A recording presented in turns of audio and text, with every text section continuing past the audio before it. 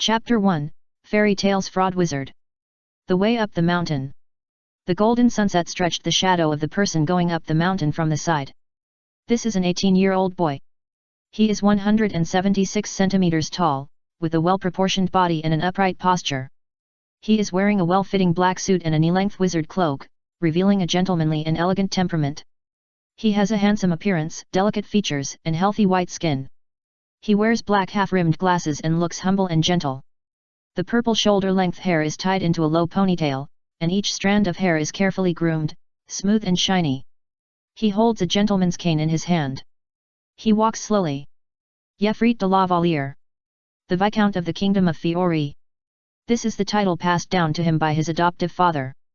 Yevlit's previous life was called Zhongwei, a social animal with ordinary experiences and sudden death from overwork. There is nothing much to say. At the beginning of this life, he was an abandoned baby of unknown origin, thrown into a trash can, crying loudly. Then, he was taken home by a kind but childless old nobleman.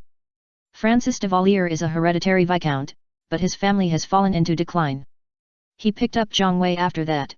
He named him Yefrit, which means infinite, hoping that he would have infinite possibilities.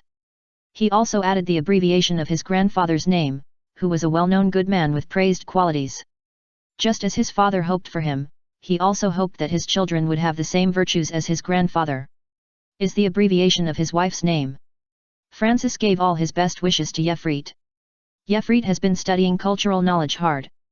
He therefore knew that this was the world of fairy tale. In his previous life, he had always longed for the magic of the fairy tale world. Ice modeling magic, dragon slaying magic, giant transformation magic, how cool! Arisaw's dress-up magic and Gildart's crushing magic are also very beagle. But when he was 6 years old, Francis taught him the family magic deception magic. This is a very weak magic. After studying for most of his life, his adoptive father could only pretend to be a magician on the street to earn some money. 4 years ago, Francis passed away, leaving his title and a small inheritance to Yefrit. How could he not join fairy tale when he came to the world of fairy tale? There can heal the pain of the soul and protect the lonely. So he joined the Fairy Tale Guild. He did not stand out and become the dazzling newcomer advertised in the newspaper. In the guild, there is Gildarts, the president and pillar of the Holy Ten.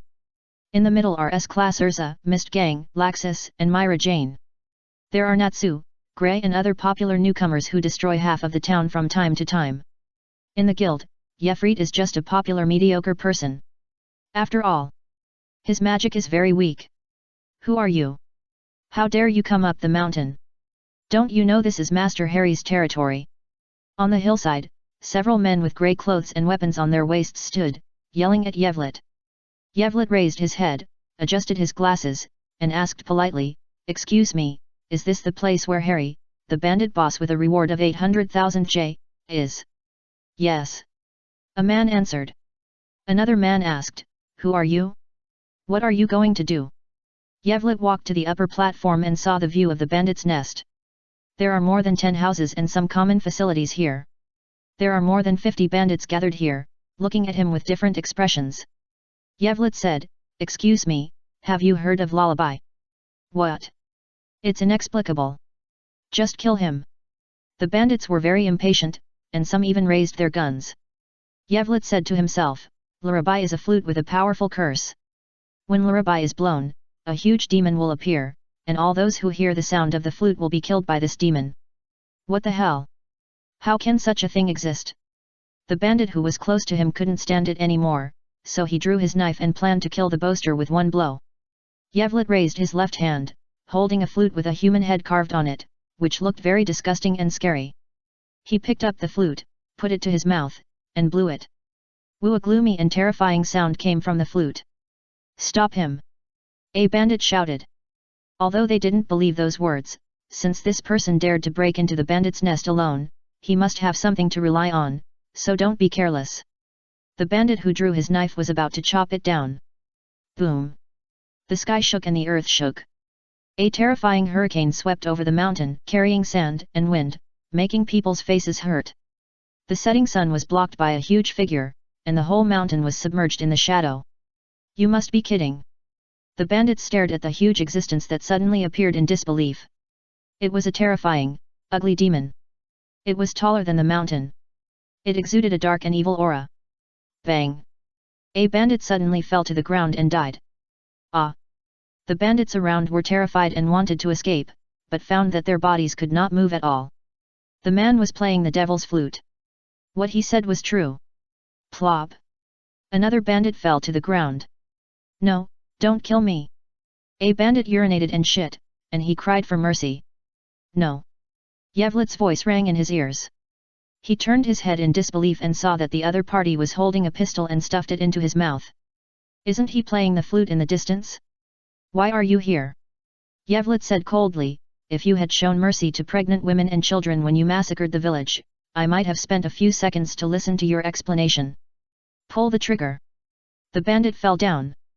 And all the bandits were still staring blankly at the beautiful scenery of the setting sun and sunset in the distance. Everything was peaceful and quiet. There was no huge demon. There was no cursed flute. Yevlet was not playing the flute there in the beginning. Cheating the 5 senses and the 7 emotions and 6 desires. This is Yevlet's magic.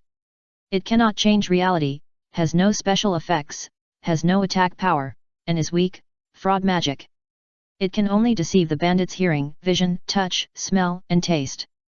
Let them think heard the sound of the flute, saw the huge demon, was blown by the strong wind, smelled the breath of darkness and death, tasted the smell of demon blood in the air. It can only deceive the minds of the bandits, magnify their fear, and make them think that they are controlled by the demon. In fact, it is just human instinct when fear reaches the extreme, they can't move. Their hearing was deceived, and they couldn't hear the gunshots that echoed through the valley. Yevlet held a cane in his right hand and a black gold-rimmed revolver in his left hand. He shot and killed every bandit gracefully as if he was taking a walk. Damn it! You liar wizard! Harry, the bandit king, came out of the house. He carefully observed the situation for a while and confirmed that it was just an illusion in the sky, and the wizard was killing people with a pistol. He also knows magic. When he burst out his magic power, the illusion in front of him shattered like a mirror. He saw Yevlet, and the other party looked at him in surprise.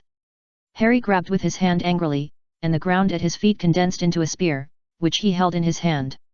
He held the spear and rushed towards Yevlet. But it caused his own death. There were 7 or 8 sharp pains in his upper body. All illusions disappeared. He was still in the house, in front of him was a wall, and several long knives were stuck upside down on the wall. The tips of the knives pierced his body, and the blades were completely inserted. He spurted blood from his mouth, turned his head, and looked at Yevlet standing quietly beside him in disbelief. When? He asked with difficulty. Yevlet smiled slightly. What, when is it?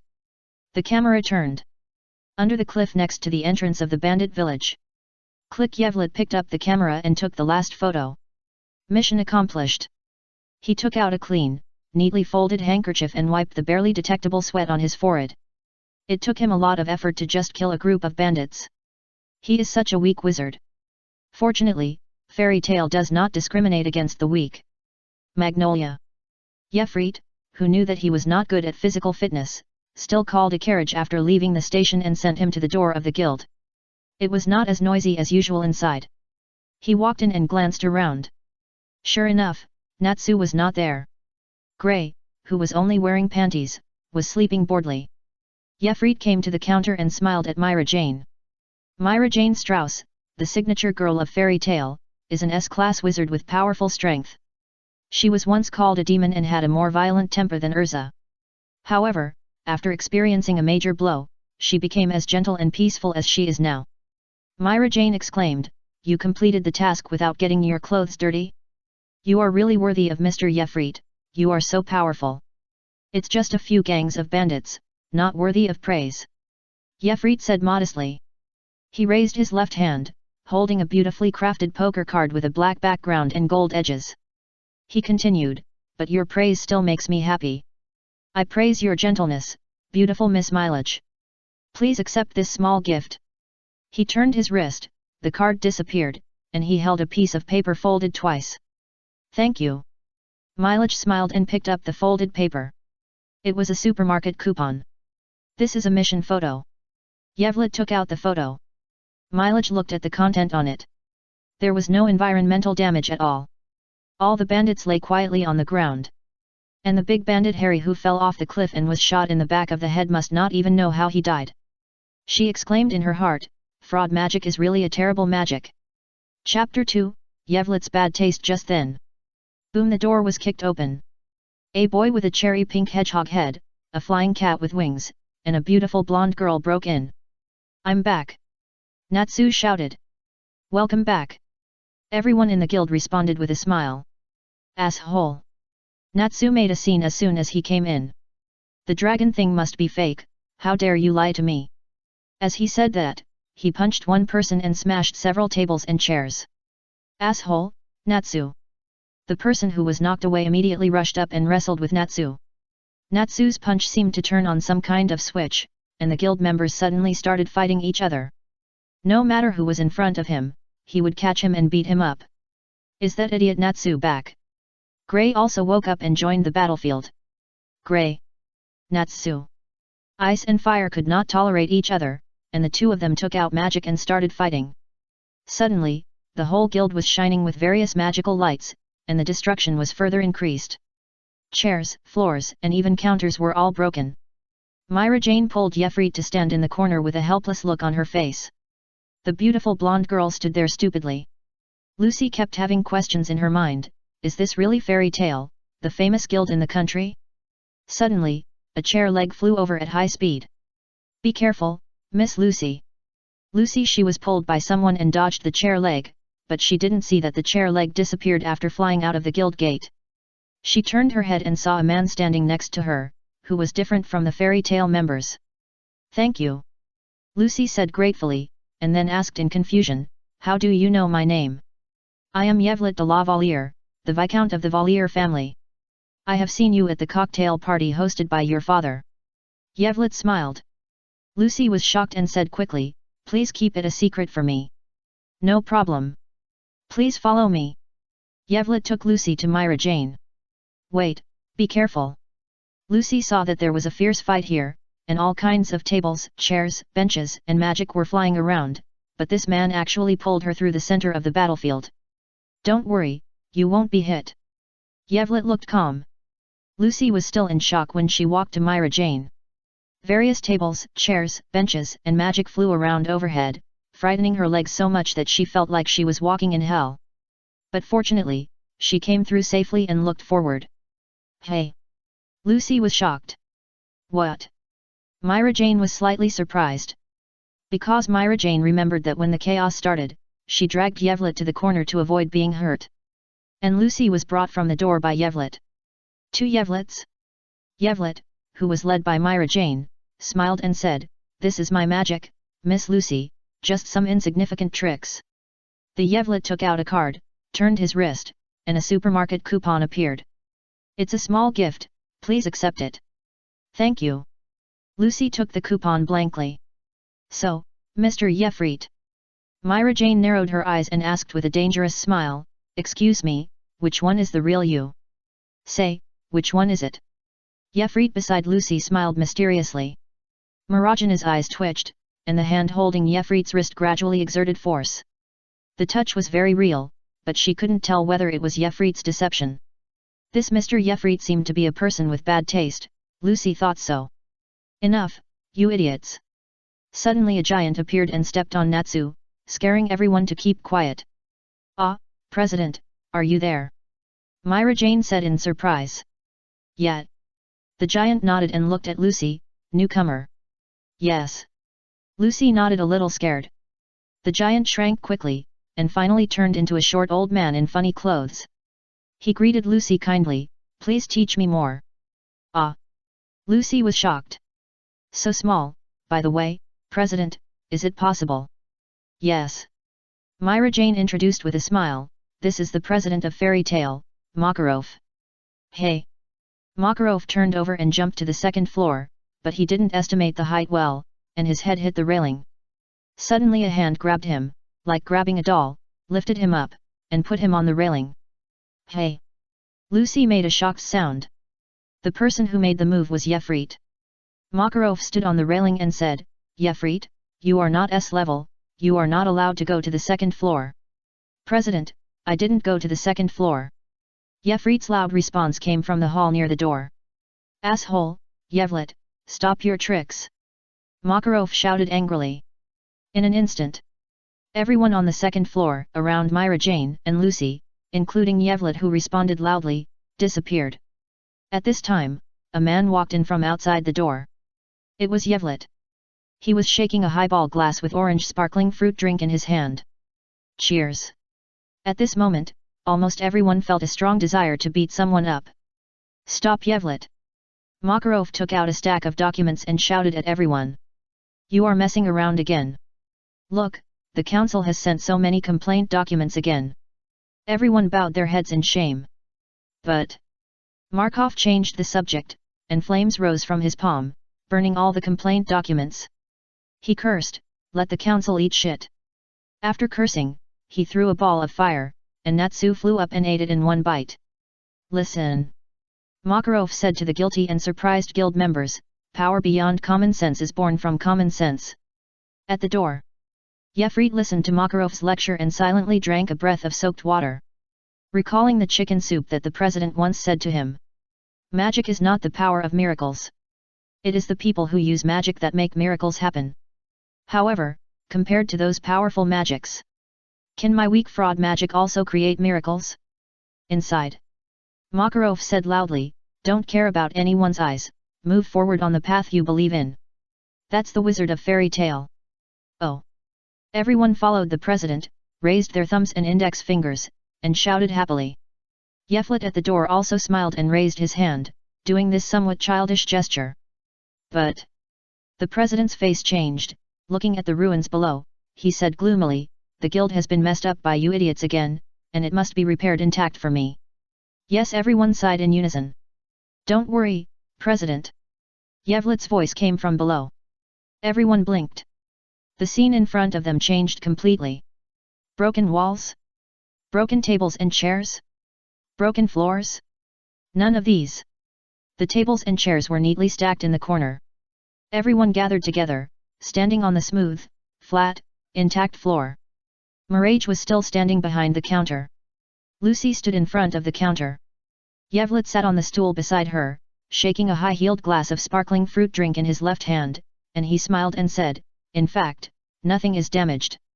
Makarov looked at Yevlet deeply. Yevlet. The roar of the crowd almost broke the ceiling. Chapter 3, Urza's invitation to form a team.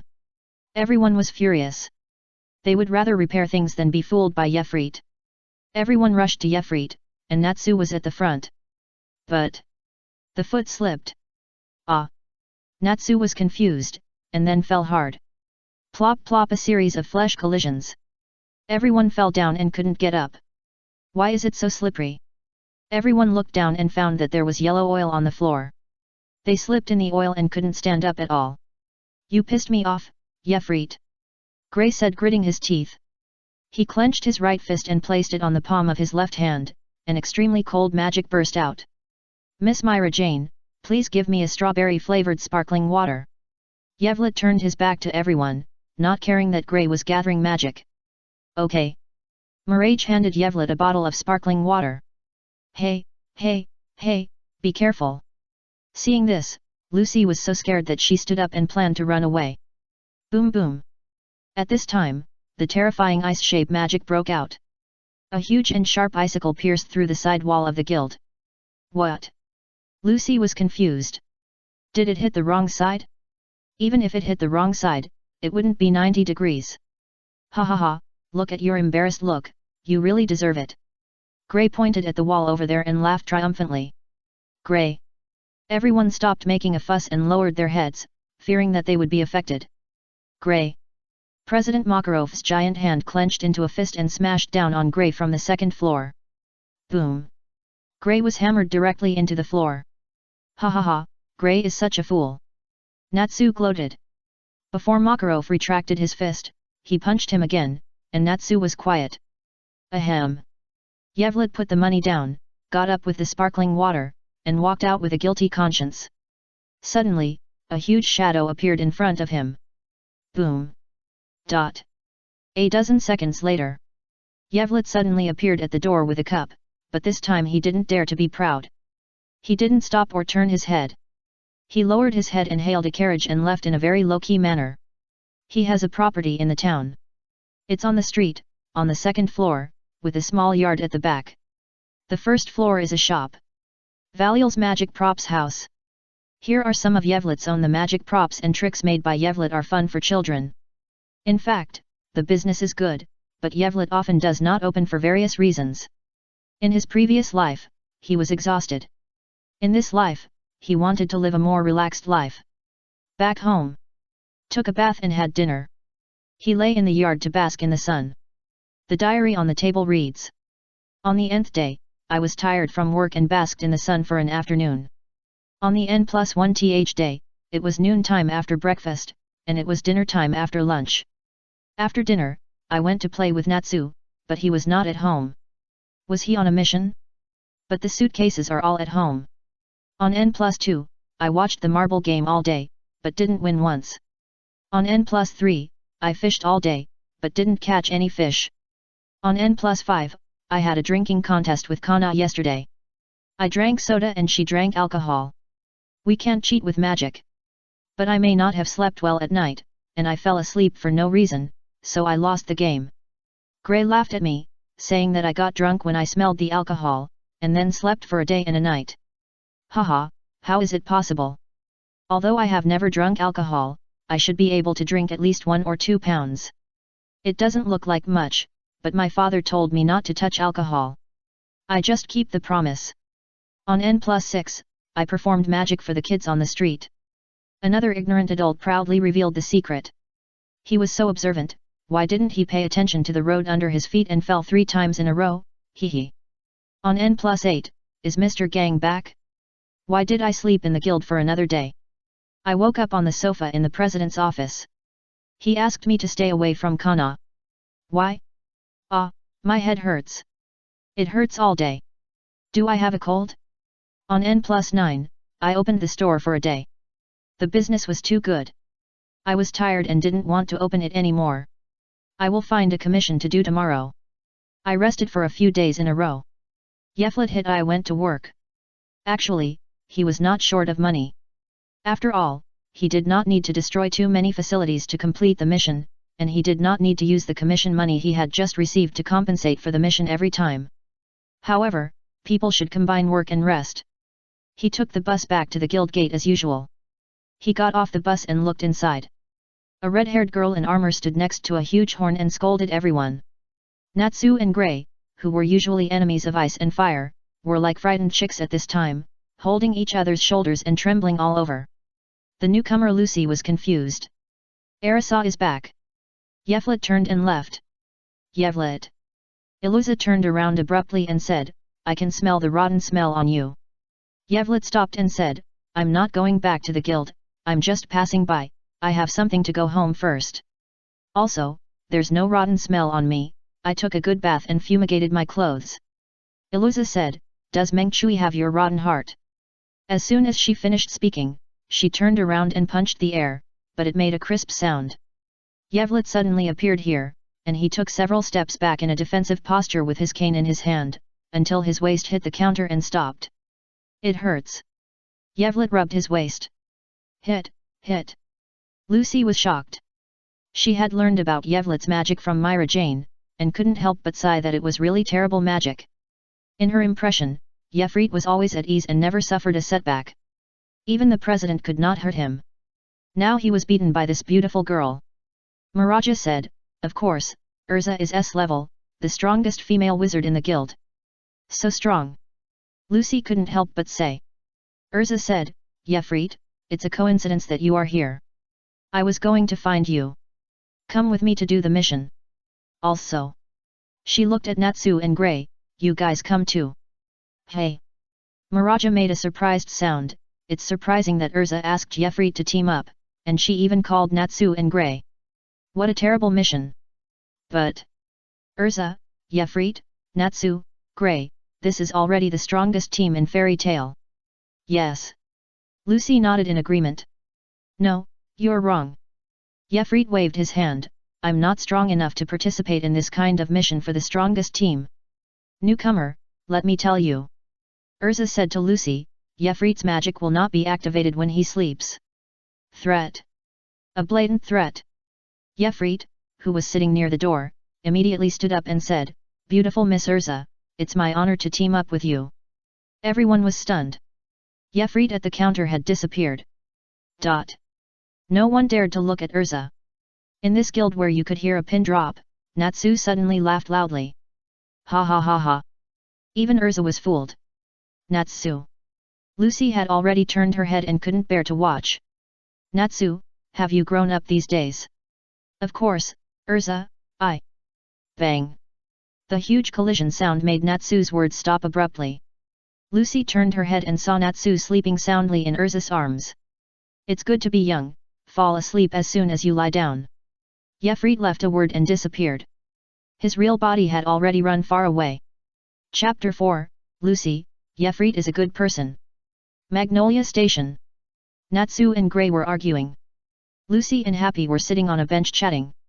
SHH. A carriage stopped in front of Lucy. Yefrit got out of the car. He was wearing light colors today and a hat. "Mr. Yefrit, your luggage." The driver took down the suitcase. "Thank you." Yefrit paid the fare and gave a tip of half the fare. "Good morning, Mr. Yefrit." Lucy greeted him with a hopeless look. "Good morning, Miss Lucy." Yevlet sat next to Lucy and asked, "Why don't you look happy?" Lucy sighed and said, "My strength is not strong, and Natsu and Grey are like this. I am worried about what to do when I encounter the enemy." "Don't worry." Yevlet smiled and said, "Natsu and Grey are both very reliable, and Urza can lead us to win easily." "What about Mr. Yevlet?" Lucy asked. She felt that although Yevlet was not as gentlemanly as he seemed, he was a guy with a bad character and loved to play tricks on people, but this proved that Yevlet was a very intelligent and rational person. As a teammate, he would be a very reliable person, and Miss Myra also said so. Not as reckless as Natsu and Grey. And Urza also looked quite reckless. "I am not good at frontal combat, and Miss Lucy is also the same as a celestial wizard." Yevlet took out a card and said, "This is something that can save your life. When you encounter when in danger, just spread your legs, hold it high with your left hand, open your right hand and cover your face, then shout the spell 'I am the wizard of the dark flame, foolish people, be devoured by the dark flame,' and then you will be in danger." "Really? This kind of playing card can? Don't lie to me." Lucy was a little unconvinced. "I won't lie to you, this is not a trivial matter," Yevlet said seriously. "Thank you." Lucy took the card gratefully, but asked hesitantly, "Do you have to do this and read this?" "Yes, you must, remember what I just said, don't miss it, otherwise it may not work." Yevlet said seriously, "How about you try the effect now?" "No." Lucy refused quickly. "Then you must remember it clearly, this is a matter of life and death." "Yet." Lucy nodded, chanting a spell in her heart. "Sorry, I've been waiting for so long." Iluza came with a large cart of luggage and Natsu and Grey immediately became good friends. "Lucy." Urza looked at Lucy and said with a smile, "I heard that you defeated the mercenary gorilla with just one finger. Thank you for joining us. This mission will definitely be completed successfully." "Hey!" Lucy was startled. She was honored to be looked at by Urza with expectation and gratitude. "But it's just a rumor that you can defeat the gorilla with just one finger. If I act very weak in the battle, will I?" "Iluza, don't put too much pressure on the newcomers," Yevlet said. "Yevlet." Lucy looked at Yevlet gratefully. "He is indeed a reliable and good person." "Yevlet." Iluza frowned at him and said sternly, "You'd better feel pressure, this matter is very troublesome." "I know." Yefulite nodded without rebutting. "Troublesome? Even a boss of an organization can't beat Natsu. There is even a fool who takes lullaby to brag to the presidents. He has never been beaten by the Bright Guild. He came here to travel and have some fun." He looked at Lucy, who immediately responded with a grateful look, and he smiled gently. "Lucy. What an innocent and interesting child. Too much." She was still full of fighting spirit before the start. Yang, Natsu, who was going to challenge Urza, was lying on the seat at this time, his head resting on Urza's thigh, his face full of discomfort. Yeflet leaned against the window, looking at the scenery outside. Urza was telling what happened. She heard about the Dark Guild Iron Forest on her way back after completing the mission. They found the cursed flute lullaby and were planning a big conspiracy. Urza decided to take everyone and directly enter the Iron Forest. Lucy, there is a lot of soup. Happy said. That's sweat. Lucy was already trembling with fear because of Urza's plan. Yeflet glanced at her. Although Lucy is very reliable at critical moments, her usual cowardly look is also very interesting. Everyone chatted and arrived at Onibus station. After getting off the train, it was not until the train left. Happy asked, by the way, where is Natsu? Natsu was forgotten on the train. Lucy shouted after realizing it belatedly. It's all my fault. I knew he couldn't handle the transportation. Urza blamed herself. Don't worry, right, Yevlet? Grey looked at Yevlet and said, you are not a careless guy. He had no trust in Yevlet in some things, but in some aspects, he had unreserved trust in him. Yevlet smiled faintly and his figure slowly disappeared. Hey! Lucy was stunned. Yevlet's magic will not be affected as long as it leaves a certain range. He must be in the car. Grey comforted. Why didn't Yevlet remind us? Urza said angrily. With him taking care of Natsu, there should be no need to worry. Lucy felt relieved. On the other side. In the car. Bang! Kageyama, the dark wizard of the Iron Forest, stepped on Natsu's face and said triumphantly, don't think you can be so proud just because you are a regular guild, little fairy. This ignited Natsu's anger. But just as he was about to make a scene, the magic dissipated because the train was still moving, and he lost all his fighting power. Kageyama beat Natsu up. Not far away. Yeflet sat quietly and did not attack. Natsu was thick-skinned and not a little flower in a greenhouse. This level of attack was basically just a scrubbing, not to mention tickling. Just then, the train stopped suddenly. The sudden change made Kageyama unable to control his body and fell forward. The ugly flute rolled to the ground. At this time, Yeflet walked over, picked it up, and took a fake flute he made last night and put it on the ground. Kageyama didn't see the series of actions the whole time. He picked up the fake lullaby in a panic.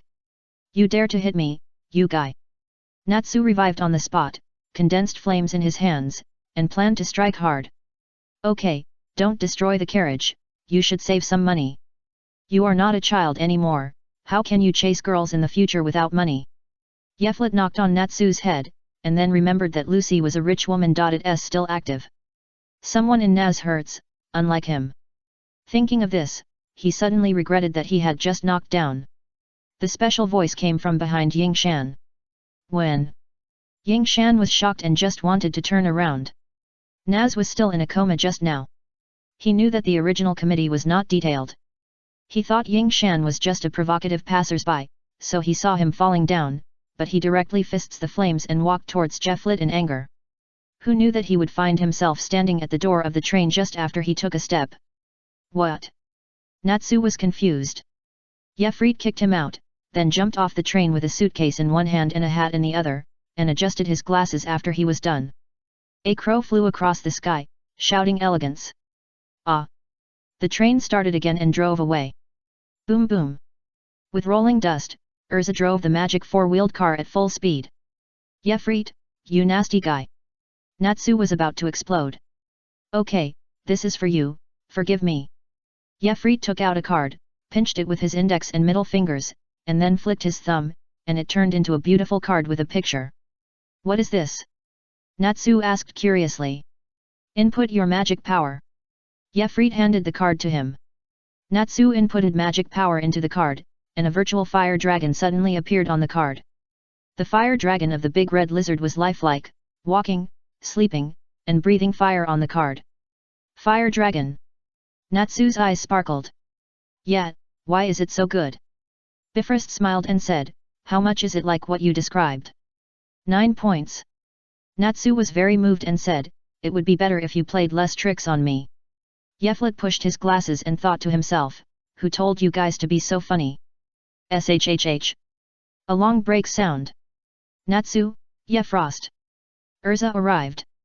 You actually left me behind. Natsu complained. Yeflet obviously noticed it, but didn't remind me. Grey was puzzled by this. I have something to do. Yevlet replied. Iluza noticed the wound on Natsu's body and asked, "Natsu, what happened to your wound?" "Ah, I was entangled by a strange guy." Natsu scratched his head and said, "It seems to be the one who kidnapped Happy last time." "Iron Forest. Stupid guy." Urza was so angry that she slapped Natsu and said loudly, "Our mission target is Iron Forest. Why did he run away?" "I don't know." Natsu looked innocent. "Yevlet, you shouldn't make such a small mistake." Gray looked at Yevlet. "Ah, I'm a non-combatant." Yevlet didn't finish his words, and his figure disappeared, leaving only his suitcase. The word well appeared on everyone's forehead. Wait, what just now was fake? What about the card? Natsu was more concerned about the fire dragon card that Yefrit gave him. He touched his pocket and luckily it was still there. Given Yefrit's personality, he should have stuffed it into his pocket a long time ago, and the process of giving it to him just now was just cheating. What a guy! People love and hate him. Let's go. Since Yefrit chose to stay in the car, it must be because something big is going to happen in the car. Iluza immediately called everyone to get on the train. Gunyuki Station. Under the leadership of Eligari, the Iron Forest Guild hijacked the train. Yevlet casually saved the staff member who was almost killed by Eligari with a sickle. No one noticed, and then he returned to the train and sat down. Anyway, they were going to the same destination, so of course he would rather take the train than Urza's speeding magic four-wheeler. If the car flipped over, Natsu and the others were tough and had no problem, but I would be really injured. It's too dangerous to follow them. On the train, Eligari angrily scolded Kageyama, "We ran into those guys from Fairy Tail, and Lurabai was seen, and you actually let them escape." This made Yevlet think of the famous scene where the nine-headed insect asked Benboerba to get rid of Tang Monk and his disciples. After calming down, perhaps Eligari himself felt that it might be a bit difficult, and said, "We can't let them hinder our plan, leave them at Asabana Station." "Yes." A group of younger brothers responded loudly. Eligari showed an evil smile. Click click. Yevlet took the camera and took pictures unscrupulously. This is first-hand information. Asabana Station. Just got off the train. Yevlet took a deep breath and knocked the ground heavily with his cane. Buzz, an invisible and colorless magic power spread out. He took out a snow-white handkerchief to wipe his sweat. He hadn't released such a level of magic power for a long time. But Eligari and others were dark wizards. We couldn't bet on their kindness. Moreover, since this happened, whether they were kind or not had already been determined. Boom! A huge monster suddenly appeared. All the passengers were scared and fled in all directions. The monster chased the crowd, and the guards of the station hurried to stop it. The station was empty for a while. In the eyes of Eligari and others, they killed some people and scared everyone to run away. Puff! Suddenly someone bumped into Yevlet, knocking him off balance. Hey? Did I bump into something? The wizard who got off the train scratched the back of his head, looking puzzled. It must be an illusion. He walked towards the building and was about to step on the stairs. Bang! A huge gunshot. The wizard's eyes were blood red. He didn't react at all and fell to the ground, with blood pouring from the back of his head. The rest of the people didn't react at all. Elijah led his brothers to the spacious hall without looking back. Yevlet slowly retracted his gun and patted his shoulder without patting out any visible dust. An army was approaching this side. Stop! Yevlet raised his left hand and showed the blue guild emblem. Are you a wizard of Fairy Tail? Asked the general leading the team. Yes. Yevlet nodded and said, it has been occupied by the Dark Guild Iron Forest. There are many dark wizards. This is not something you can intervene in. Just deal with the people outside. Thank you for your reminder. The general said gratefully, and then asked, what is your name? Yevlet de Lavalier. The general tried to think hard. Yevlet smiled and said, don't think about it, I'm not famous. No. The general suddenly thought of it and said, you are the elegant magician. I remember it. The general said excitedly, yes, it must be you. Although you are not as famous as the Fire Dragon and the Fairy Queen, you can always maintain an elegant posture and complete various commissioned tasks with extremely high efficiency. You are not as famous as them, just because you have never been in the newspapers for wanton destruction. Yevlet nodded, yes, it's me, but now please hurry up to perform your duties. Okay. The general immediately led his men back. Boom boom. The magic four-wheeled vehicle rushed over.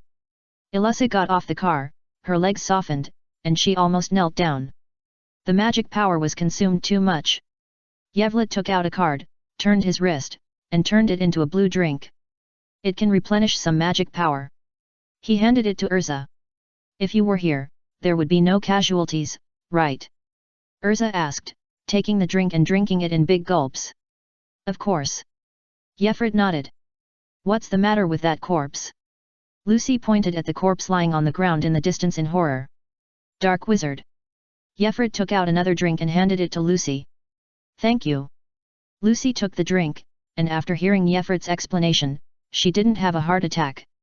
The world of wizards is not a fairy tale world, especially the battle between the Light Guild and the Dark Guild, which is bound to cause casualties.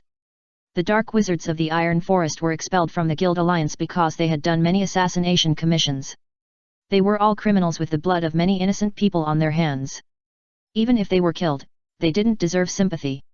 What's more, they almost caused greater casualties. If Yevlet hadn't been with them, with the evil conspiracy of the Dark Guild, the magic flute that could take people's lives, and the station where people gathered, what would have happened? I dare not imagine it. Chapter 6, Be careful of Yevlet. Are you really here? Grey suddenly asked. Of course, there are so many evil wizards up there, I'm really scared. Yevlet shrugged. Everyone was speechless. Who came here in the same car with Eligary and other dark wizards? Who killed Eligary's men in front of him? If you weren't not keen on fighting, the matter would have been resolved long ago. Yevlet watched Urza and others go upstairs. He walked to a bench on the side and sat down, and took out the ugly magic flute. Larabai. You're the one who came here. The demon in Larabai said with fear. It was a real eyewitness who saw it from beginning to end. This man played everyone around, it was so scary. I am the fire dragon Natsu. Yevret said casually. Then he took out a magnifying glass and some tools and studied Larabai. No, don't. Larabai made a sound of resistance, but it was useless. You bastard pissed me off. I didn't want to do it myself. Larabai was completely furious. You have no fear of the devil, stupid wizard, you have to pay the price for your reckless behavior. A huge amount, Lullaby couldn't help but want to come out. At this moment, he suddenly felt a terrifying pressure. This was a crushing pressure from the level, even the dimension. And it was definitely not the pressure of a powerful magician. It was his own kind. No. It was the superior. He felt that there was an eye watching him quietly, like a tiger hidden in the bushes, and he, the lamb, had stepped into a dangerous forbidden area. My lord, you can study at will, I will fully cooperate with you. Lullaby shrank back decisively. Ah, here, this is my back door, please try to be gentle. Boom boom boom. A huge sound came from inside. The fight started. A stream of chaotic magic broke out recklessly. Listening to the movement inside, like a building being blown up, Yevlet shook his head. Tisk tisk, this time, I'll have to put all the commission money for a month into it. He put away the lullaby and took out a camera. A plastic shell with a magic crystal ball inside. He made it himself, and it can shoot characters in high definition and three-dimensional. The lobby. Urza and Lucy are fighting a group of dark wizards. Urza just drove the magic four-wheeler at full speed, and now her magic power is a little bit weak, but she still exerts a strong suppression force. Lucy is as unlucky as ever, and is chased by a dozen escaped fish. She used several keys in a row, but one of the wizards chasing her was very strong, which put Lucy under great pressure. She led the harpy to fight and retreat until they were blocked at the stairs. If she turned around and went upstairs, she would definitely be hit by the enemy from behind while climbing the stairs. He. Beautiful little fairy, you can't escape now. You are so beautiful, your skin is so white, you are worthy of being the white and rich beauty of the Light Guild. If I sell you, it will be at least 500,000 J. Before that, give me some fun first. These people are evil and wretched. Lucy was so scared that she leaned against the wall with her legs turned inward. After feeling the wretched gaze, she blocked her chest with her left hand. Natsu, where are you? Lucy wanted to cry but had no tears. Lucy, what should I do? Happy asked nervously. Lucy didn't answer, holding the key tightly in her hand. When she followed Natsu before, Natsu would punch all enemies like this away. But now it's her turn to deal with it, but it feels extremely difficult. Just surrender. The strongest wizard came out, at least you will suffer less pain. He stretched out his right hand, and an air cannon condensed in his palm. He asked, which part of this woman do you want to see? Of course it's the headlights. The dark wizards said in unison. Take your hands away, or you'll get broken bones. The wizard kindly reminded. Lucy didn't say anything. This was a psychological attack. It was very likely that the opponent would attack her when she opened her mouth to speak. Boom! The air cannon suddenly fired. Lucy, who had been concentrating, dodged the air cannon narrowly. Taking the opportunity, she immediately rushed forward and rushed to the wizard. She waved the golden key. Open, Taurus Gate, Taros. Moo. Taros, holding a giant axe, knew that Lucy was in danger. He didn't say much after coming out and chopped it out with an axe.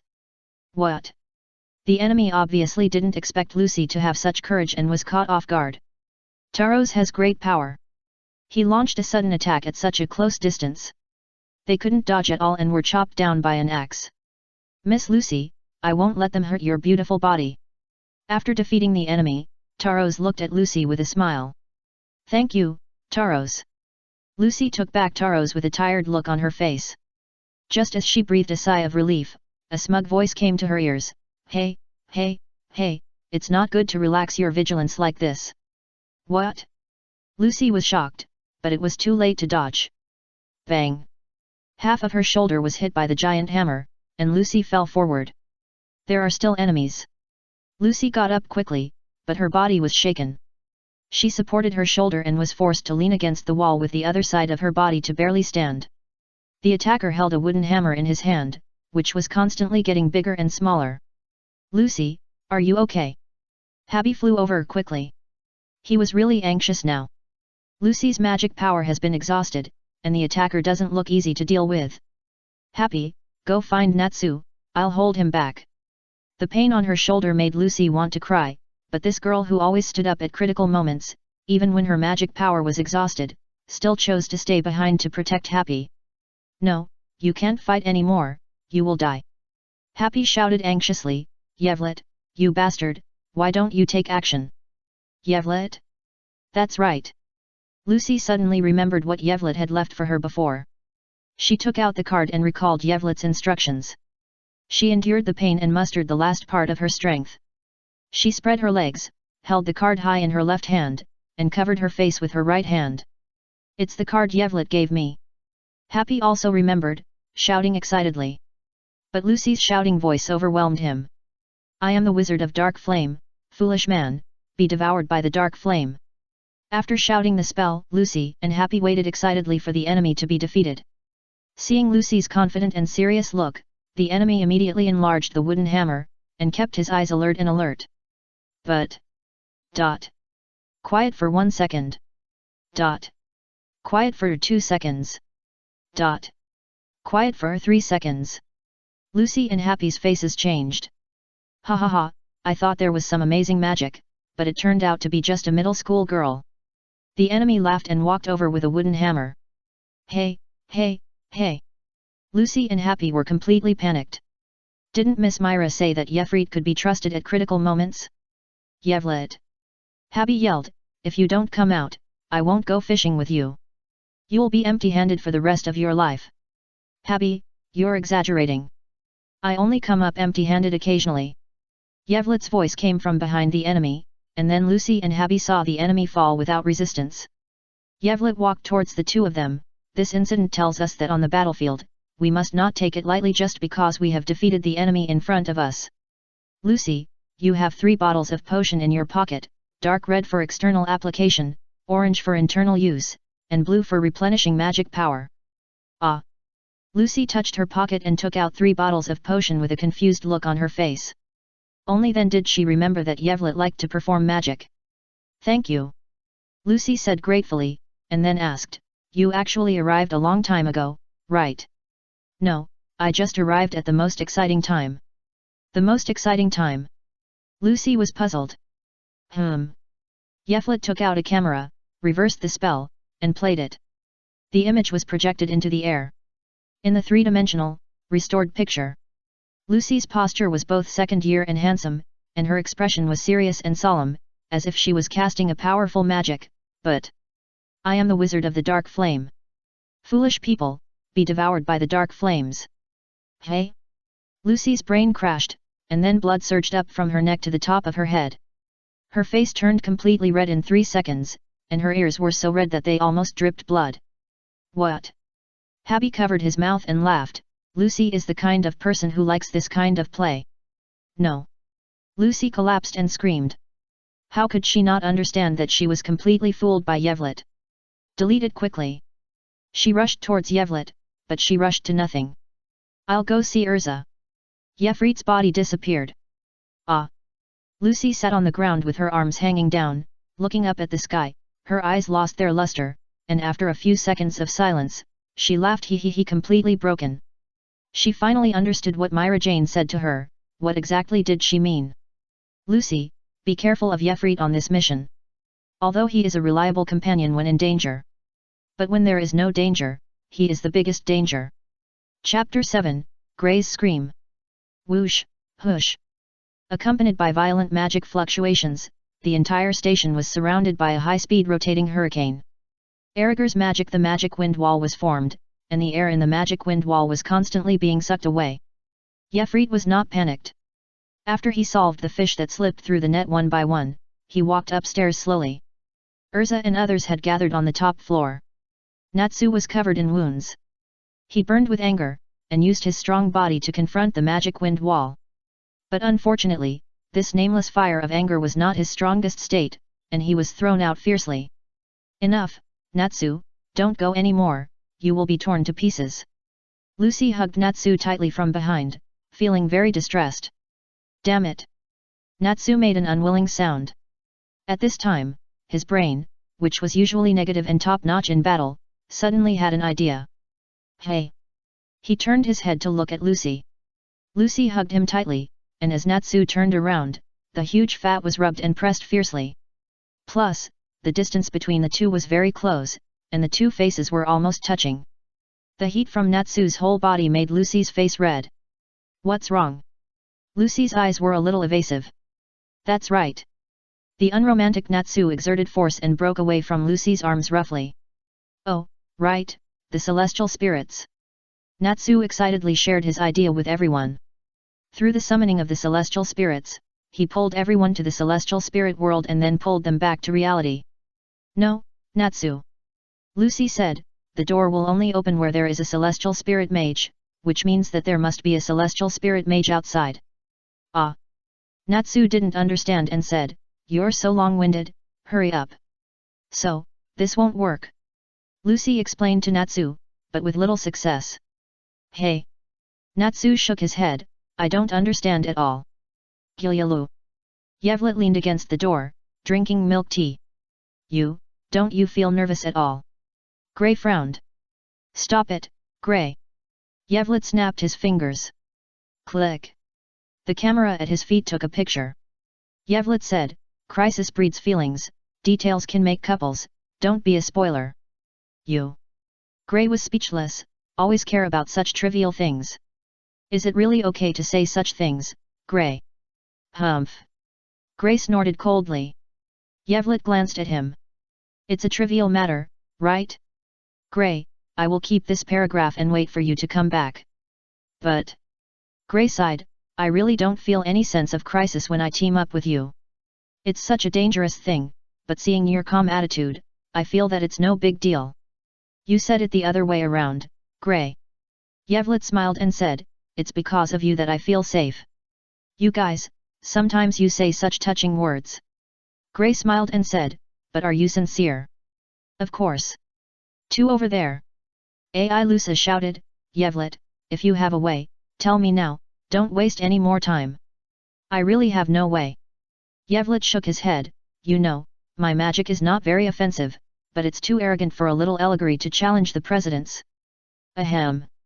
Kageyama, who was seriously injured and lying on the ground, laughed proudly, but he has the cursed flute lullaby. As long as lullaby is blown, those old men will be killed. Old man. Hearing this, Natsu became nervous and bumped into the wind demon wall regardless of anything. Ah, I remember it. Just then, Happy shouted. Barug. Happy said excitedly. What's wrong? Urza asked. Then Happy explained. After they defeated Abar, Barug wanted to follow Lucy, so he gave the key to Happy. Barug has the ability to drill into the ground. After a fight, Baruga, who had transformed from a huge tank into a beautiful girl, went underground to open a passage to get out. Princess, please wait. Baruga looked at the four men warily. Lucy was wearing a skirt. Grey was stunned, then he remembered something and said, Natsu, I'll go down first. After that, Grey suddenly jumped into the hole. Asshole, why are you first? Natsu punched Grey and went down first. Damn it. Grey had no choice but to pull the injured Kageyama and said viciously, you follow me down, remember. As he said that, Grey covered his butt with one hand and jumped down. What does this mean? Lucy didn't understand. You'd better not know. Urza held her forehead with a headache. Kageyama followed. The three girls looked at Yefrit. Yefrit's figure disappeared. Ah!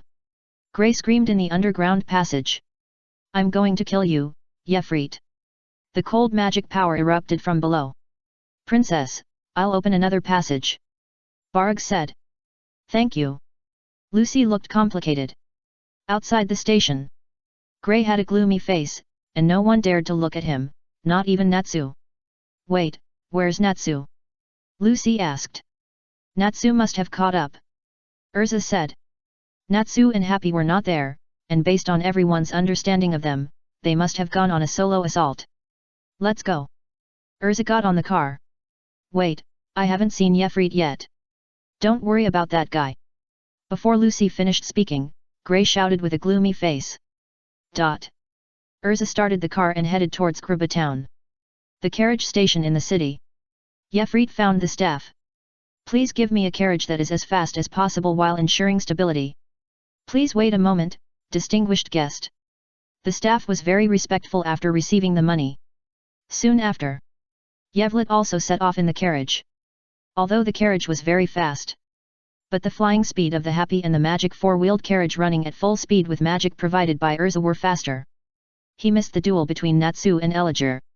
But he himself was not very interested. In fact, when he got Lullaby at the beginning, he had already declared the end of the game. But Natsu and others still need to fight to gain experience. So, he did not kill the game directly. But for Natsu, Elijah was just so-so, not a strong enemy. Yevlit did not pay too much attention. When he arrived at his destination Kruba, just saw the president and others talking nonsense to Kageyama. Kageyama put the flute to his lips, and after a series of complicated mental struggles, he planned to blow the flute. Nothing will change. President Makarov put away his playful smile and looked serious. Fragile people are fragile at all times. But fragility itself is not always a bad thing. Humans are fragile creatures because they are afraid of being alone. Because of anxiety, there are guilds and partners. Click click. The quiet forest conveys the voices of people from afar, and the shadows are accompanied by the sound of crushing branches and leaves. Yevlit stepped on the shadows of the forest and walked quietly towards his companions.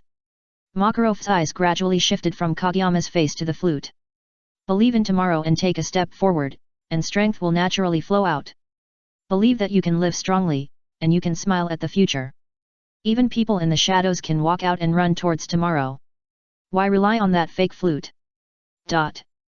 Kageyama was silent. Put down the flute, don't let things become irreversible. Makarov advised earnestly. Click. Kageyama dropped the flute and knelt on the ground in shame. I lost. Makarov smiled. That's good, Yevlit, put down your gun. Yevlit? Everyone was confused. Click. A sound came from under the tree on the left, and everyone looked in the direction of the sound. Yevlit walked out from the shadow under the tree. He slowly put down the black and gold revolver in his hand, looked at Kageyama and said coldly, a wise choice. Kageyama's heart trembled. At this moment, he was full of luck that he didn't blow the flute. Otherwise, even if he really blew it, he would be killed by this person immediately. Chapter 8, Happy, there is a leg. This is the person Makarov is optimistic about. Is he the candidate for the next president? Fraud magic, deceiving the five senses, killing people invisibly, it is really a terrible magic. Looks different from other kids. That's why he's suitable for that position. Leave tenderness to family and cruelty to enemies. He seems to be more clear than Makarov. But I think such people have some darkness in their hearts. Makarov can handle it. In the distance, many presidents were discussing in a low voice. Yevlet, when did you come? Natsu asked. Just arrived. Yevlet walked to the crowd, leaned his cane on his legs, took out 2 cards with both hands, and shook his wrist lightly, and 2 cups of milk tea appeared. Ladies, please drink it, it's still hot. Thank you. Lucy and Urza took it. Where's mine? Natsu said. Forgot. You bastard. Natsu was about to get mad when he saw this. Okay, I'll give you mine. Lucy didn't want Natsu to fight with Yevlet in front of so many guild leaders. To be more precise, she was fooled by Yevlet, so she quickly held Natsu's arm and handed him the milk tea she had taken 2 sips of. Humph, Yevlet. Natsu bit the straw with a trace of crystal liquid with a dissatisfied expression. It was too late for Lucy to save him. Seeing him take a big sip, her face turned red. Click. Yevlet took a photo very quickly. Hey, hello. I'm so sweet. Yevlet said with a teasing look. What are you talking about? Lucy quickly let go of her hand and stayed away from Natsu. I mean the milk tea. Yevlet smiled. Yes, it's sweet. Natsu smiled with big buck teeth. Happy covered his mouth with his cat paw, with a funny expression, and said with a tongue-twisting sound, there is a leg. Woo. Lucy made a slight cry, covering her face with both hands. From the gaps between her fingers, you can see that her face is as red as an apple. You can't throw this thing around. Urza picked up the flute. Hey! She asked in confusion, why didn't she feel enough deterrent magic? Where is the thing? Yevlet. Makarov looked at Yevlet. President, here. Yevlet took out Lullaby and handed it to Makarov. Urza saw the flute and frowned and asked, in this case, why didn't you take it out earlier? Yevlet said, if you take it out earlier, there will be no reason to fight. It is better to eradicate the Dark Guild like Iron Forest.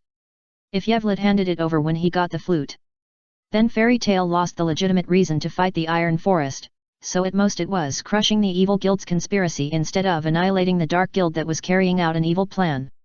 Besides, the opportunity that everyone finally had, the opportunity to fight against the entire Dark Guild is very rare, and this combat experience is very valuable. Yefrit added. Iluza stopped pursuing the matter, obviously agreeing with Yefrit's words. Wait, you guy, when did you switch? Gray shouted. At the earliest. Yefrit said. At the earliest.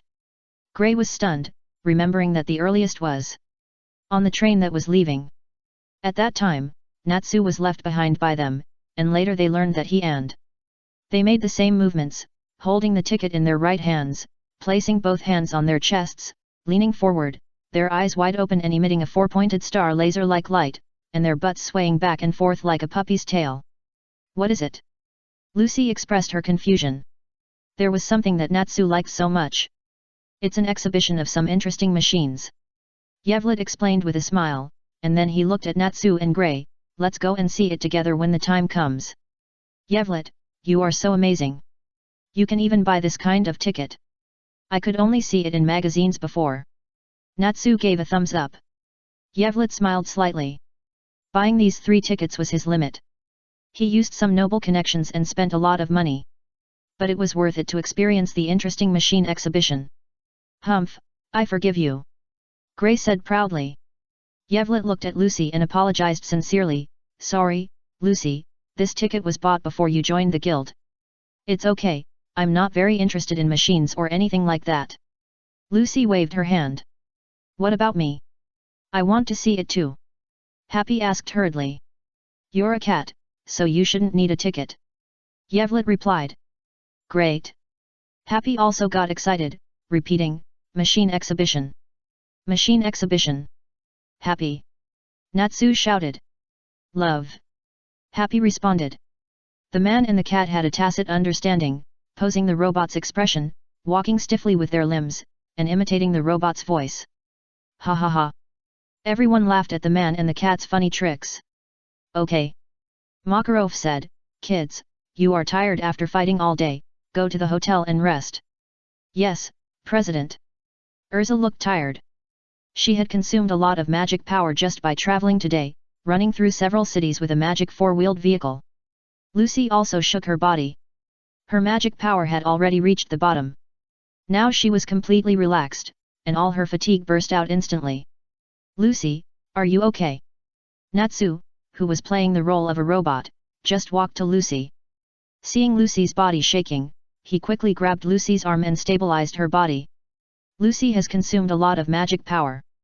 If you still have the strength, Natsu, carry her down the mountain. Yefrit said with a smile. Hey. No need, Lucy said quickly with a red face. Natsu, you don't have the strength to walk either. Yefrit provoked. How is it possible? Natsu fell for it and threw Lucy onto his back. His arms were like pliers, locking Lucy's elastic legs. Lucy's blush had just gone down and then came back up again. Feeling the teasing eyes of the presidents, she was too embarrassed to face anyone, but she had no strength to resist Natsu. She could only bury her head in Natsu's scarf and said lightly, Baka. Youth is really good. Yevlet took out his camera and clicked it. You are only 1 year older than Natsu. Gray looked at him with squinted eyes. Shua.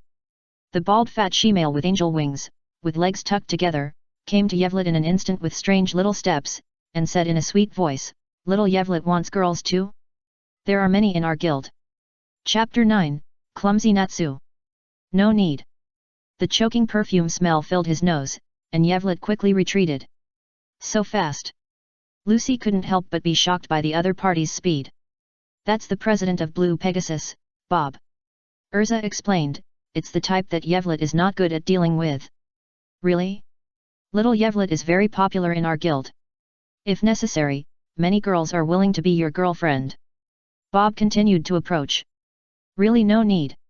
I am tired after fighting all day. I'm going to rest. Goodbye, Mr. Bob. Yevlet quickly activated magic and disappeared.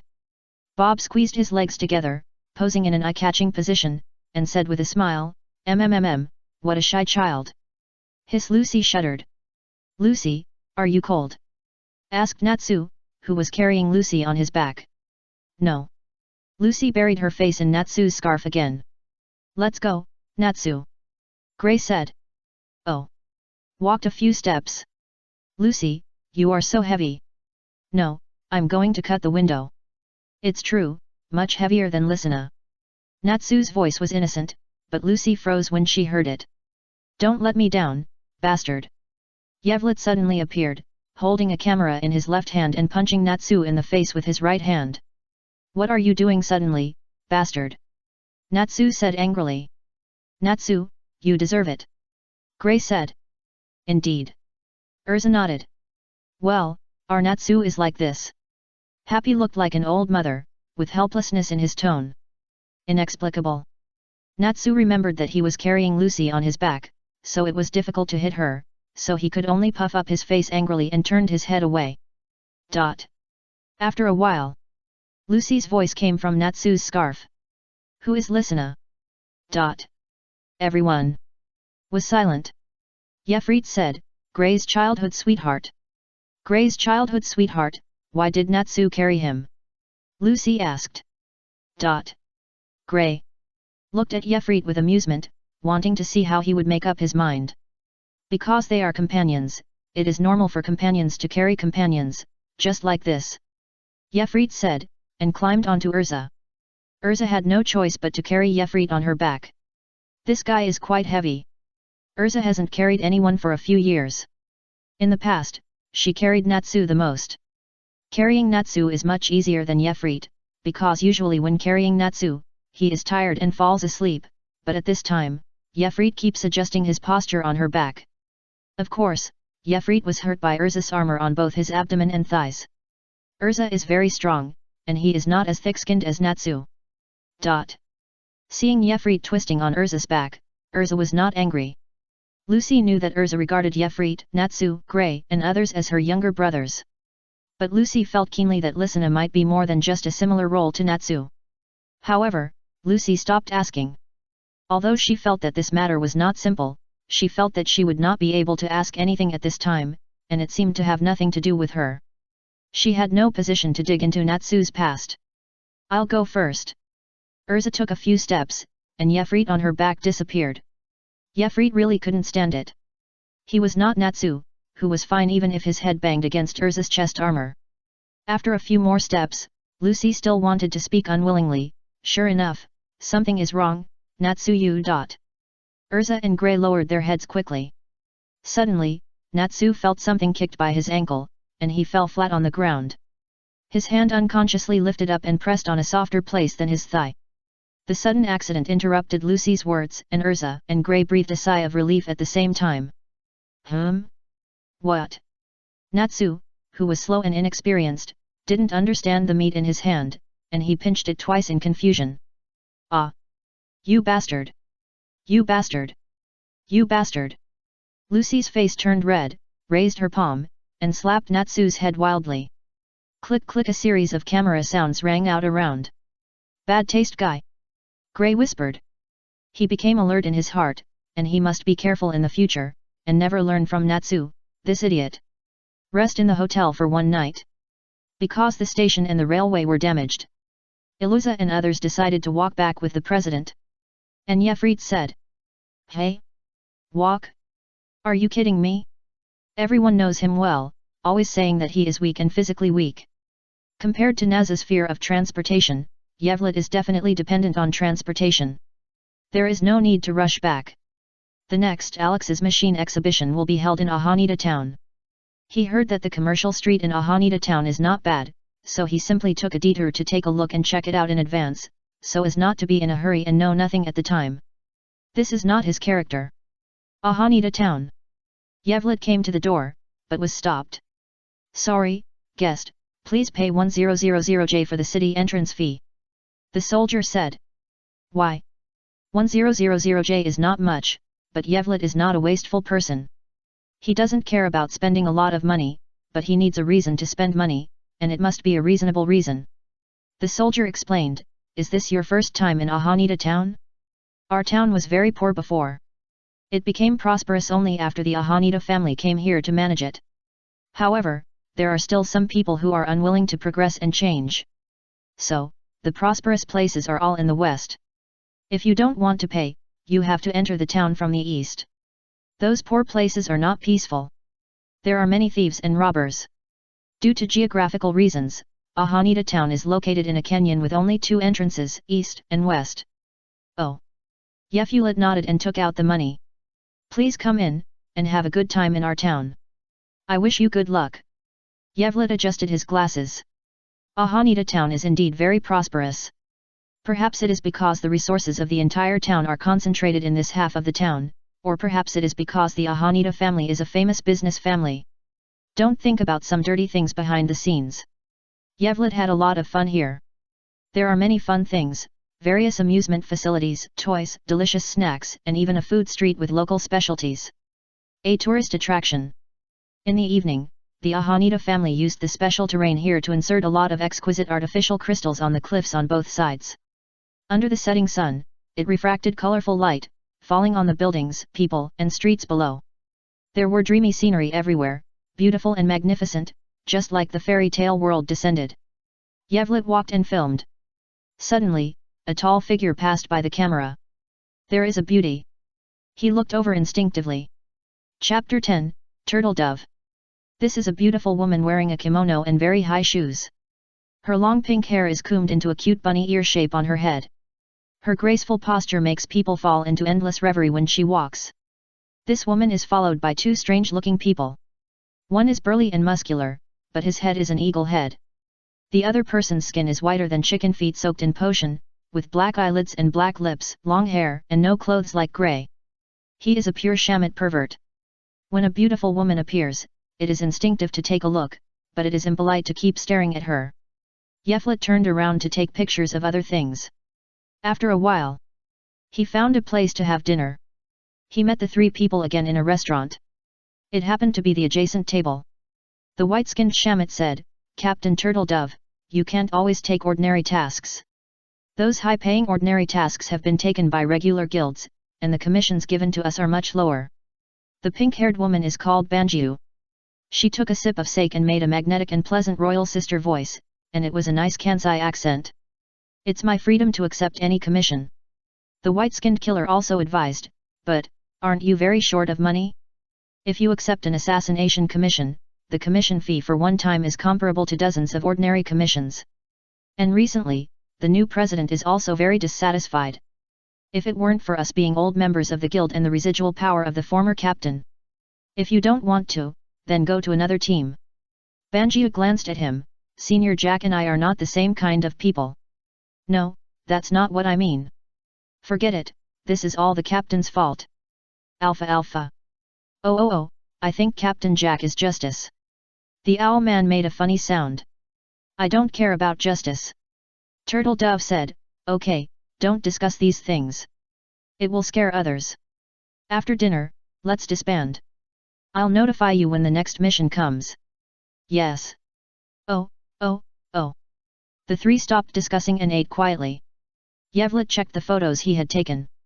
The woman named Turtle Dove occasionally looked up and looked at the camera next to Yevlet. She raised her pink lips slightly, but immediately pursed them back. After dinner, Yevlet planned to find a hotel. As he walked, the surroundings became more and more desolate. Hey? Are we going to Dongzhen? Yevlet was about to turn around. Suddenly a child bumped into his thigh. Sorry, brother.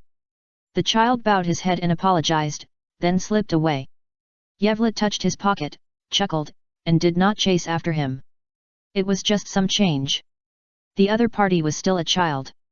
If it was a good kid, he must have made a great determination to steal the money, and the money would definitely help him. If it was a bad kid, Yevlet didn't have a mouth, how could he educate a bad kid to the core by preaching? It would be a waste of time, feelings, and even more money. It was not worth it. Of course, if it was a healthy adult, then he would definitely teach him a lesson. Yevlet turned around to find a hotel. But he was attracted by the night market in the town. The night market is more open than the daytime. Because tourists during the day will bring their children, but at night, when the children are asleep, the exciting shows will come. Various teams performing acrobatics, singing and dancing, and magic came on stage. Not to mention singing and dancing, even the assistant girl of the magic show was wearing so little that she was almost showing the abyss. I am also a magician, Yevlet said with a little envy, but I don't have an assistant girl. He remembered what the Blue Pegasus President Bob said, and then he got goosebumps and shook his head quickly. He couldn't play with the girls of Blue Pegasus. He was only 18 years old, and he would be played badly, unless he reached the age of Guildarts. The child walked for a while, looked back and didn't see anyone chasing him, so he breathed a sigh of relief. He opened his hand, holding a handful of wet and wrinkled change. I'm sorry, he said to himself, and then put the change after tidying up. He went to a stall. Please sell me a roast duck, thank you. Your money. The shopkeeper was a little disgusted when he received the wet and wrinkled money. I'm sorry. The child apologized quickly. Forget it. The shopkeeper glanced at it and chose a roast duck with the worst appearance and wrapped it up. The child saw it, pursed his lips, and said nothing. Take it. The child wrapped the hot roast duck, held it in his arms, and ran towards Dongzhen. Dongzhen is very run down. It is full of dangers. The child lives here, and he is very familiar with where he should go around and avoid. When he went around and came to a small alley, he saw a tall figure in a kimono, carrying large and small bags in his hands. Sister Turtle Dove! He shouted in surprise. Ah, read! Turtle Dove turned around and looked at the boy in surprise. But then she found that the child's chest was bulging, as if he was holding something. Her face changed, and she said sternly, Ryder, did you steal something? I'm sorry, Sister Turtle Dove, but Emily is dying. She loves roast duck the most, so I... Ryder said, holding back tears. Emily is dying. Turtle Dove was shocked. When I left before, wasn't her condition stable? Let's go home quickly, and talk while we walk. Turtle Dove took Ryder and walked home quickly. Ryder talked about Emily's condition. Emily's condition worsened once on the 4th day after you left. The doctor said that very expensive medicine was needed, so we had to pay for it. We gave all the money to the doctor, and Emily's condition stabilized. But after that, we couldn't pay Emily to stay in the high-end ward, and we couldn't use the best medicine, so Emily's condition kept getting worse. We couldn't contact you, and I wanted to continue to do that kind of thing. But Emily wouldn't agree anyway, so after we spent all our savings, we could only take her home and watch her condition worsen. Already, it's no longer possible. Emily said she wanted to eat roast duck, so I... How could it be? Turtledove's beautiful eyes were filled with tears, and as she blinked, tears slid down her cheeks. Welcome home, Sister Turtledove. Ryder had to complete the ceremony with tears in his eyes. They had already walked to the door of a small courtyard. There were many children in the courtyard who were wearing old but not ragged or dirty clothes. Sister Turtledove. When they saw Turtledove, they quickly surrounded her. These are the things I bought for you. I'm going to see Emily. Turtledove put the things down and walked quickly into the house. But soon, Turtledove came out. Her bright makeup had been smudged by tears, but she quickly touched up her makeup and said, Ryder, let's go and return the money to the owner. Sister Turtledove. Ryder was stunned. Now is not the time to deal with this kind of thing, we should give the roast duck to. Shut up. Turtledove said sternly, Emily can't eat the things of a thief brother, otherwise she can't go to heaven. Ryder trembled all over. Chapter 11, A Surprising Request. Time was getting late. Yeflet was tired and sleepy. He began to look for a hotel seriously and lowered some of his requirements. But at this time, the service started again with the end of the night market. You guys are really not done. Yeflet was helpless.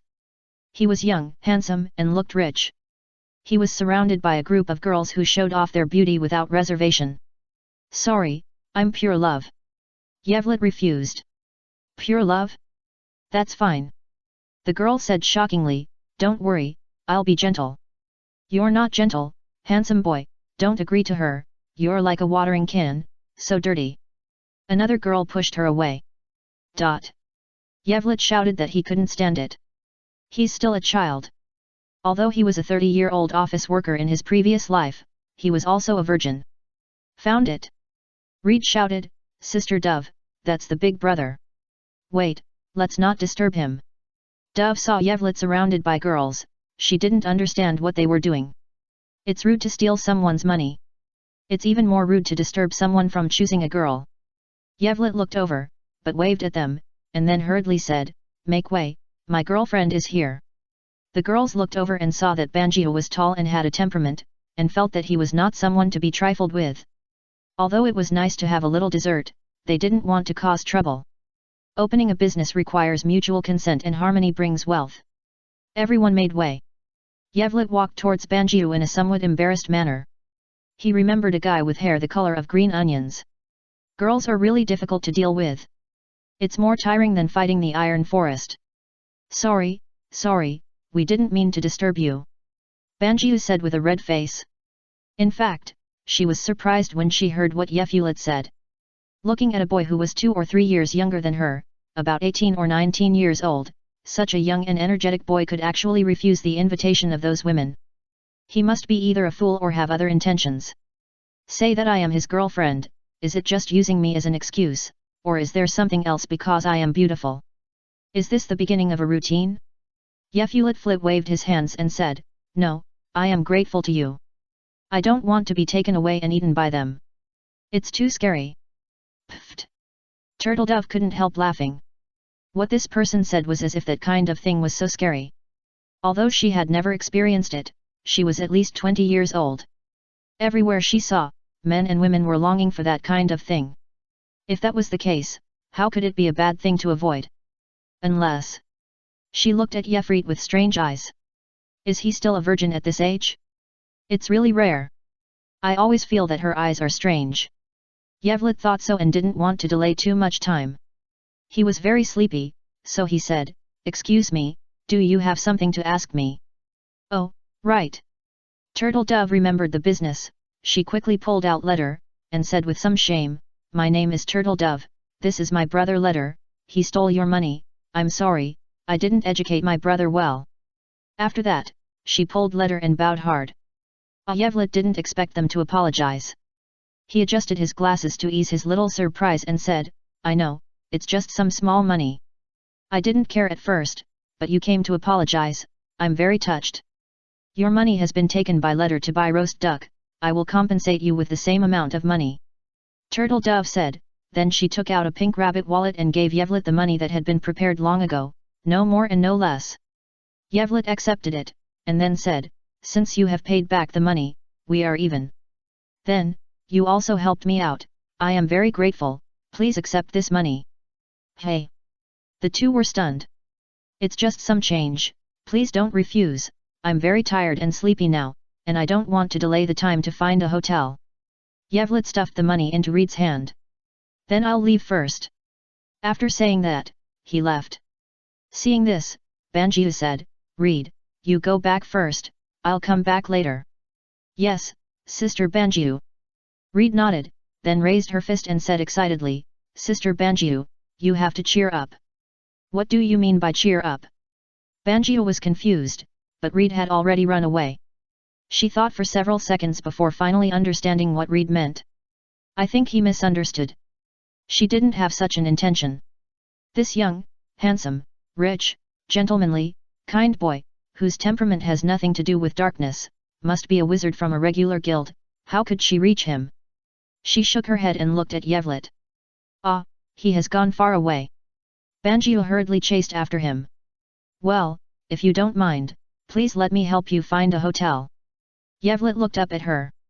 Yes, looked up. Banjiu was a tall girl, probably about the same height as him, and wearing shoes with thick soles.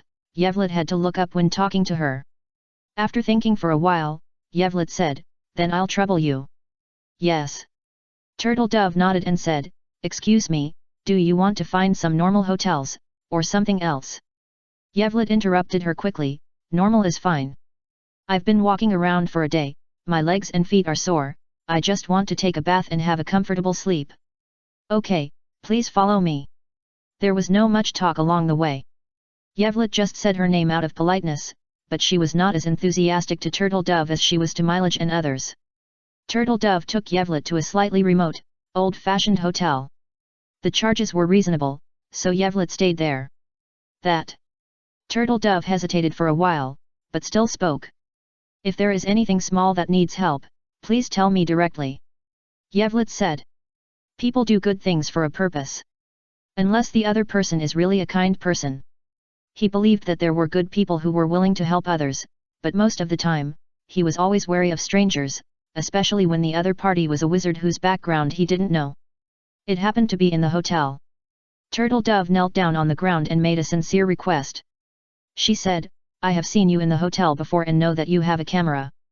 I want to pay you to come to my house and take a family photo for me and my brothers and sisters, please.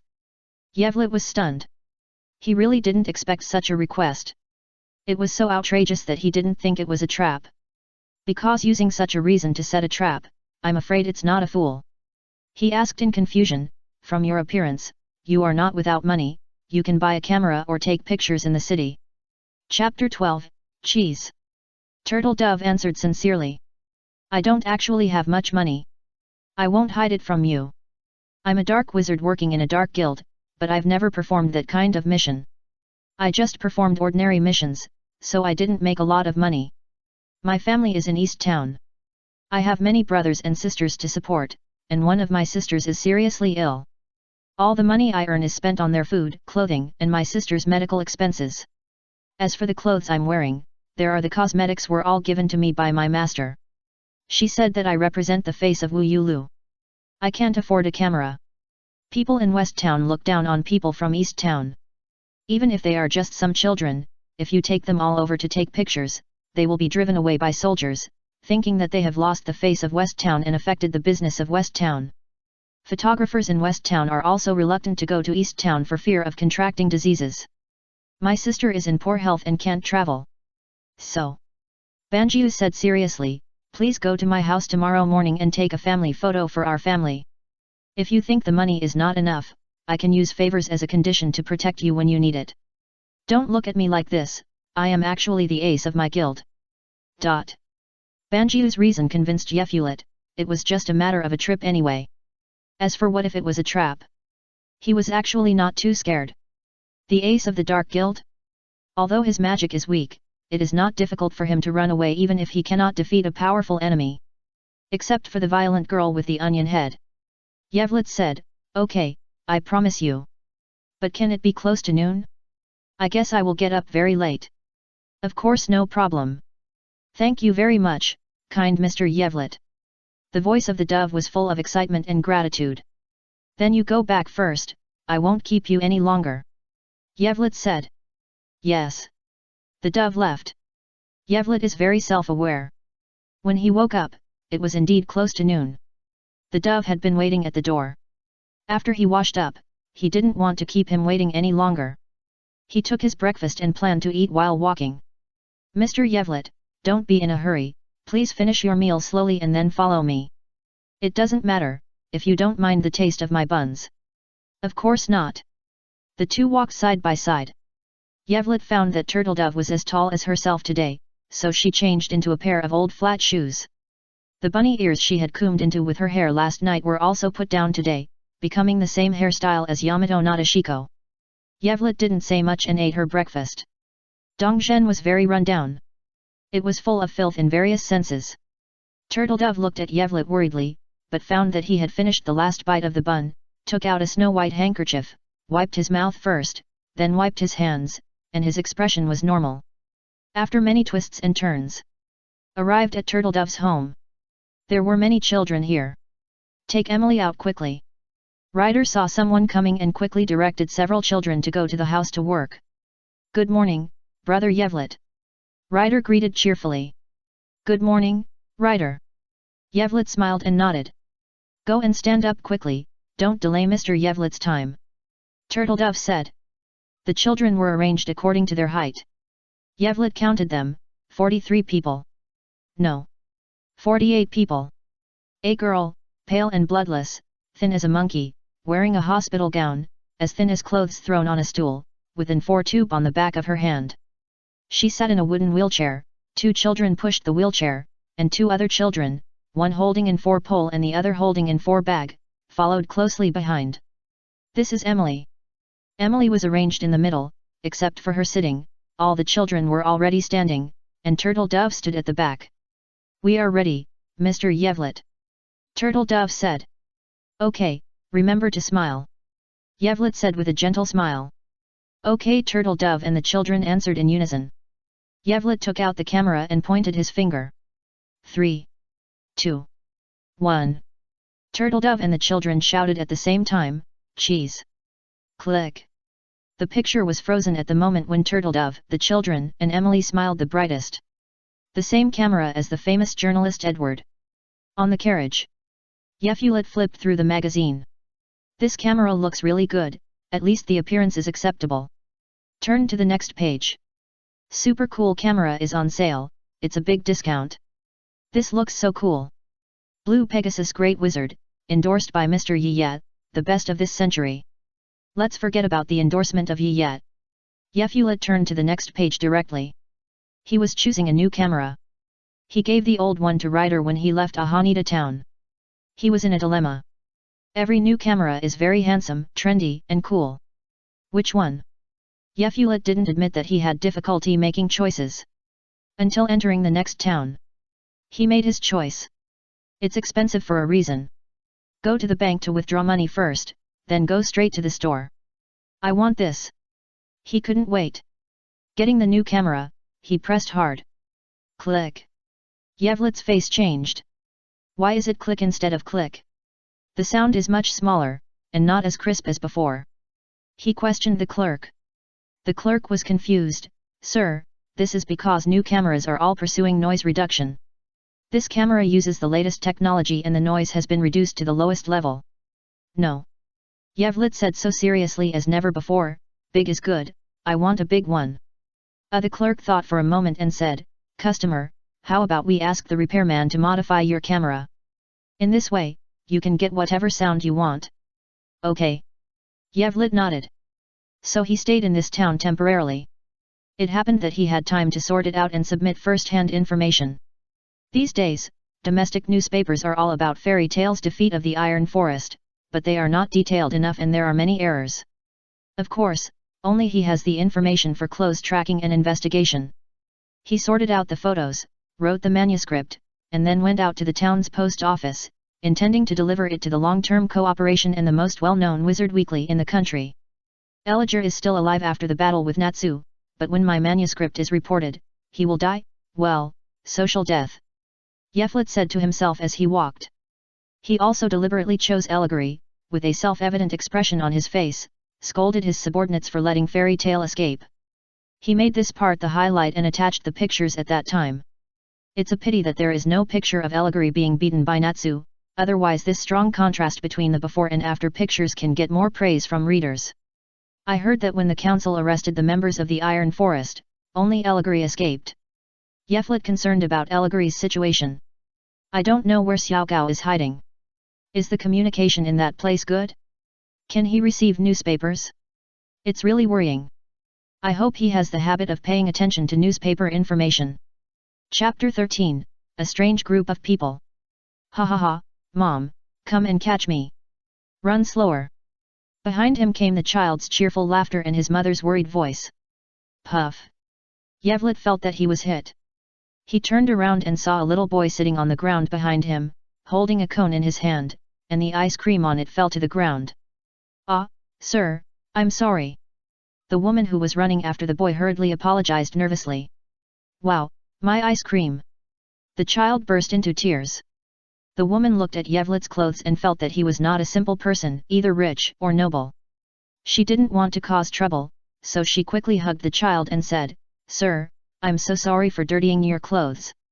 I only have this money on me. As she said that, she started to take out money. No need. Yevlet said with a smile, This is my wizard's cloak, it won't get dirty easily. He showed the cloak behind him to the woman, who was relieved to see that it was not dirty and that Yevlet smiled in a friendly manner. But the child was crying, My ice cream, woohoo. Don't cry, did I ever teach you to be so rude? The woman slapped the child's buttocks and educated him sternly. The child stopped crying and sobbed softly. The woman said, Hurry up and apologize to this gentleman. The child rubbed his tears and bowed respectfully to apologize, I'm sorry, sir.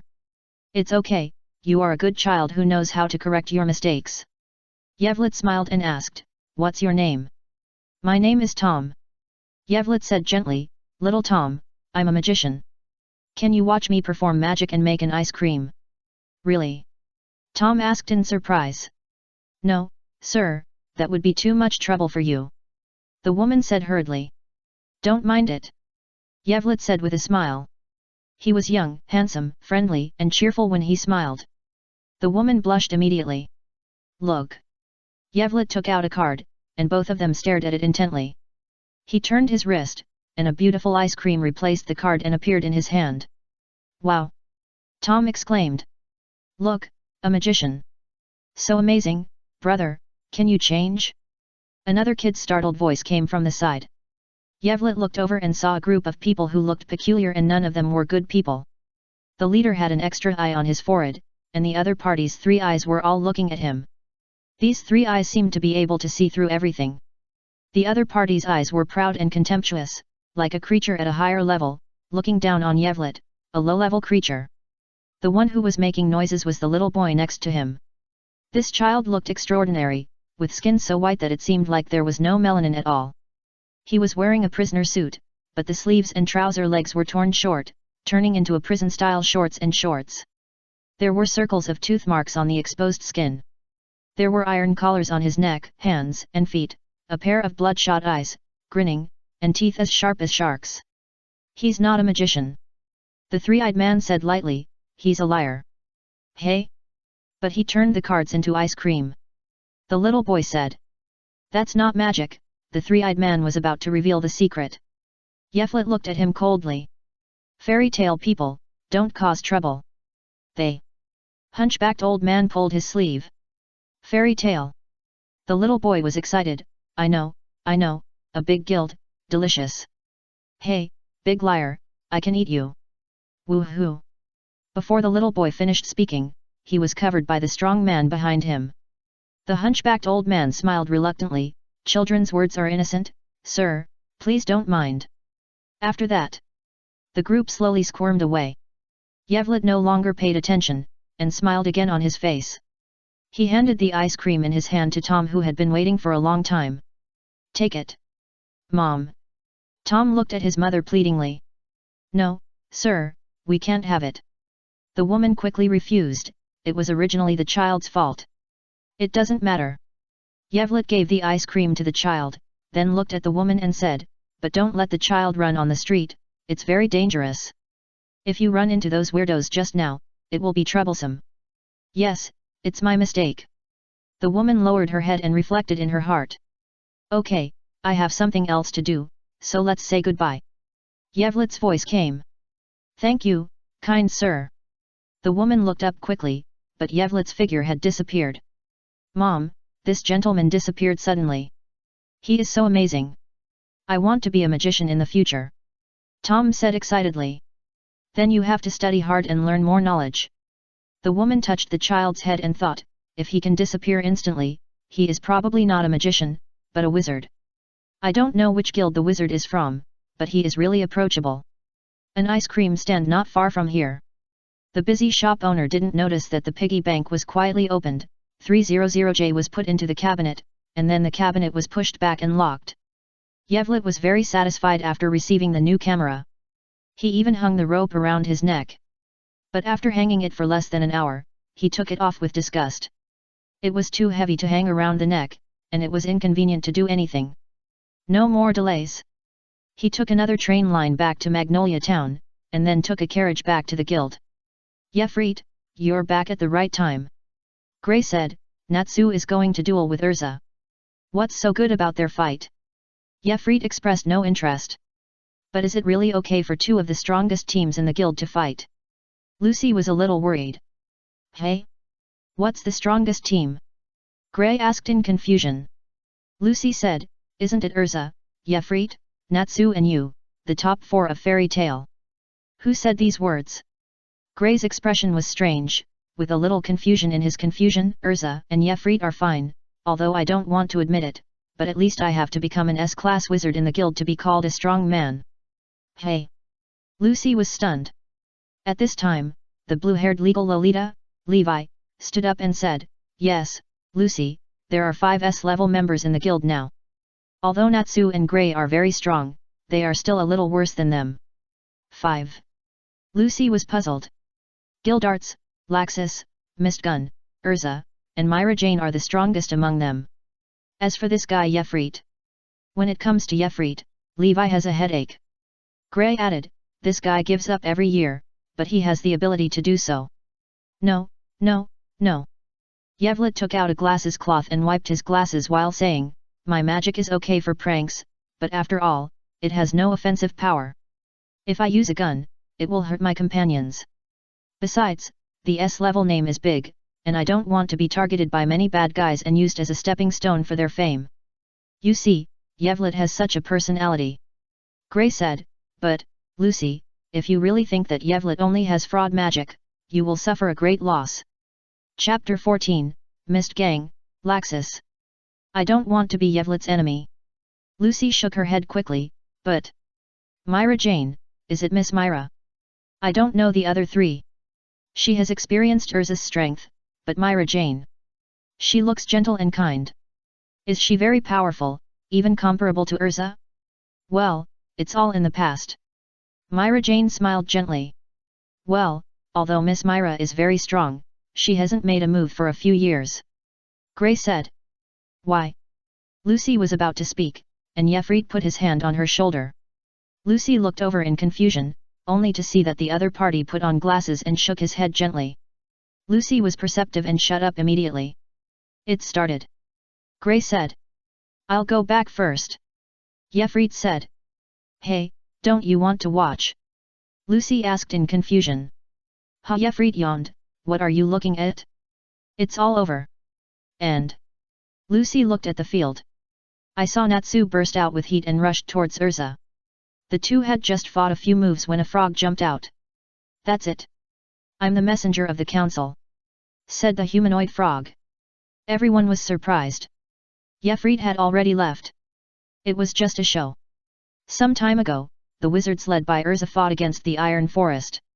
Although they did good things, the battle damaged the station after all, and Natsu burned the iron. The track was also counted on the captain. The council was just going through the motions, acting for the public to see, showing that they have control over the Light Guild, and the Light Guild will cooperate and show that they accept control. After all, the Light Guild is not a dark guild, and it cares about its reputation. Originally, it was supposed to go there on the same day and come back the next day. Because of Natsu's trouble. As a result, Urza and Natsu took a few more days to come back. This is already the fastest, and all the procedures that can be saved have been saved. Who said that the Fairy Tale Guild is strong? The council also has no way to deal with this mischievous little fire dragon, fearing that he will demolish again, and will release him quickly after investigating it, so that he can cause trouble in other places. Everyone is happy that Natsu and others have returned. Gathering in the guild to drink. Yefrit, you just stay with Myra Jane. Looking at everyone drinking wantonly, Makarov, sitting at the counter, said to Yefrit very seriously. President, I always feel that you are worried about something very rude. Yevlit couldn't help but say. Lucy held a glass of fruity light wine and looked at Yevlit standing behind the counter in confusion. It seems that I have never seen Yevlit drinking. Gray said, let alone drinking, he can't even touch this thing. Why? Because. Gray was about to speak when he suddenly felt sleepy. And Lucy and Happy in front of him were already lying on the table. Damn it! Gray wanted to insist, but he couldn't help falling asleep. Day. Day. Day. Accompanied by the sound of light footsteps, most of the people in the guild fell down. Arisa was barely awake, but she knelt on the ground in a very embarrassed manner, lowered her head, and tried her best to resist sleepiness. Yevlit helped Myra Jane and slowly put her on the wall and sat down against the wall. He and Guild President Makarov were also a little sleepy, but it was not too difficult to overcome. Mr. Ergen, wrapped in a black robe, came to take the task. Yefrit smiled and said, today is a special day. Two big shots are here together. Mr. Ergen looked up and turned to leave. As he walked out of the guild, everyone woke up one after another. What's going on? Lucy looked like she was woken up just after falling asleep. Mr. Ergen is here. This is his sleep magic. Gray looked at Yefrit and saw that he was full of energy. He couldn't help but say, sure enough, only this guy can resist Mr. Gon's magic. Lucy looked at Urza who stood up and Yefrit standing behind the counter. She had a deeper understanding of S level and Yefrit's strength. She looked at Natsu who was still sleeping on the ground. Natsu. She couldn't help but shake her head. How could this guy sleep on the floor? She walked over and helped him up. She felt that her strength had increased a lot during this period. It might be because she often stopped a hot-tempered fire dragon. She was no longer the delicate young lady. By the way, why did he make us fall asleep when he came? Lucy asked curiously. I don't know why, that guy doesn't want others to see his appearance. I guess only the strong who can resist sleep magic can see his face. Gray looked at the counter and said, probably only the president and Yefrit know what he looks like. And me, Gray. A voice came from the second floor. Everyone looked up at the second floor. Only Yefrit lowered his head and drank a sip of strawberry-flavored sparkling water. A little yellow-haired rebellious young man came. Laxis. The guild was puzzled. The weird guy is here. Gray sighed. Laxis. Natsu woke up, come and duel with me. Forget it, you can't even beat Urza. Laxis laughed. What do you mean?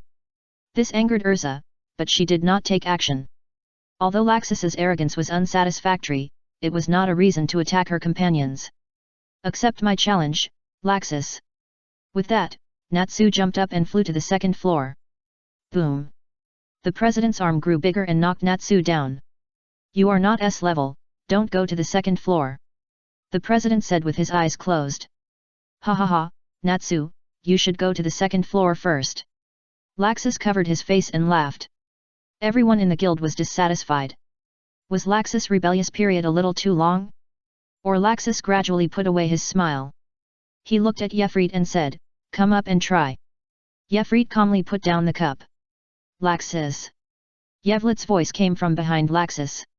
Laxis was startled, his arm covered with lightning, and he turned and punched. Boom. A big hole was blown directly on the second floor of the guild. Laxus's face was serious. Ka. The black muzzle of the gun was against Laxus's temple, and Yevlet said lightly, "Don't move." "Hey, old man, Yevlet is not S-level." Laxus said with a smile without panic. "Yevlet." The president opened his eyes. "I didn't go upstairs." Yevlet sat on a seat in the hall and raised the cup in his hand to the president. Seeing this, the president closed his eyes. "Laxus, cherish this time, you are boring now." Yevlet stood up and walked out of the guild. "Really?" Laxus grinned. Boom. A thunder exploded in the guild, and everyone couldn't help but cover their ears. The golden lightning hit Yevlet's shoulder directly at the limit of the speed that the eyes could capture. Laxus showed up in the lightning, and he put his palm on Yevlet's shoulder with a proud look on his face. "Yevlet!" Everyone exclaimed. Bang! A gunshot. Laxus was stunned, and the headphone cable on his left was broken above his shoulder. Yefrit came from behind, patted Laxus on the shoulder, and said earnestly, "Don't attack your companions, Laxus. Otherwise, you will be expelled from the guild before you start any plan." "That would be ridiculous." Laxus half closed his eyes and watched Yefrit walk out of the guild gate, and did not attack again. Humph! Until Yefrit left in the car, Laxus snorted coldly, turned into a lightning and flew out of the guild, and no one could catch his figure. Everyone in the guild breathed a sigh of relief. Chapter 15, Natsu in trouble, Urza in anger. Sitting in the car, Yefrit checked the photos he had just taken. Chayunabu and rebellious Laxus, just need adjustment. Adjustment. Now Laxus has a hot temper and can't stand being teased. He gets angry when teased. It's so boring. But when Natsu cures Laxus' rebelliousness and turns him into a tsundere middle school student, it will be much more interesting to tease him then. For example, Yefrit holds a photo in his hand. In the picture, Laxus covers his face and smiles like he has the last name Uchiha. He. Yefrit can't help laughing. When Laxus thinks he has grown up and matured, or even when he has a child, he will take out this photo. What will he look like? I'm looking forward to it. Laxus. Yefrit just finished a trip. He planned to have a good rest. Unexpectedly, Urza kicked open the door of his house. "Let's go, Yefrit." Today, Urza had a cold face, and anger was brewing in her tightly pursed lips. "What's wrong?" Yefrit put down the book in confusion. Natsu secretly took the S-level commission and went to Karna Island with Lucy. Gray went to stop them, but now it seems that he has joined them.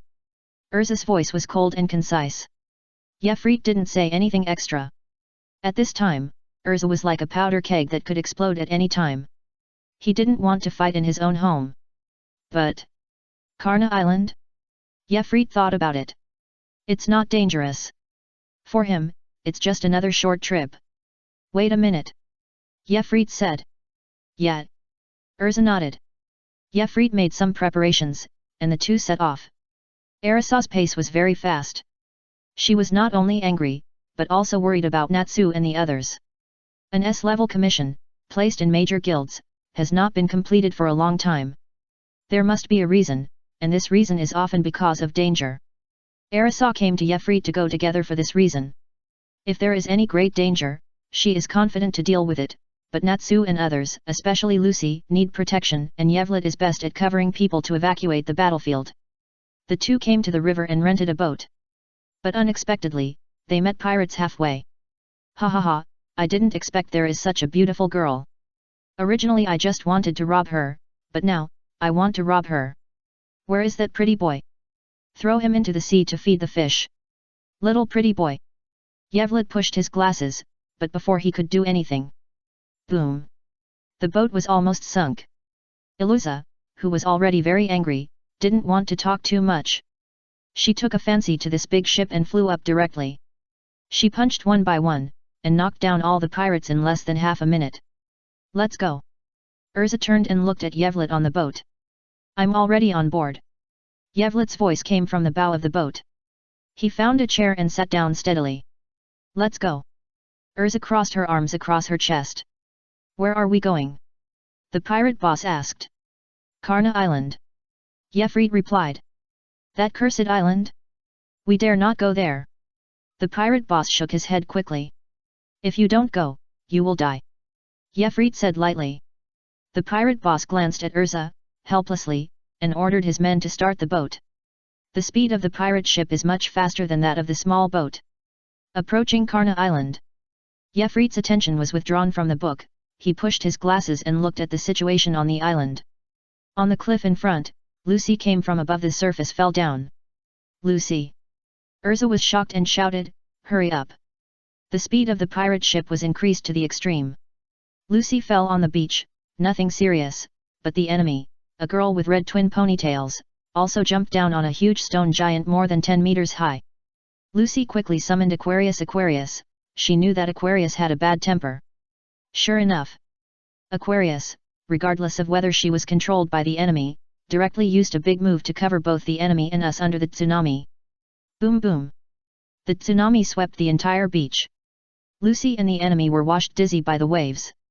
After the waves finally receded, the two started a real girl's hair-pulling war. In the end, Lucy relied on her own weight, she was heavier than the enemy, and it might also be because she often cleaned up the mess of a fire dragon, she successfully defeated the enemy. But the enemy has a pet, a big rat, which pounced on Lucy.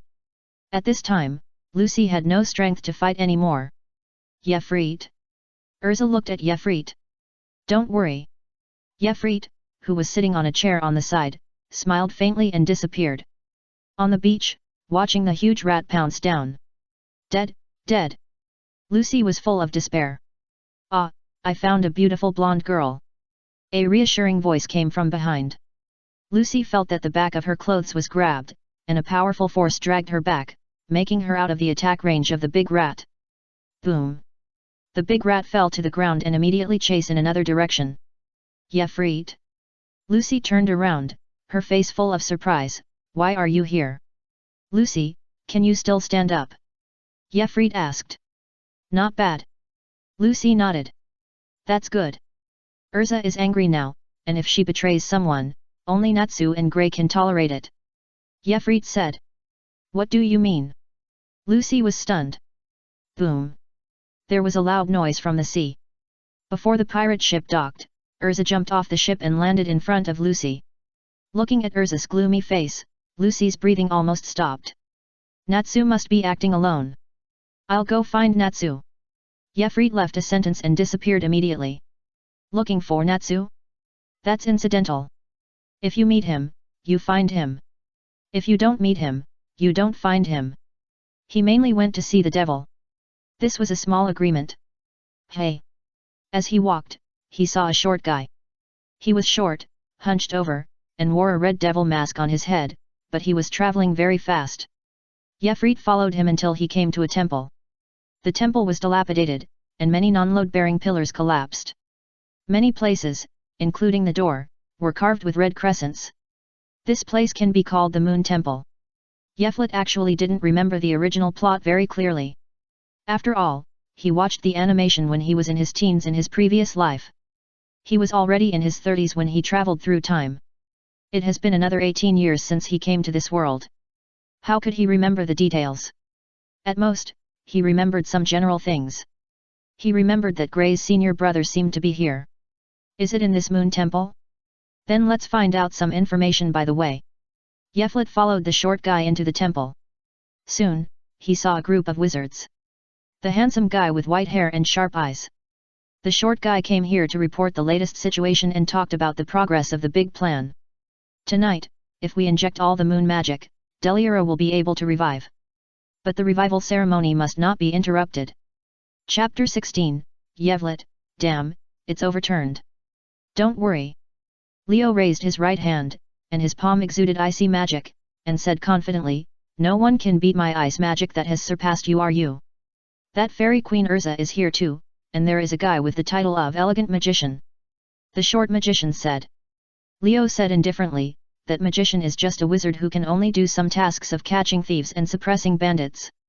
His reputation is not as good as Grey, so there is no need to worry. Then, his tone became a little serious, but that fairy queen may be able to fight with me. Then I will also join the battle after a long time, he he he. The short magician laughed viciously. Boom. Just at this moment, the whole temple shook, and the dust on the ceiling fell down, making people dirty. Natsu. What a mess. In the corner, Jeffried held the wall with one hand and covered his mouth and nose with a handkerchief. What's going on? Leo and others were confused. Looking at the big hole that suddenly appeared in front of them, they walked over and looked down. Haha.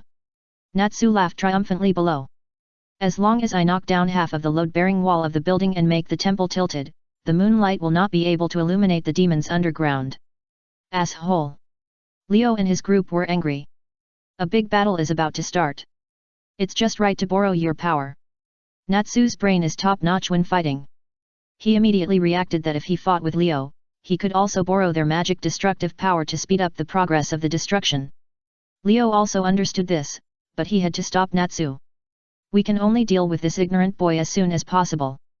Seeing Natsu and Leo fighting, the short wizard who said he would join the battle sneaked away. Yeflet did not show up to help Natsu, but followed the wizard away.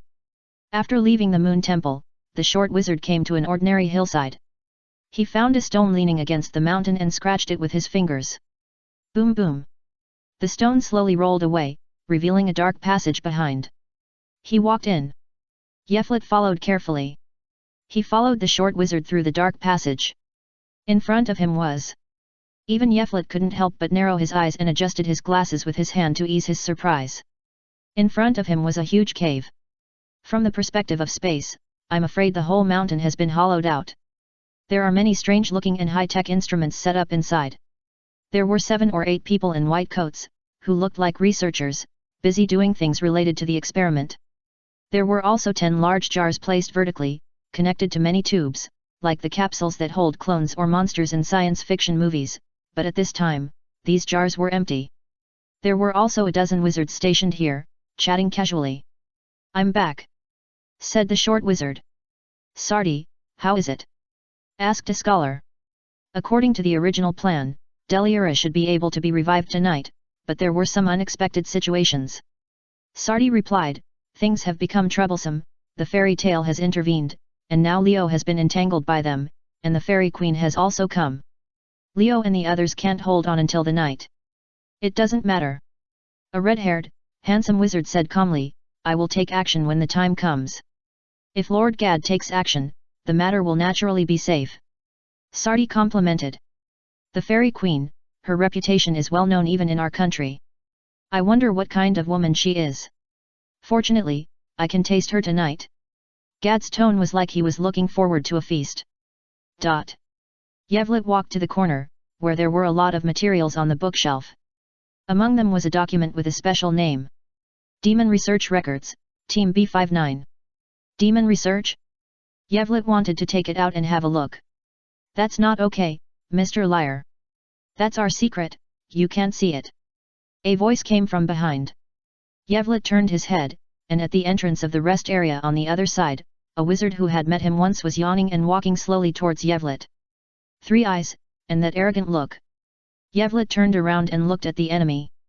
Before, the other party saw through his magic at a glance, and now it's the same. I'm afraid that the third eye has special abilities. Master Reed, what are you talking about? Everyone was puzzled. Sardi. The 3-eyed wizard Reed looked at Sardi with a slightly dissatisfied expression and said, you brought people in, and you didn't know. What? Sardi was shocked and couldn't help but take a half-step back. As an old cunning man, he was actually tricked by others. Everyone looked at the place where Reed was staring at before. There was nothing unusual. Reed said lightly, please show yourself, Mr. Liar.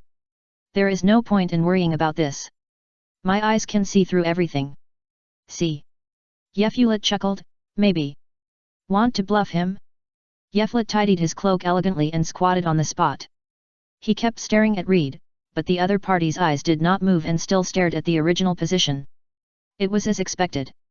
Yeflet's magic is not illusion magic, but fraud magic. Illusion magic is to create special effects to deceive people. If it is an illusion magic, then if he wants to be unnoticed by others, he needs to hide his body or let others see things other than him. However, Yevlet will not be invisible. What he does is to affect the 5 senses of all animals within the range, so that even if the other party's eyes see him, they will be deceived into not seeing him. The eyes see, but the brain cannot receive the correct information. Then, Yevlet tells the person that he is somewhere in front, and the other party will process this wrong information and see him. So, Reed's words revealed a flaw. Yevlet is not invisible, if he can really see Yevlet. Then, when Yevlet made such a strange and abrupt move as squatting, under normal circumstances, his sight should have changed, but he didn't. So, the reason why the other party was able to lock Yevlet's position should be relying on something else.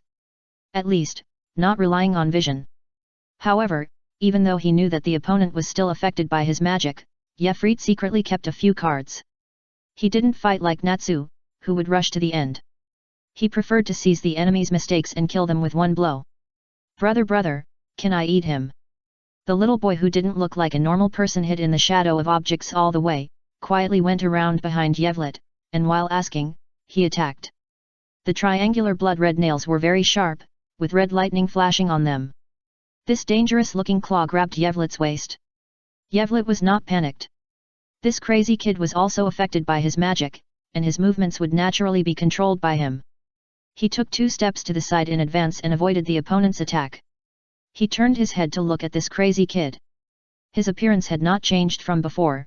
He was wearing a prison-style shorts, his skin was abnormally white, and his body was covered with teeth marks. Chapter 17, Yevlet, stopping me is not a wise move. It seems that I have caused trouble now. But Yevlet was not panicked. He walked around casually, even if he was in the enemy's base camp and was discovered, his steps were still as relaxed as a walk.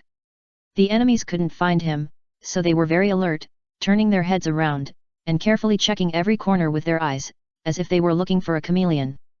In this way, it is possible to find an enemy who blends into the environment by changing color. But Yevlet will definitely not be found in this way.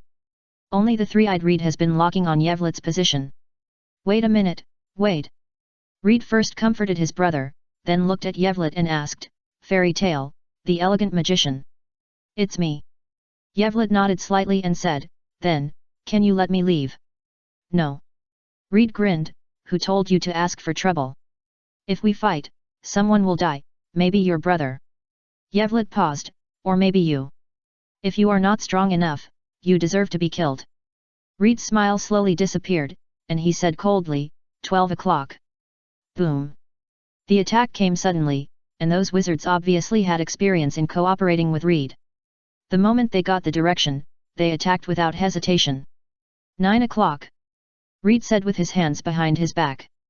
Mr. Liar, let me eat the people of the Masang Guild, it's delicious. The crazy kid Wade rushed towards Yevlet's position, and his hands made Yevlet feel dangerous. Yevlet was a fragile person, and he didn't want to be scratched by something that looked dangerous. So he took out his revolver. Since he was an enemy, he couldn't hesitate. Otherwise, he would be the one to die. Yevlet aimed at Wade and shot directly. Bang! Wade couldn't see him, but at the moment of shooting, without Reed's reminder, Wade's head turned and the bullet flew past his ear. Yevlet continued to retreat, and the magic attacks of many wizards followed closely. There was Wade nearby, and magic bombings were far away. What a trouble! Yevlet's finger flicked on the gun's revolver. Black background with gold edges, 6 cylinders, this revolver was named by Yevlet, Teal. Teal is a magic prop, and each of the 6 cylinders has a different function. Single point, continuous fire, bombing, virtual flash, wind spray, self-destruct. Turn the wheel to switch to the wind spray cylinder. A strong wind blew out of the muzzle, rolling up dust and blowing people's eyes. Yevlet switched to bombing again. After firing a shot, he immediately dodged and hid behind a very sturdy-looking instrument. Disperse! Three-eyed Reed shouted immediately, and hid in the rest area behind him. Everyone dispersed without any doubt. Boom! It was like a missile of huge yield bombarded, causing an explosion where everyone was standing before. The terrifying heat and shock wave spread outward, disrupting the magic in the air, and huge flames filled the entire cave. Ward was small and light, and was directly swept up by the powerful shock wave and slammed into the wall. Everyone died and was injured. Only a few people suffered minor injuries. Taking advantage of the chaos, Yevlet switched to a virtual flash and pulled the trigger at the wall behind him. Charge for 3 seconds. Buzz! A black beam of light with a diameter of 3 meters shot out from the muzzle, piercing the wall and the mountain behind it. Of course, this is not a real virtual flash, but this kind of light beam with powerful destructive power makes Yevlet create it. When I came out, it was hard not to think of this famous and appropriate name. At the end of the passage was a blinding white. Yevlet switched to single point and shot at the three-eyed Zongd. The opponent just raised his head from the cover and was forced to shrink back by this shot. Switch to wind spray. Put till diagonally below him and pull the trigger. Hey! A strong wind blew out of the muzzle, and a huge force took Yevlet like a rocket, breaking away from the gravity of the earth and flying out to the outside world. After flying outside, he switched to bombing and shot back, blowing up the passage. Slip away. Yevlet planned to retreat. But... buzz! Dozens of magic circles suddenly appeared in the sky, connected in a circle, and then a huge blue translucent dome fell down. Magic barrier. Yevlet was trapped in the barrier. He stopped and fired a shot at the barrier. Bang! The bullet fired from the single-point cylinder has the strongest penetration, but it still failed to penetrate the barrier, let alone damage it, and only caused some ripples in the barrier. Hee hee! A hunchbacked old man walked out from behind a tree not far away. It's an honor to meet you again, Mr. Magician. The hunchbacked old man bowed slightly to Yevlet politely. Yevlet also politely returned the greeting, and then said, "Didn't you say you didn't want to cause trouble? Why are you stopping me now?" This was the hunchbacked old man who persuaded Reed not to cause trouble on the street at that time. "Stop me, it's not a wise move." Yevlet raised his gun and pointed it at him. "But I have to do this, sir." The hunchbacked old man slowly lifted his sleeves, revealing his dry arms. His skin was grey with a little red, and the protruding blood vessels were dark blue, looking like the exposed roots of an old tree that was about to die. The hunchbacked old man said regretfully, "If you want to blame someone, you can only blame yourself for coming here unfortunate enough." "Okay." Yevlet nodded helplessly, then... bang! A gunshot. The hunchbacked old man fell down slowly with half of his face in surprise. A small hole appeared on the back of his head, but a disgusting big blood hole exploded on his forehead. "Let's start." Yevlet didn't look at him, but looked at the magicians chasing from a distance. "Yes, the game has begun, Mr. Magician." The hunchbacked old man's tone was full of appreciation and excitement. "I lost this round, and I look forward to playing against you again." Yevlet heard this, raised his hand and shot a virtual flash, directly blasting a huge pit with a diameter of 3 meters, killing him without leaving any residue. The old man died, but the magic circle and barrier still existed. "We can only fight." Yevlet habitually pushed his glasses with his left ring finger. Half of his face was covered by his palm. The light reflected the outside world and flowed into his calm eyes from the gaps between his fingers. "There is a barrier. He can't run away." Reed and other enemies made a big circle from the entrance of the cave and finally chased him out. One person was missing. The red-haired, extremely powerful wizard. But Yevlet didn't think that the other party was injured and unable to fight. Be careful to guard against enemies who are not in the open, so as not to capsize. Yevlet's magic power spread out, completely covering the entire area within the barrier. Include everyone in his magic influence. Get rid of the miscellaneous soldiers first. Yevlet took a step back and disappeared. Fraud magic. 1 deception and 2 deceptions. Deception relies on using false information to deceive people's cognition. Fraud is to exploit loopholes in people's hearts, guide emotions, and ultimately achieve goals. The former is the 5 senses. The latter is emotion. Yevlet's deception of the 5 senses is superb, but he is not very proficient in the second stage. Currently, guiding fear is what he is best at. Then. Chapter 18, Gad, solve Yevlet? 10 seconds are enough. Boom. A huge, terrifying demon fell from the sky, easily shattered the barrier, and raised a sky full of yellow dust. The body is taller and more majestic than the mountain, covering the sky and the sun. The huge eyes glared at everyone, the ugly mouth opened slightly, emitting a strong stench, making people hold their breath. An old acquaintance lullaby. Evil, demon. The wizards were stunned in place, and the sudden appearance of the demon directly in front of them scared them. It was like throwing a cigarette butt into a pile of cotton. A sudden burst of fear from the depths of their hearts instantly occupied all their thinking abilities. Yevlet lifted till, switched to bombing, and fired at the enemy. Brother! Only the crazy kid Wade woke up quickly. He grabbed Reed and hid behind a big rock. Boom! A mushroom cloud rose. It was alive the last second, but now it was flying all over the sky and scattered everywhere. The soldiers retreated. Damn it! Reed was very scared. If Wade hadn't pulled him, he would have been the one hanging on the tree. He looked at the explosion site, and no one was alive. Except him and Wade. The team was wiped out. Wait! There's another one. Gad, don't you take action. Reed lost his sense of proportion, and his voice was almost broken when he shouted. Okay, Reed, give me 10 seconds. The handsome red-haired wizard Gad walked out of the passage slowly. Although his clothes were a little tattered, he was completely unscathed. The shot that Yevlet had fired in the cave before did not cause any harm to him. At this moment, even if his companions were dead, he did not care at all. His face was still proud and he did not show any negative emotions. Where? Gad asked.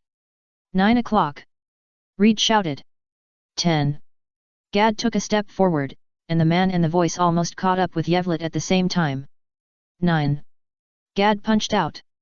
When Yevlet came out, he had already switched to spray wind. This was an extremely dangerous enemy, so he was almost at the same time when the opponent arrived in front of him, he had already used the wind jet to fly out. Boom! The terrifying fire magic power exploded where Yevlet had just stood. Its power was not inferior to the bombardment that Yevlet fired with Tyre. A fire wizard. Yevlet put on the hood of the wizard's cloak. He didn't want his hair to be burned. 7 o'clock.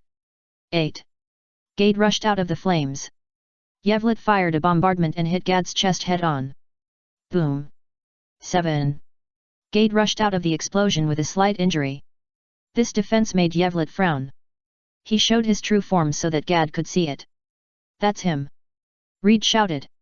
His affirmation strengthened Gad's confidence and he attacked Yevlet. Yevlet raised his hand and waved it, and countless sharp ground spikes broke out of the ground. At the same time, he fired a shot at the big rock. Boom! Fake! Reed retracted his head back into the big rock. He saw that the ground spikes were fake, but the sound of his shouting was completely covered by the explosion. Gad couldn't tell the truth from the false, and instinctively stopped. Seeing this, Yevlet summoned various dangerous elemental magics one after another.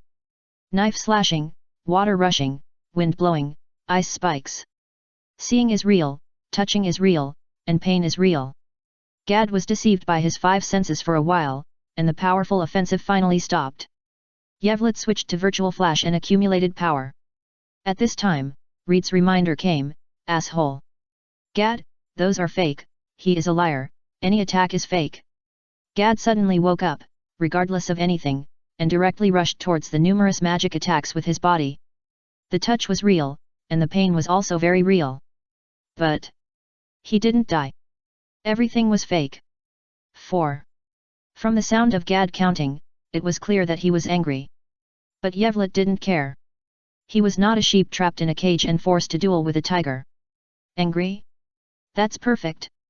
Accept his fraud routine. Buzz.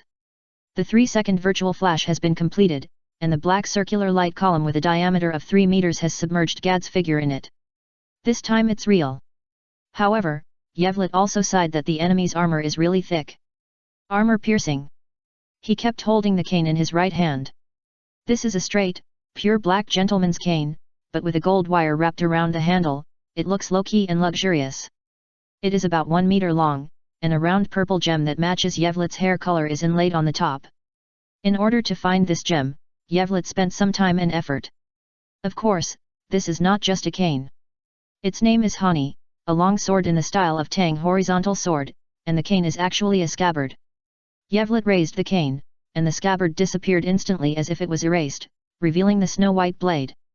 The straight blade is very beautiful. Just at this moment, Gade had already resisted the virtual flash and came close to Yevlet. Yevlet grabbed Hani and slashed fiercely. At the same time, he followed Gad's count. 1. The knife flashed. Puff. When the virtual flash disappeared, Gad's left hand, which was held in front of him and caused a large area of burns due to resisting the virtual flash, was cut off by Yevlet's knife. The opportunity has come. Yevlet stared. Listen to me. Angry. Gad's pupil shrank, and he roared, "You deserve to die." He was already angry because of his broken arm, and Yevlet guided it to grow stronger. Gad completely lost his previous calmness, and a raging rage occupied his heart. His eyes were bloodshot and he roared. I changed my mind. I will torture you severely. Let you watch me eat you bite by bite. I want you to watch your bones being chewed by me and your blood being sucked by me. Yevlet interrupted him in a teasing tone, your teeth are really good, then try this. Yevlet manipulated magic, and a large can of canned herrings with soup and water covered Gad's face. Vision, hearing, smell, touch, taste. It's so real. Gad was still talking loudly, so his mouth was open. When he felt something was wrong, he closed his mouth urgently, but his teeth were already filled with mushy fish meat, and he choked on the soup. That smell. That taste. Ugh. Gad's mental defense was broken on the spot, and he lay on the ground retching. That idiot, that was an illusion. Reed cursed. Yevlet lifted up honey and slashed at Gad's neck with a knife. Block. The harsh sound of metal clashing. Yevlet's arm was raised by the shock. The crazy kid Wade raised his arm and used his hard red nails to accurately and obliquely hit the side of Honey's blade, helping Gad block this fatal knife. Yevlet raised his hand and shot. Who knew that the crazy kid only the bullet pierced his ear and shattered his eardrum, but he was determined to trade injury for death and rushed straight into Yevlet's arms. Not good. The distance is too close. Chapter 19, 2/4 of the truth. Yevlet rarely fights with people at such close range, and it can even be said that he has no experience in this area. This is not a single mistake, but mainly because he has no golden finger and limited energy. The situation is critical. Yevlet had no choice but to ask for off-field assistance. Swish. He didn't make any movements, just like Lucy was dragged back by him. Yevlet also felt his neck tighten, and his cloak was pulled by someone, pulling him back, avoiding Wade's fatal grab. Yevlet hid his figure again to avoid being chased by the enemy. Wade's eyes looked for him, but it was obviously in vain. So Wade looked at his brother. Why didn't he report the point? Reed was shocked and thinking at this time. Behind the distant stone, he widened his 3 eyes. Just now, he saw it. Although it was blurry. But there was indeed a figure hiding very deeply who saved the liar wizard. Hey! He exhaled in shock, his heart filled with complex feelings, shock, admiration, and a lot of fear. What a big liar! His magic is deceptive. His cane is also deceptive, making people relax their vigilance, and then pulling out a sharp weapon. He clearly had a helper, but he kept pretending that there was only one person, and let the helper hide in the dark. That's right. Reed remembered that he had met this liar wizard on the street once. At that time, the other party was not on guard, so he did not perform multiple illusions. So he saw at a glance that there was a sense of disharmony of slightly distorted space around this liar wizard. But at that time, he did not think about it in this way, but thought that it was a kind of application of space magic. Magic is magic, not magic. He wanted to expose it at that time. However, now that he thinks about it, it's a good thing that he didn't expose it at that time. Otherwise, they didn't have a barrier to trap this person, and Gad was not around.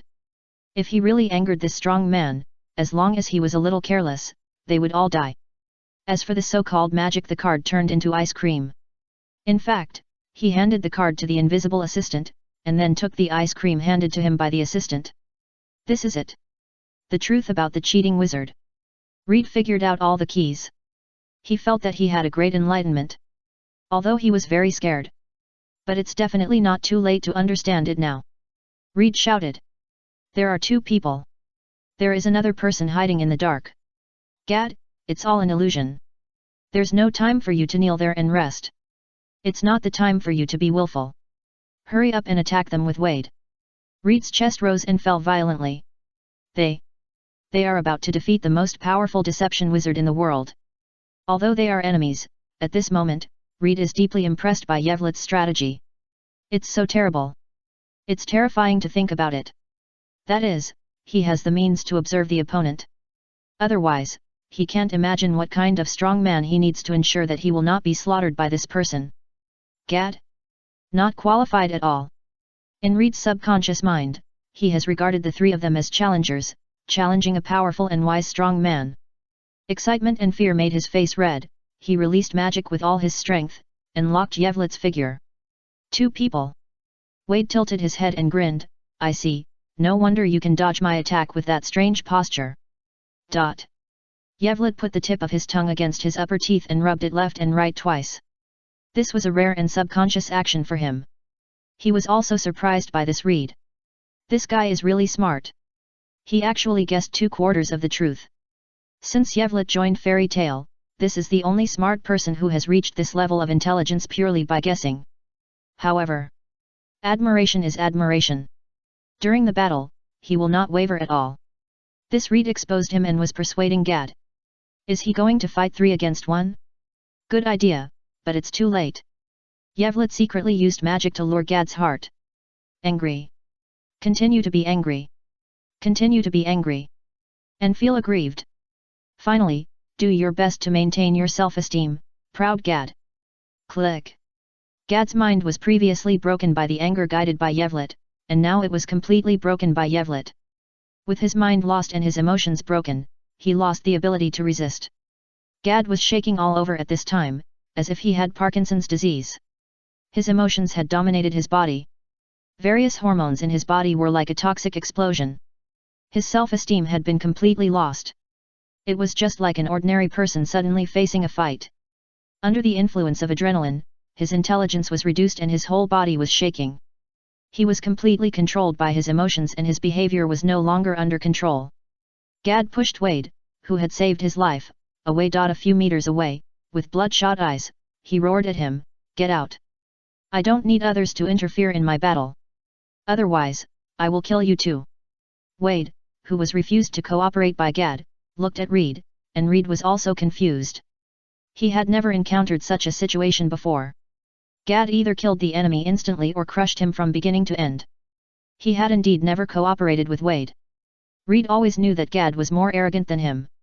Once he made a move, he would not allow others to interfere, otherwise he would kill his teammates together. But now the situation is critical. If the 3 people are not united, they will be killed. He really didn't expect that Gad's self-esteem was so strong. Reed's hesitation made Wade wonder whether he should take action, thus delaying the opportunity to fight. However, it may also ease the internal strife. After all, Gad might really attack Wade at this time. He looked too scary, like a madman. "You damn liar! I'm going to kill you!" Gad rushed towards Yevlet angrily. Yevlet raised his hand and fired a shot. It hit, but the bullet got stuck in the muscle.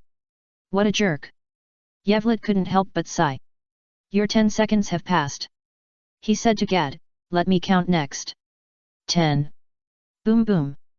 In the eyes of Gad and Wade, the whole earth suddenly shook and the plates broke.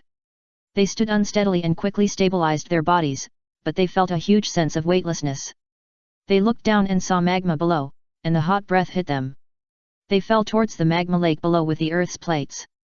Gad and Wade instinctively leaned over and squatted.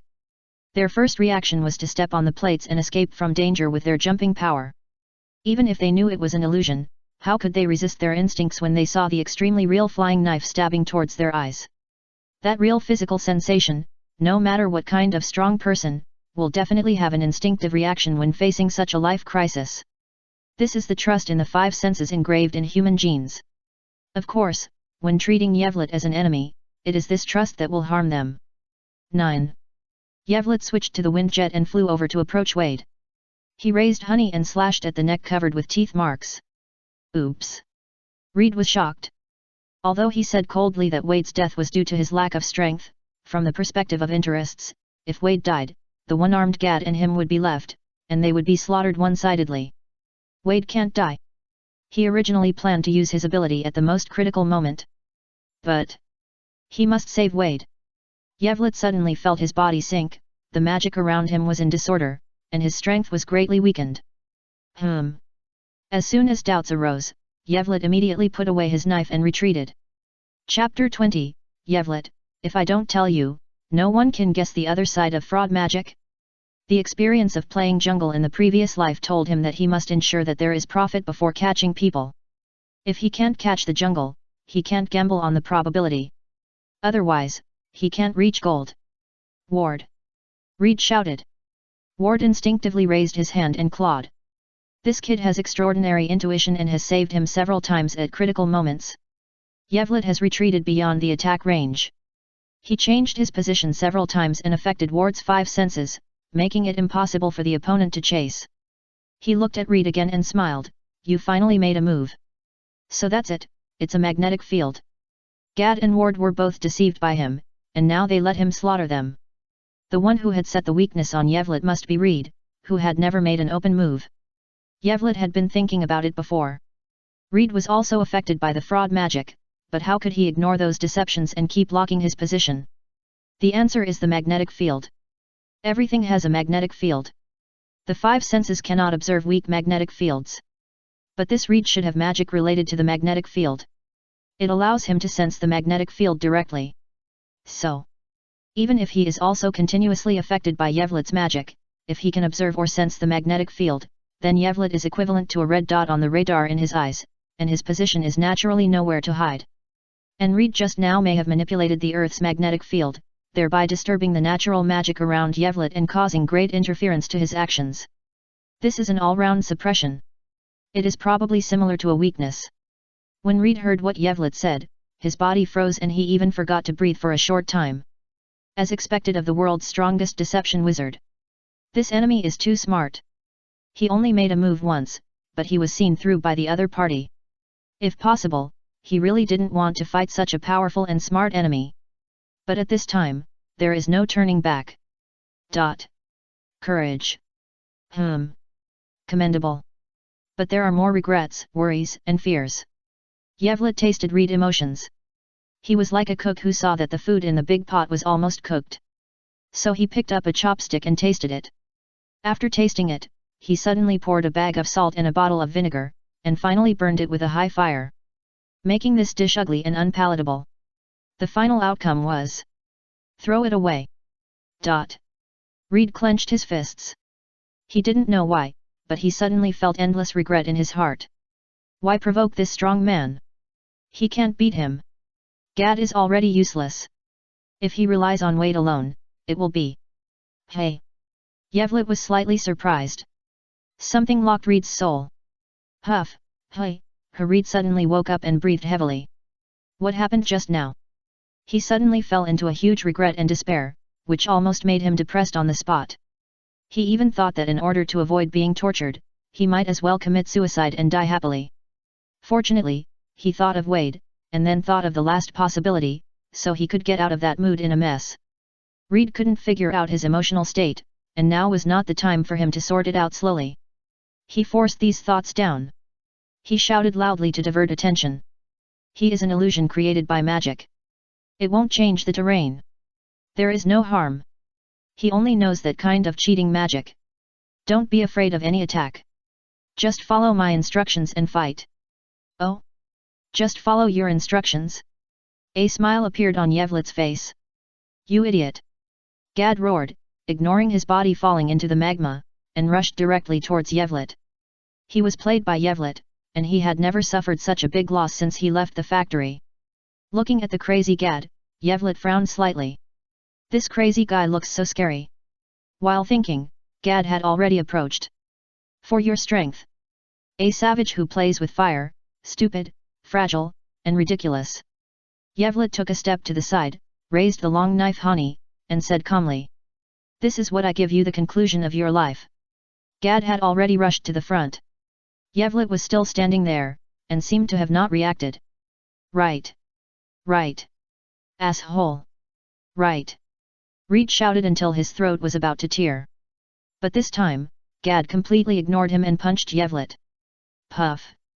The sound of flesh being cut. Blood sprayed from the upper body to the lower body, and from the lower body to the upper body. Cut in half. Plop. Gad lay on the ground in confusion. Why? How could he lose? Why? Would Reed tell him that he was the real enemy? Why would he lie to him? He can't hear.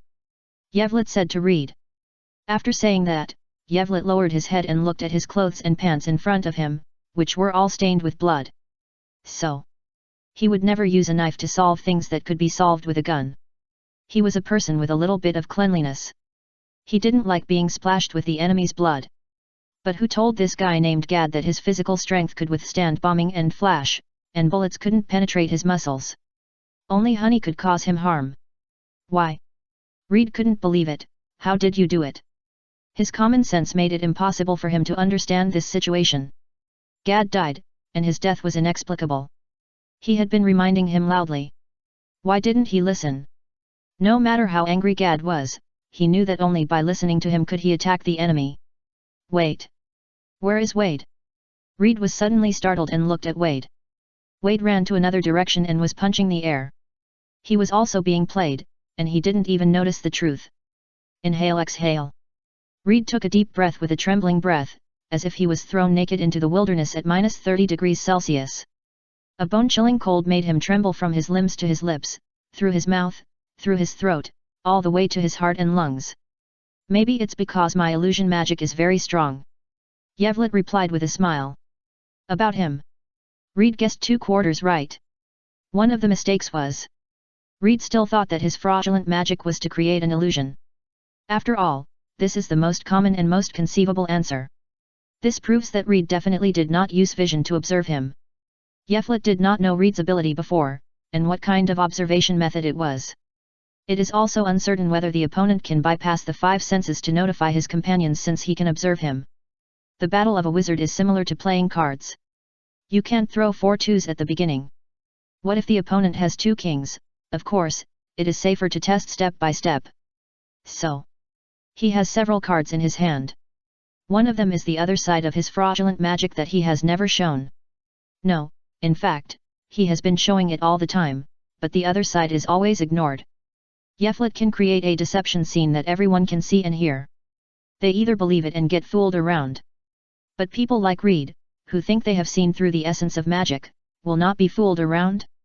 Fraudulent magic can deceive people's 5 senses and guide their emotions. Yevlet can make people see and hear.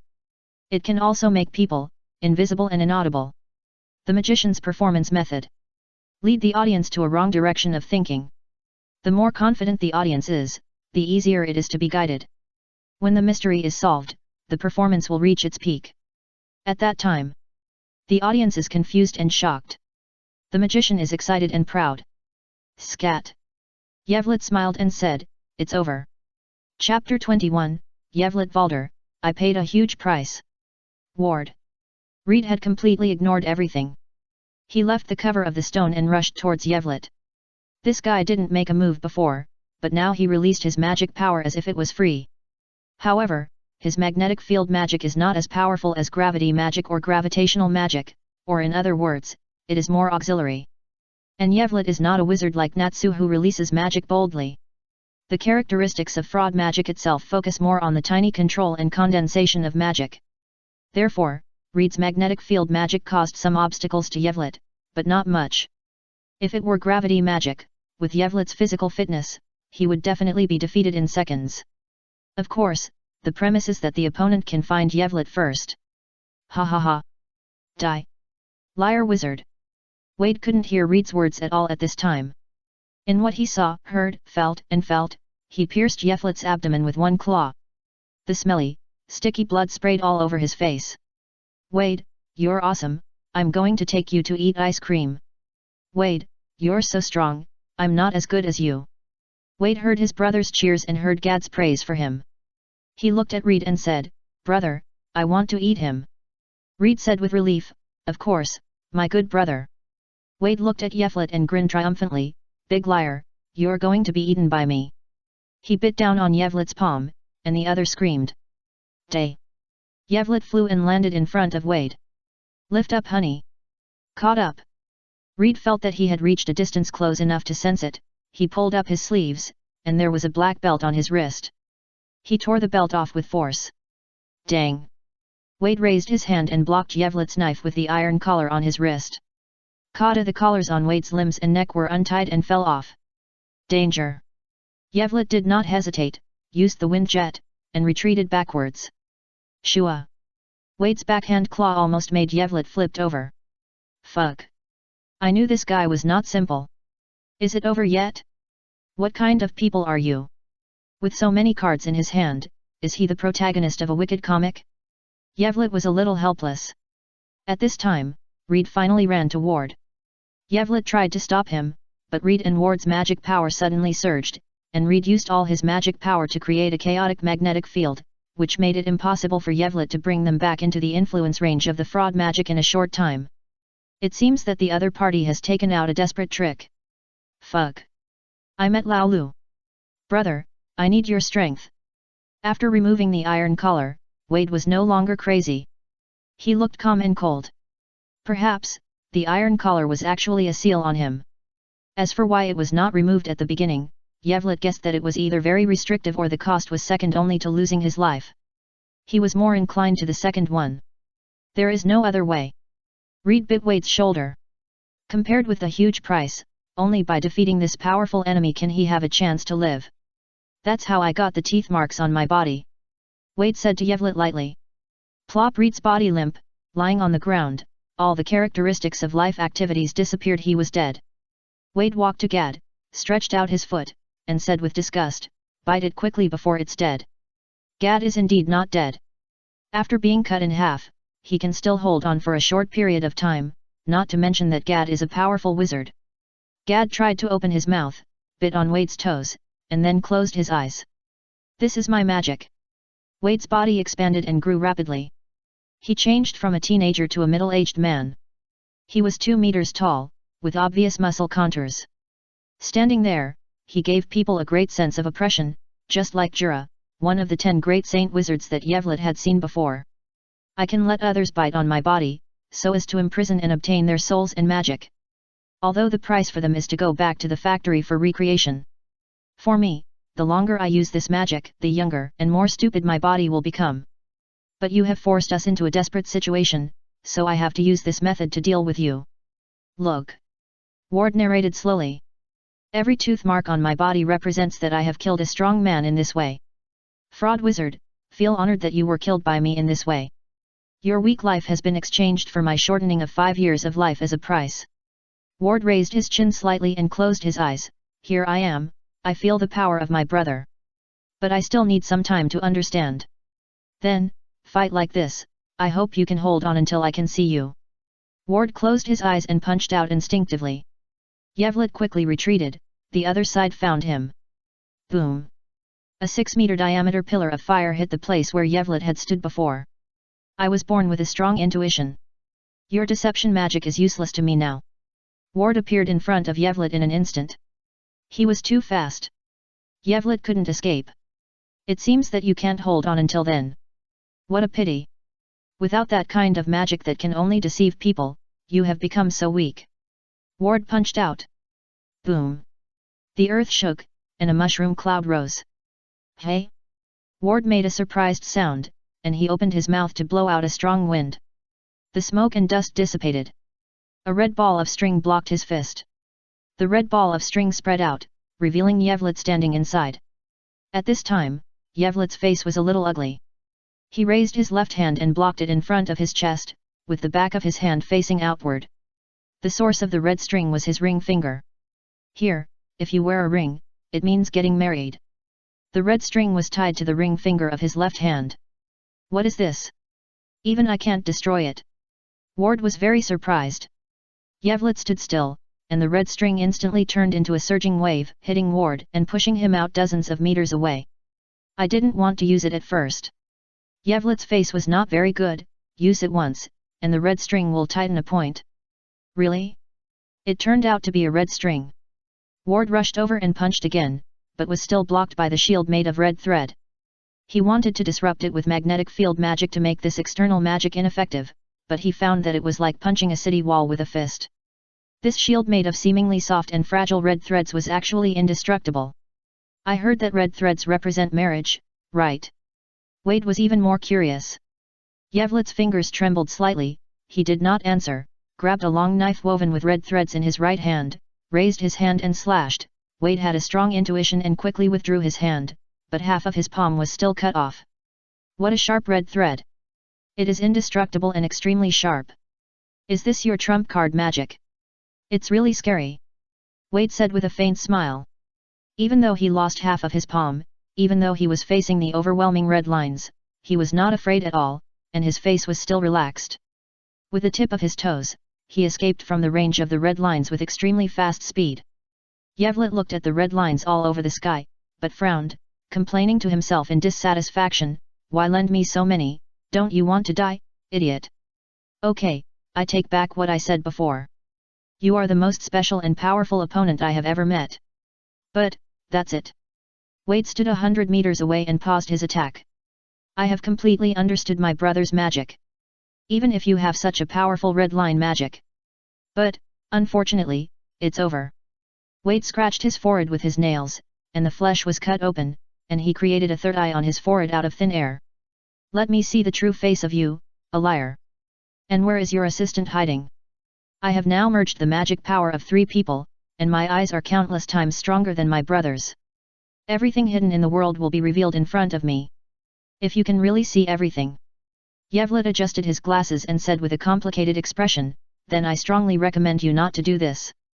Chapter 22, Yevlet's Secret. "Haha, are you finally scared? But it's too late." Ward opened his eyes suddenly. "It's only a moment, cherish the moment you are still alive." Magnetic field. "Observe." He turned his head and looked. He saw it. That cheating wizard. And behind him, the vague half of the body. Behind the half of the body, the trees, flowers, barriers, and even the mountain disappeared. A fan with a radius of 1000 meters and a depth of 3 meters shaped pit, replacing everything before. From extreme movement to extreme stillness, from existence to non-existence. The transformation was just a moment. Too abrupt. It was as abrupt as a landscape painting that was about to be finished, and suddenly had most of it cut off by a knife. White. This was Wade's last voice. Boom. This was the sound of everything being destroyed. The 2 sounds reached Yevlet's ears at this time. Then the hurricane rolled back. The red line was immediately woven into a red line ball, and deeply rooted in the ground, firmly protecting Yevlet's safety. More than 10 seconds passed. The turmoil outside subsided. The red line ball was untied and slowly dissipated into natural magic. Yevlet leaned on his cane with both hands, watching the half of the body fall backwards, with a helpless expression. "See, you don't listen to good people, and now you're at a disadvantage." Just stood there for a while. Yevlet turned his head and said to the air beside him in a gentle tone, as if talking to himself, "Okay, don't cry, the person who saw you is dead." It was as if someone was talking to him. Yes, it's my fault. I failed to protect you. After returning, I will treat you to the rice specially provided by the royal family. Hee. Yevlet laughed. "You are happy when you hear about food. Right, you are so cute when you laugh. Don't take such a small matter to heart." As if hearing some questioning, Yevlet's tone became serious. He was like seriously repeating the promise he made to his wife when facing her questioning. "Don't worry, how could I dislike you? I still remember what I said back then. I won't force you to do things you don't like. You don't have to participate in battles you don't like. Today was just an accident. That idiot was courting death and had to see through my deep magic state. In the future, you can still do what you want. Do housework, cook, weed and water flowers, bask in the sun, and eat rice. You, me, we never have to change." Is this a loving remark? Anyway, these words worked, and the matter was just over. Yevlet immediately laughed easily again. "Haha, it's too early to have a girlfriend. Besides, she may not be willing to wash dishes and cook every day, and you won't lose your job." He suddenly changed his face again and shouted, "Shut up! Only that violent female gorilla with a big onion head is impossible." Pretty. What's the use of being pretty? Violent, stupid, and inelegant. I'm a noble of the kingdom, the Viscount. Don't even think about killing a woman like that. That's magic restraint. If it weren't for that damn magic restraint, it would be as easy for me to kill her as to crush an ant. Hey? No one except her can accept my bad character, are you kidding? Don't you know my character? Isn't it quite excellent? And I'm super popular. If I want a woman, I can do it casually. I'm not afraid of her. And this kind of thing has nothing to do with her. Yevlet, who has always been calm, gradually became irritable. Just at this moment. Suddenly, a pink thing fell on Yevlet's face, warm and with a faint fragrance. What is it? Yevlet grabbed the things that fell on his face. Pink. Just worn. Women's socks. Look, how disgusting she is, throwing socks on someone's face. Yevlet said with disgust, and then he was about to throw it away, but saw words written on it. He used the index finger and thumb of both hands to pinch the two ends of the socks with great disgust to see what was written on it. What a miserable state! Crispy Goose was beaten up by someone. Ha ha ha, it's so satisfying, take a picture and send it to me, let me have fun. I wasn't beaten. Yevlet threw the socks far away angrily. She didn't care about me, she was mocking me, you should stand on my side. Yevlet said angrily to the empty space on the left. I'm not angry, how could I be angry for that kind of guy? Yevlet suddenly put on a smiling expression, although it was very stiff, but still smiled as usual and said, Ah? Am I angry? No. That person seemed to stop talking to him. Chirp. A big grey-haired rat crawled out of the hole, ran to the side of the socks, stretched out its head to sniff. Yevlet was extremely fast, raised his hand and shot. Boom. A big hole was blown out of the land, and everything was annihilated in the violent magic. Whose socks are not good to smell? It's that female gorilla's. She has no taste at all. She deserves to die. Yevlet took back the gun. Inhale, exhale. He used several deep breathing, adjusting the mood, and then tidying up clothes and manners. Forget the unpleasant things. Be yourself. He adjusted back to his usual state, just in time. Yevlet. A shout came. Iluza, Lucy, Happy, and Grey came. Iluza, why are you here? Yefrit asked in confusion. The companions did not answer, they saw the fan-shaped area where everything was wiped out. Iluza was shocked and speechless. Hey, what a joke. Grey's voice was trembling. What the hell happened? Lucy felt her legs go weak and almost sat on the ground. Happy fell directly from the air, but fortunately he grabbed Urza's armor and didn't fall to the ground. It took a long time for the three people and the cat to recover. Urza rolled her throat, swallowed dryly, and then asked, You made such a big noise here, and we felt the magic power you released with all your strength, so we rushed over. Who are you fighting? Why is it so exaggerated? Did you make that pit? Grey swallowed his saliva. Ha ha ha, it's impossible. I'm afraid only the legendary gods can do this. Lucy smiled reluctantly. God. Happy was shocked, is Yevlet actually a god? Chapter 23, Bad Lies. Yevlet smiled and said, If I were a god, I would find you a beautiful white flying female cat, who can talk like you. Hey? Really? Happy said excitedly. Well, wait for me. Happy suddenly came to his senses and said angrily, Yefrit, you lied to me. No, Happy, you have to believe me. Only you, a guy, can't believe it at all. Even the good-tempered Happy couldn't help it and gave Yefrit a cat punch. Sorry. Yefrit raised his hands and apologized quickly.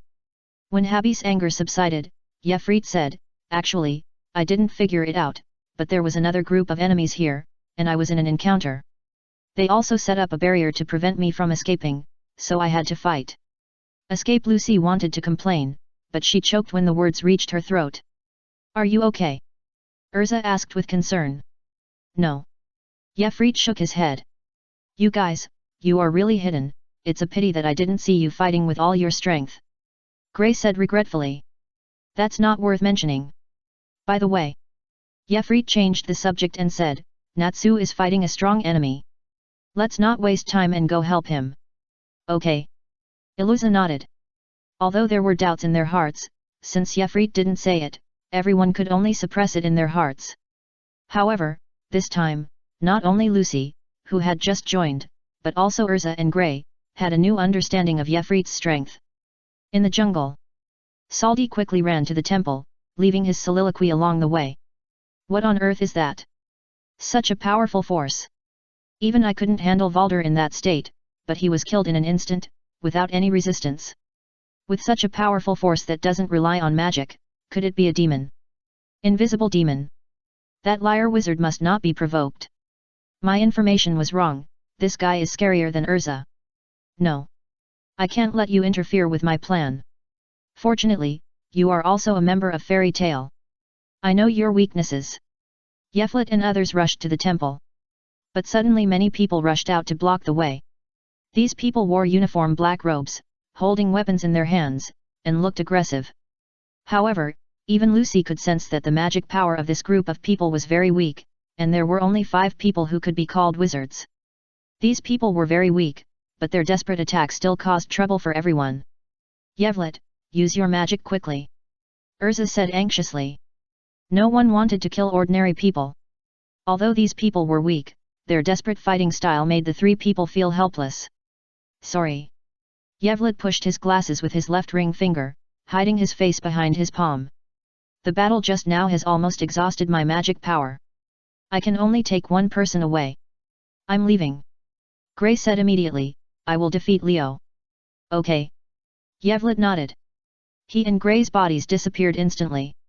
Urza suddenly said, Yevlet, although I don't know what you are going to do, you know my bottom line. No one responded. Lucy was a little confused. Happy said, this is one of the worst lies Yevlet has ever told. Lucy was even more confused. Yevlet led Gray to bypass the enemy. Gray immediately rushed to the temple. Natsu was still fighting with Leo. As soon as Gray left, he immediately took over the battle. Sardi appeared, attracting Natsu to chase him. Yevlet did not appear to help anyone. Now he was back to the time he was most familiar with and liked the most, how nice it was to eat melons and watch the show. He stood upstairs for a while. Watching the 2 ice wizards fighting back and forth, special effects flying all over the sky. Hiss! He shuddered and turned to walk down. Natsu was fighting with Sardi. This short wizard was very powerful. Natsu could not take him down in a short time, but was fooled by him. In order to delay time, Sardi and Natsu played a game of hide and seek. Soon. It was dark. It's night. Sardi looked at the moon in the sky and smiled proudly. He didn't expect things to go so smoothly. Iluza and the cheating wizard were actually stopped by a group of people with such weak strength. It was the Guild of Light. I found you. Natsu found Sardi again with his excellent sense of smell. How did you find me? Sardi was speechless. My sense of smell is sharp. Natsu looked at Sardi in confusion and said, but why do you smell like a woman? Sardi was speechless. This guy is really a master at playing hide and seek. You failed. Natsu's body was ignited with flames, and he said with a fighting spirit, Gray will knock that guy away, and I will knock you away 1,000,000 times. Then everything will be over. Yes, it's over. Sardi laughed. Boom. The magic circle was activated, and the purple beam shone on the ice. Deliera, it's about to revive. Sardi said proudly. I won't let you get your wish. Natsu opened fire and rushed towards Sardi. After dodging the punch, Sardi smiled and said, is it really okay to use such a powerful fire magic here? If you can melt the ice just by using fire, you don't have to work so hard. Natsu will not be restrained by the enemy's words. When fighting, his brain is top-notch.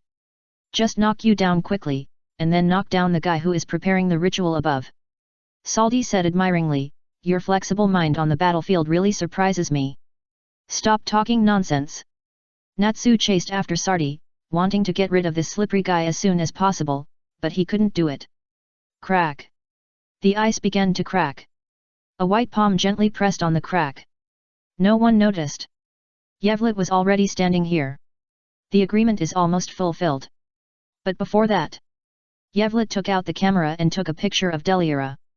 This guy looks much more fierce than Lurabai, and his strength is also strong, forcing the Saint 10th level wizard to exchange 1 for 1. It can be used as a material for deception in the future. Moreover, Deliera is a famous demon who has caused huge disasters and spread terror to many places. It must be the source of fear for many people. When facing the enemy again in the future, when Yefrit takes it out, the deterrent power is much stronger than Lurabai. And for some specific enemies, it is even more effective. Ang! Deliera roared excitedly. The whole iceberg has dense cracks, and it is finally going to revive. Chapter 24, Gray's Battle. Above the temple, Iluza knocked down the last enemy with a sword. The magic circle gradually dissipated. Great, the ceremony has stopped. Lucy said happily. No. The dog-headed man Toby said proudly, the ceremony is over. After saying that, he tilted his head and simply fainted. Let's go down quickly. Urza said hurriedly. Yes. Love. In the temple. Gray and Leo were panting and covered with wounds. Leo. Gray said seriously, don't be stubborn. You is still alive. Absolute freeze is a magic that turns your body into ice. That ice is you. You want to melt that ice, that's killing you. I'm sorry I didn't tell you this before. Gray's eyes became slightly darker, this is the agreement between you and I. She said that if you knew she turned into ice, she would sacrifice your entire life to remove this magic. Leo, don't kill you. Gray's voice was earnest, let's stop here. You have found a new family, so let the past be. Boom. Before Gray finished speaking, Leo froze half of his body with ice. Leo looked at Gray and said lightly, of course I know about that kind of boring thing, but that is no longer you, it's just some ice chips. Gray, you are so old, are you still so naive? You actually still believe in such fairy tales? Asshole. Gray punched Leo angrily, you guy, since you know everything, you still do such a thing. So what? Leo also punched Gray. Gray angrily accused, you guy, for 3 years, you only know how to do these boring things. Boring? You, who have enjoyed a stable life in a powerful guild for 10 years, have the nerve to say such things. The conflict between the two escalated further, and each move was fierce. The power and variety of the ice-shaping magic were fully demonstrated by 2 wizards of the same level. Leo, you really disappoint me. You actually did something that hurt you. Whatever you say. I will definitely surpass you. I will prove that ice-shaping magic is the most powerful magic in the world. I will follow you's path. As a disciple, if you want to surpass the deceased master, you can only defeat the enemy that even the master cannot defeat. Delira, I must be resurrected. Leo. Gray burst out a large range of ice magic, have you become so twisted?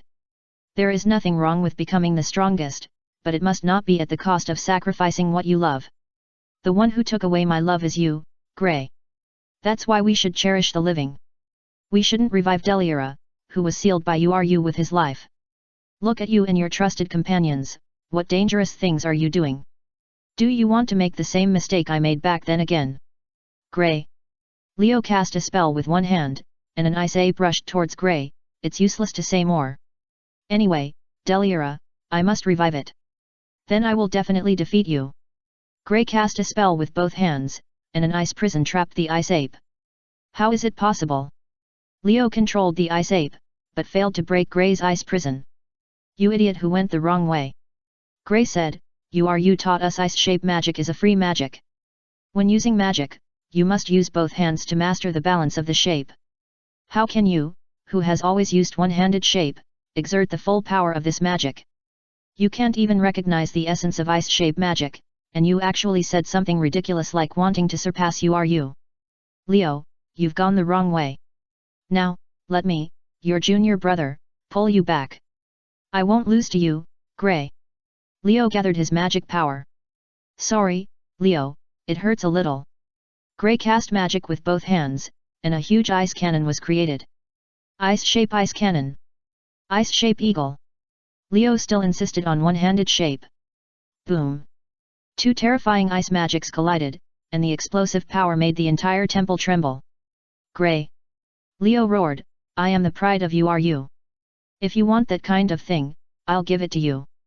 Gray also roared in response, but I will never lose to a guy who doesn't value his family. I have fought with that fire-breathing bastard for many years, I have carried you's instructions, and I have my family's expectations. You are a guy who can't see anything clearly, takes advantage of your companion's trust, and thinks you want to surpass you. It's still 100 years too early for you to defeat me like this. Gray. Leo. The winner is finally revealed.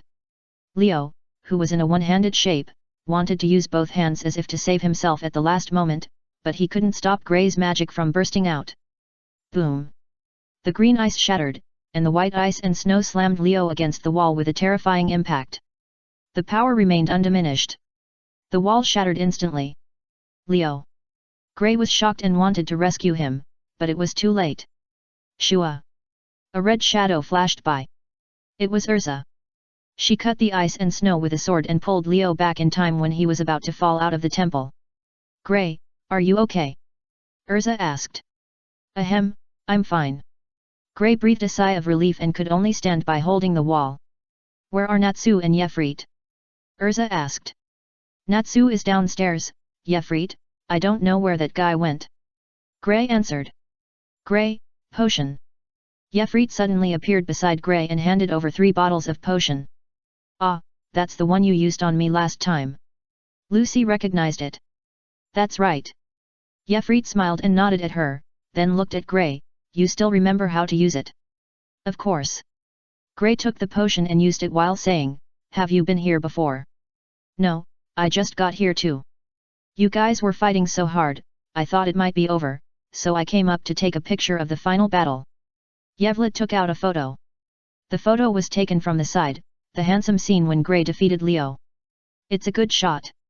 Gray was very satisfied. Wait for me to take it back and make a copy, and then give it to you. Yevlet said. No problem. Neither of them mentioned that Yevlet didn't help.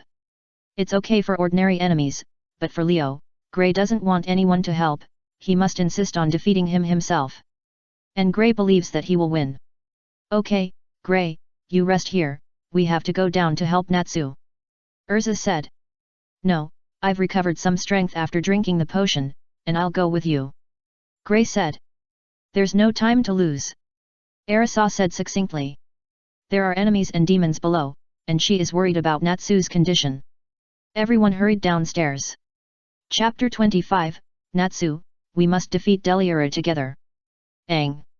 Deliura roared again even louder. The terrifying magic power has covered the entire temple. Even if they haven't seen its true body yet, everyone has already felt the oppression of the devil. Everyone couldn't help but speed up. Come to the underground. Ah! Natsu went all out, took on Sardi's magic attack, rushed to the opponent, and punched him hard. Boom! Sardi was blown away. Not everyone has a physique like Natsu. With this punch, the battle can be declared over. Natsu! Urza shouted. Urza! Natsu had just defeated a strong enemy, and before he could be happy, he saw Urza, his whole face made an exaggerated expression, and his skin was scared pale. Humph! Urza snorted coldly, I'll settle with you later. Natsu breathed a sigh of relief. Natsu! Yefrit appeared beside Natsu, holding a torch in his hand. Thank you. Natsu swallowed the flame in one gulp and recovered some magic power. Then Natsu said to Gray with self-blame, sorry, I still couldn't stop it. The ice on Deliura's body was about to melt, and its revival was inevitable. After listening to Natsu's words, Gray shook his head, no, it doesn't matter. I was also wrong, if I could be a step faster. Urza also blamed herself. But then, she looked at Yefrit fiercely, her eyes did not hide her anger. Yefrit, you can obviously stop it. I can.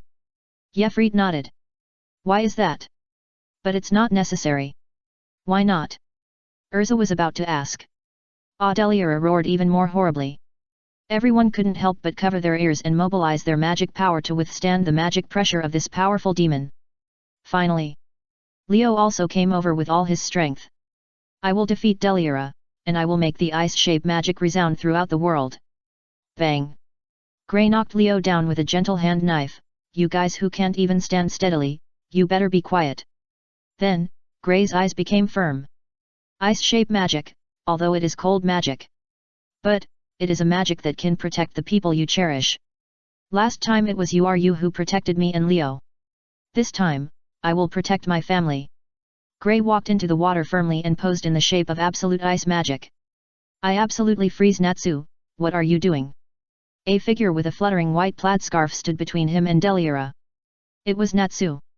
He didn't even turn his head and said seriously, I want to fight that guy, Urza, Yefrit, Lucy, and Happy, we have to defeat that big monster together. Natsu. Urza smiled and clenched the sword in her hand. Although I don't know how much I can help, I will try my best. Lucy clenched the key of Taurus. Love. Happy flew directly to Natsu. Yefrit pushed his glasses On the other side, Yefrit, who was invisible to everyone, held a camera in his hand. How could Natsu's handsome moment not be filmed? You, Natsu, you don't understand how terrifying Deliura is. Such a powerful demon cannot be defeated, and can only be resealed with absolute ice. Grey gritted his teeth and said, Go, Natsu, happy, my magic is about to explode. The old man said. Natsu said, there is no difficulty that cannot be overcome with family. As long as you use the power of the heart, magic is strong enough to defeat any enemy. Boom! Natsu's flames exploded, and the pillars of fire soared into the sky, even evaporating the sea water under his feet, exposing the surface, and then melting it into magma. Grey, believe us. Urza said. That's right, Grey, didn't the president say that magic can create miracles? Lucy also said. Grey. Natsu said, I don't want you to die, so I want to stop you. Didn't my intention reach you? Then, he said seriously, use that magic if you want, but I won't let you go. Deliura roared, it was completely awake. Crack! All the remaining ice was shattered by it.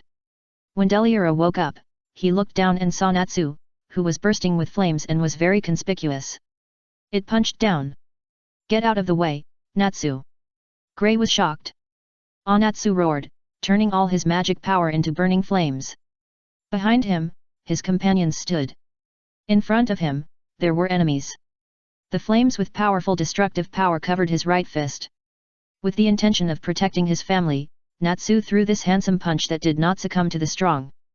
The fire dragons. Iron fist. Purgatory armor.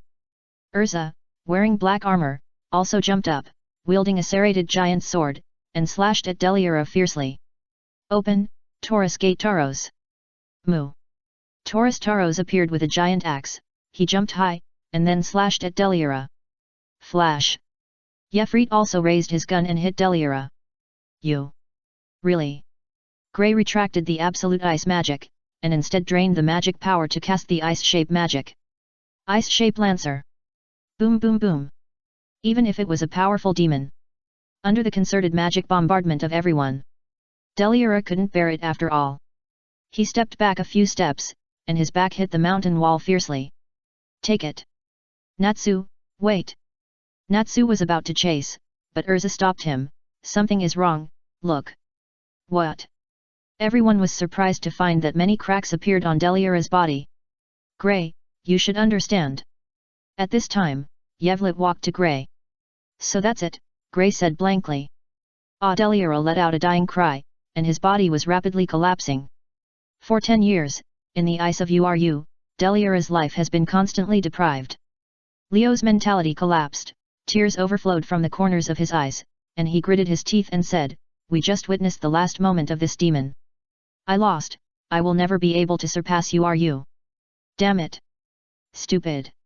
Grey also gritted his teeth and said, just live like Uru expects, as long as you defeat the enemy and protect your family, Uru will be proud of us.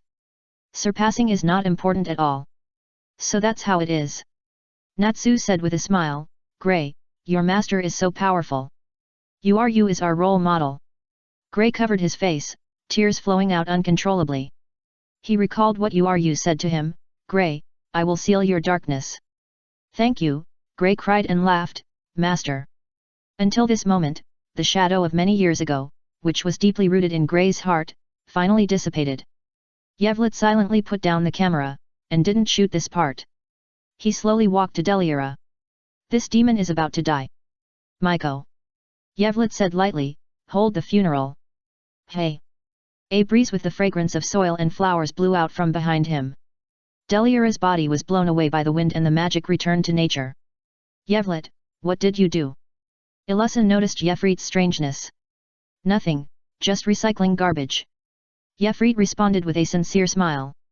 Ilusa stopped asking.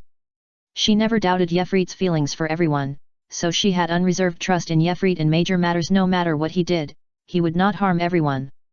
Chapter 26, Urza, is this how you express your love, Yefrit? Uru's ice turned into water and flowed into the sea. Even so, Uru is still alive. You should get out of here sooner and get back on the right path. Don't worry about Uru and me anymore. Humph, you are a junior brother, it's not your turn to teach your senior brother a lesson. Deliara is dead. Everything represents the end. Leo finally reconciled with his past obsession. Although he was still very arrogant, he realized his mistakes and reconciled with Gray. However, the solution to Gray's problem does not mean that all problems are solved. Great, we have also completed the S-level mission. Natsu jumped happily. Yet, Lucy was beside him, looking at him with some admiration. It must be said that the punch Natsu threw at Deliara at the end was simply awesome. Hee hee. Gray leaned on the stone, his expression was also relaxed and proud. Ahem. Yevlet coughed twice as a reminder. What are you doing, Yevlet? Don't spoil the fun. Natsu said dissatisfiedly. Yevlet, your performance in the rose herding is very poor. Did you consume too much magic power? Lucy said with concern. Gray's originally relaxed smile froze. In comparison, he, who has a more stable personality than Natsu, has already noticed something wrong through Yefrit's abnormality. Natsu. Happy pulled Natsu's sleeve and motioned him to look in Urza's direction. Natsu and Lucy looked over, and their smug expressions froze on the spot. Natsu, Lucy, Gray, and Happy were sweating coldly. Yefrit lowered his head and remained silent. He didn't want to be implicated. Yes, the punishment is still waiting for us. Lucy said with a collapsed expression. She held her face with both hands and screamed silently, as if it was a world-famous painting, The Cry. Urza had a gloomy face. Everyone's body and expression were stiff. Before that, there are other things to do. The commission is not to defeat Deliara. Urza said. Yes. Lucy remembered, we have to save the villagers who have turned into demons. But... She then asked doubtfully, Deliara is dead, the curse of the village should have been lifted. Lucy, these two things it's nothing, it's not a big deal. Yevlet reminded. What's going on? Lucy was confused. I know roughly. Urza said, let's go back to the village to verify it. Although her face was not very good, she still cared, you can all move. No problem. Natsu was full of energy. I'm fine. Gray also nodded. Love. Happy answered decisively. Although I'm very tired, I'm fine. Lucy pinched her calf, and her muscles were very sore. Lucy, don't be so stubborn. Yevlet said. Hey. Lucy said hurriedly, no. If you continue to walk despite your fatigue, you may make your calves very thick. Yevlet advised seriously. Hey? Really? Lucy was shocked. She didn't want her calves to become thicker. Or become full of muscles, like Natsu. Yevlet said again. I don't want it. Lucy refused loudly. What's wrong with becoming like me? Natsu said dissatisfiedly. He looked at his calves over and over again. It was so good to have both burst and endurance. So. Yevlet looked at Natsu and said solemnly, the important task of protecting Lucy's beauty and charm is entrusted to you, Natsu. Although I don't quite understand. Natsu scratched his head indifferently and said, anyway, just say what you want me to do. Carry Lucy. Yevlet said. Such a thing should be said earlier, although Lucy is very. Shut up, act quickly, Urza is already impatient. Natsu was about to say something without emotional intelligence, but was interrupted by Yevlet loudly. Yes. Natsu was startled, glanced at Urza with a cold face, and quickly grabbed Lucy and threw her on his back. Hey, Lucy was about to say something, but when she saw Urza's face, she decisively shut up. It's good this way. You can take a break. What if your legs really become thicker or full of muscles? Urza still had no expression on her face. Well, she just didn't make any expression just now, but she was actually very happy in her heart. How could she not be happy to see that her stupid brother finally had female popularity? However, it is true that we cannot make too many expressions, lest these guys get carried away. Speaking of Yefrit. Aerosol looked at Yefrit, and the smile that she was about to hold back was taken back all of a sudden, as if she was poured with a bucket of cold water. Natsu's problem is easy to solve, Lucy is a good kid. Gray is also quite popular. In fact, the most troublesome one is Yefrit, who seems to have the highest emotional intelligence and IQ. I really don't know what kind of girl can subdue this troublesome guy. Okay, it's time to go, Urza. Yefrit reminded. Yet. Urza nodded. Everyone walked towards the village. Yefrit Lucy lay on Natsu's back, looking helpless, and said, even if you take pictures, you can't use your magic without letting me know. How can you take pictures in front of someone's face like this? Speaking of. Gray asked curiously, Yefrit, why do you like taking pictures so much? Yeflit put down the camera contentedly and said with emotion. Life is only once, and everything may only happen this time. The first hand holding, the first care, the first piggyback, the first princess hug. The touches brought by these first times are incomparable to the second, third, and even more times. Not just the first time, there are many things that seem meaningless, but are actually worth remembering. In short, these are all precious and beautiful. Of course I have to record them. Organize them into a booklet, and wait for a special time to give them to you. I see. Urza's eyes were extremely gentle. She rarely took off her gauntlet, touched Yeflit's head, and said softly, is this how you express your love? So corny, Urza. Yevlit immediately dodged 2 steps and said with a smile, actually, I was just joking just now. I just wanted to take pictures of these things and laugh at you, haha. Ah. Yevlit had just laughed a few times when Urza punched him in the stomach. The laughter stopped abruptly. Can't you just accept the compliment honestly? Gray said helplessly. Tisk. Yevlit turned his wrist and turned the camera into a card and put it back in his pocket. Everyone returned to the village. After all, Urza is an experienced S-level. She is not a reckless man like Natsu, nor a newcomer like Lucy. She always feels that things are not that simple. Chapter 27, The Truth That Yevlit is Looking For. The most important thing is to have enough information first. So, she asked the village chief and got the information. When the purple moon appears, the villagers will turn into demons. And the time started 3 years ago. She walked analytically, he said, but, the moon drop ceremony has been going on the island for the past 3 years, so everyone should be able to see the magic light. Yeflit silently took out the camera. Natsu and the others didn't notice anything was wrong until Urza stepped on a pile of grass, that was a deep pit that Lucy had made to trap the enemy. Wow! Urza instinctively exclaimed, stepped on empty air, and fell under the trap. Natsu and Gray were shocked. You can actually make a wow sound. Natsu was very surprised that Urza could actually be such a girl. So cute, Gray blushed slightly. Swish, swish, swish, Yefrit took a lot of photos, this part is always effective. Especially Gray's blushing face. Hehe, there is a lot to write about. Lucy hugged her face full of horror, she actually tricked Urza. She will be beaten. Iluza got up, expressionless, and continued to analyze. Everyone sighed in their hearts, worthy of Urza. But only Yefrit noticed that her ears turned red, but he didn't say it. If he said it at this time, he would really be beaten. Iluza continued to analyze, doesn't that mean that there is something suspicious there? Why don't you ever investigate it? Because. The village chief was sweating and said hesitantly, because there is a legend in the village that tells us not to go to that ruins. But. Lucy said, you have done a lot of more troublesome things than that, asking the guild for commissions, and there have been casualties. Please tell us the truth. Urza's expression and tone were very serious. The village chief then explained hesitantly that they had tried many times, but no matter how they approached the ruins, they would eventually circle back to the village, as if they were under a spell.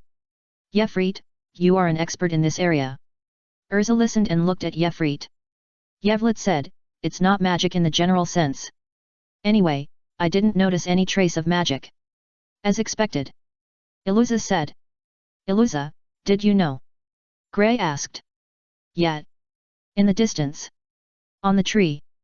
The short wizard Sardi, with a fist mark on his face, held a crystal ball in his hand and smiled sinisterly, as expected of the fairy queen, you have already noticed the mystery.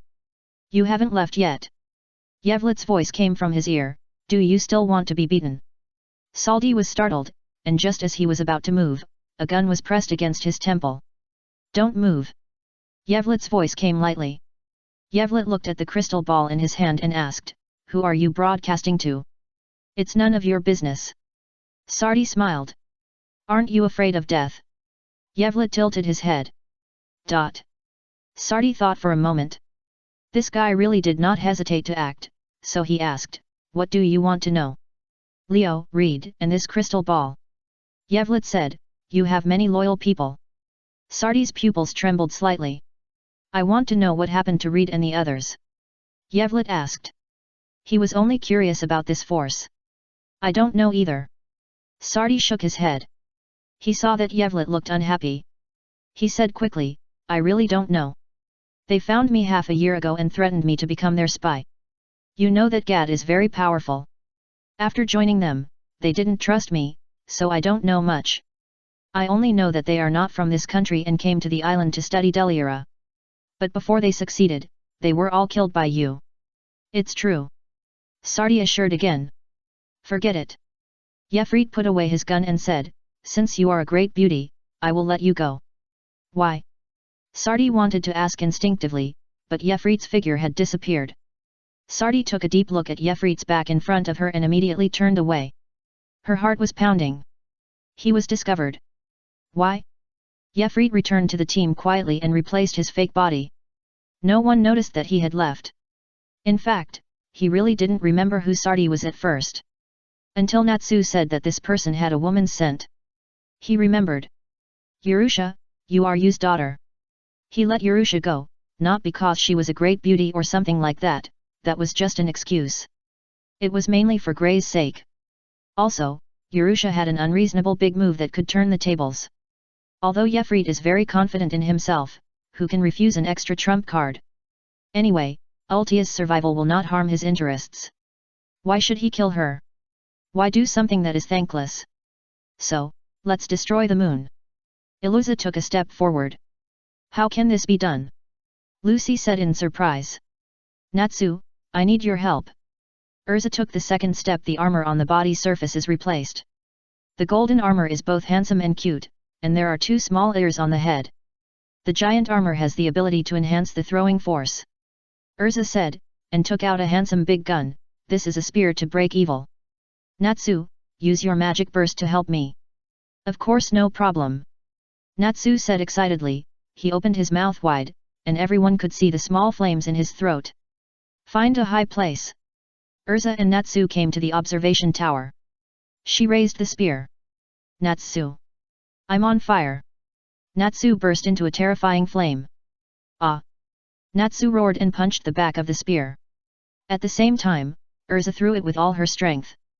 Boom! The spear rushed into the sky. "Go!" Natsu shouted excitedly. Ka! The spear pierced a transparent membrane, which cracked quickly like glass, but it seemed that it was not completely destroyed. "Not good, the power is still a little short." Urza said. She looked at Yefrit. "Yefrit, attack." "Okay." Yefrit raised the spear and input magic power. Flash! Buzz! A black beam of light with a diameter of 6 meters hit the spear fiercely. Boom! The whole sky shattered completely. Behind, the bright white moon appeared. It's not the moon that shattered, but the sky. Lucy was very surprised. "This island is covered with an evil membrane." Urza explained, "It's the exhaust gas produced by the moon drop ceremony. They gather together and crystallize to form a thin film. So the moon is purple." Lucy suddenly realized. "But they didn't change back?" Gray asked in confusion. "Because they are originally demons." Yevlet continued, "Because they are demons, they cannot get close to the temple." After he finished speaking, he turned his head and looked around, and added, "However, this only works on some low-level demons. If it is a powerful demon god, it will not work." "That's right." Urza explained, "They just took the appearance of humans as their original appearance, but forgot that they are demons." Yevlet said, "This is all because the moon drop ceremony absorbed the nearby moon magic power, making it impossible for them to be replenished, so they degenerated into humans." Yevlet is very knowledgeable about this. Urza praised. "But why do demons become humans without moon magic?" Lucy asked in confusion. "Why, this is really a magical thing." Yevlet spread his hands and said, "I am also looking for the truth of this." Chapter 28, The Crying Old Man. The devil died, Leo was defeated, the moon was broken, the villagers recovered their memories, and the village chief's son Bobo returned. The commission officially ended here. It was night. The villagers invited everyone to stay overnight and held a banquet. Leo's team also joined unwillingly at the invitation of Natsu. Mr. Wizard, you are so handsome. Do you have a girlfriend? Can you accept me as a devil? It doesn't matter if you don't accept it, do you want to spend a hot night? Please give me your excellent genes. At the banquet, Yevlet was the most popular. The demon sisters did not hide their admiration for him. Yevlet.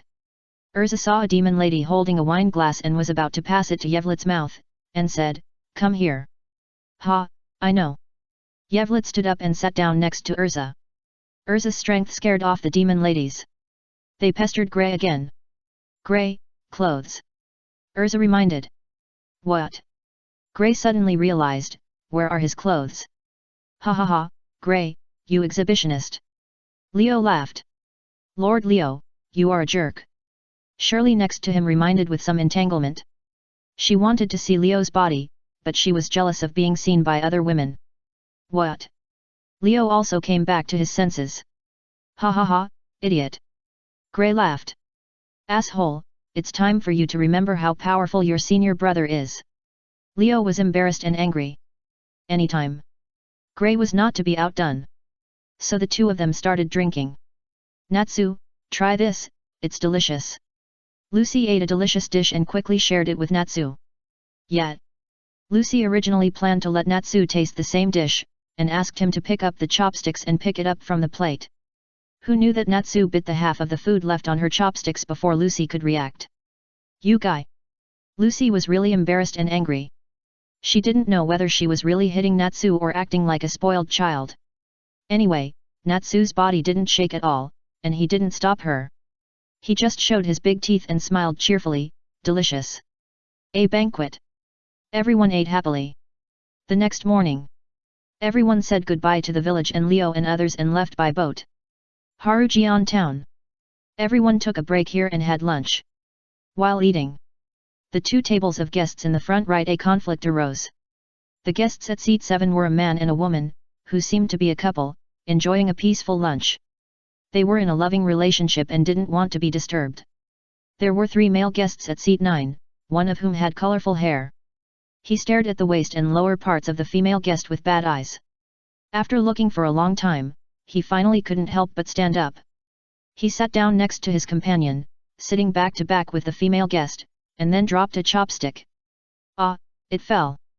He pretended to turn around to pick up the chopsticks, but in fact he had already put his face close to the female guest's stool. "Ah!" The female guest exclaimed. She felt that a part of her body was touched. She quickly turned her head and looked down, and saw that it was a strange man.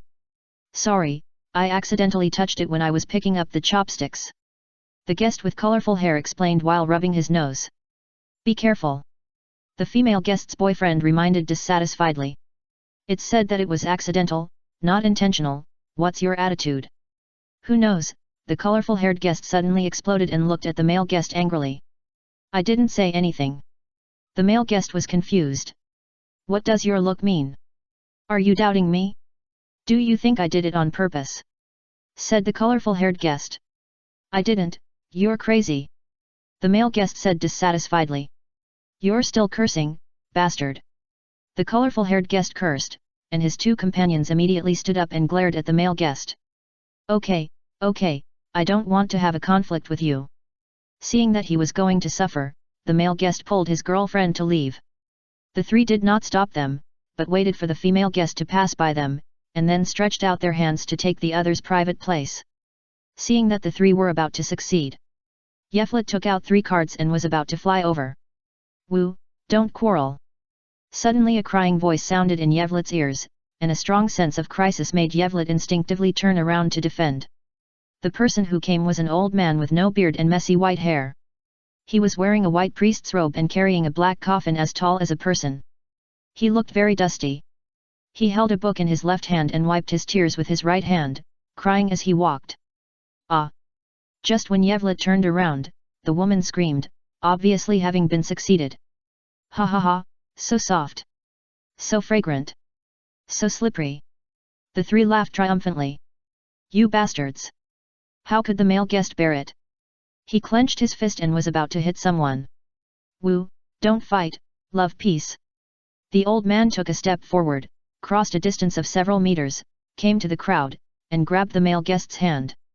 They were the first to bully my girlfriend. The male guest said angrily. But quarreling and fighting are not allowed. The old man cried. Who are you? What does this have to do with you? The male guest looked very ugly. The old man was so strong that he couldn't escape even if he struggled with all his strength. Instead, he made the other party's strength increase, and his wrist hurt, as if the bone was about to break. Ha ha ha, thank you for helping me, old man. The three people didn't care. They took advantage and wanted to leave from the other side. Asshole, let me go. The male guest was so angry that he was about to kick the old man. Ka. Iluza stretched out her scabbard and blocked the male guest's foot. Who are you? Are you taking sides again? The male guest said angrily. I'm saving you. Urza said. Please don't get excited. Yevlet also came over and explained, I will help you catch those three people, but don't attack this person. As he said that, Yevlet took out 3 cards. Don't fight. Seeing this, the old man wanted to stop Yevlet. Swish. Boom. Kakaka. Arisa drew her sword, Natsu condensed flames on his hands, and Grey had released the cold magic. The old man paused.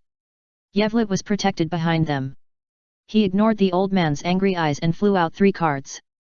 The 3 cards flew over and accurately knocked the 3 people to the ground, and then turned into a black stream of light with a few strands of gold, and flew back into Yevlet's palm. A few kind-hearted people rushed out from the crowd and beat the 3 people hard, making them bruised and swollen, wailing, and then someone took a rope and tied the 3 people tightly. Yevlet said, the 3 have been tied up. You can send them to the law enforcement office. Don't get involved in what's going on here. Okay, thank you. The male guest was a little confused, but he felt that something was wrong, so he didn't stay for long. He quickly pulled his girlfriend away, and then, together with the kind-hearted people, sent the 3 to the law enforcement office for trial and conviction. Chapter 29, The Guild was destroyed. Hey? What's going on? Lucy still didn't understand. Fairy tale, you are a regular guild. How dare you betray peace like this? The old man cried sadly. Shua. Arisa put away her sword and said coldly, no one will agree with your peace. After saying that, she walked back to her seat and saw Natsu and Grey still confronting each other, and said, Natsu, Grey, come back. Yes. The 2 also returned to their seats angrily. It's so sad. How could there be such a person who betrays peace in fairy tale? You guys disappoint me so much. The old man left crying. He looks a little abnormal, who is he? Lucy asked in confusion. A psychopath. Grey said.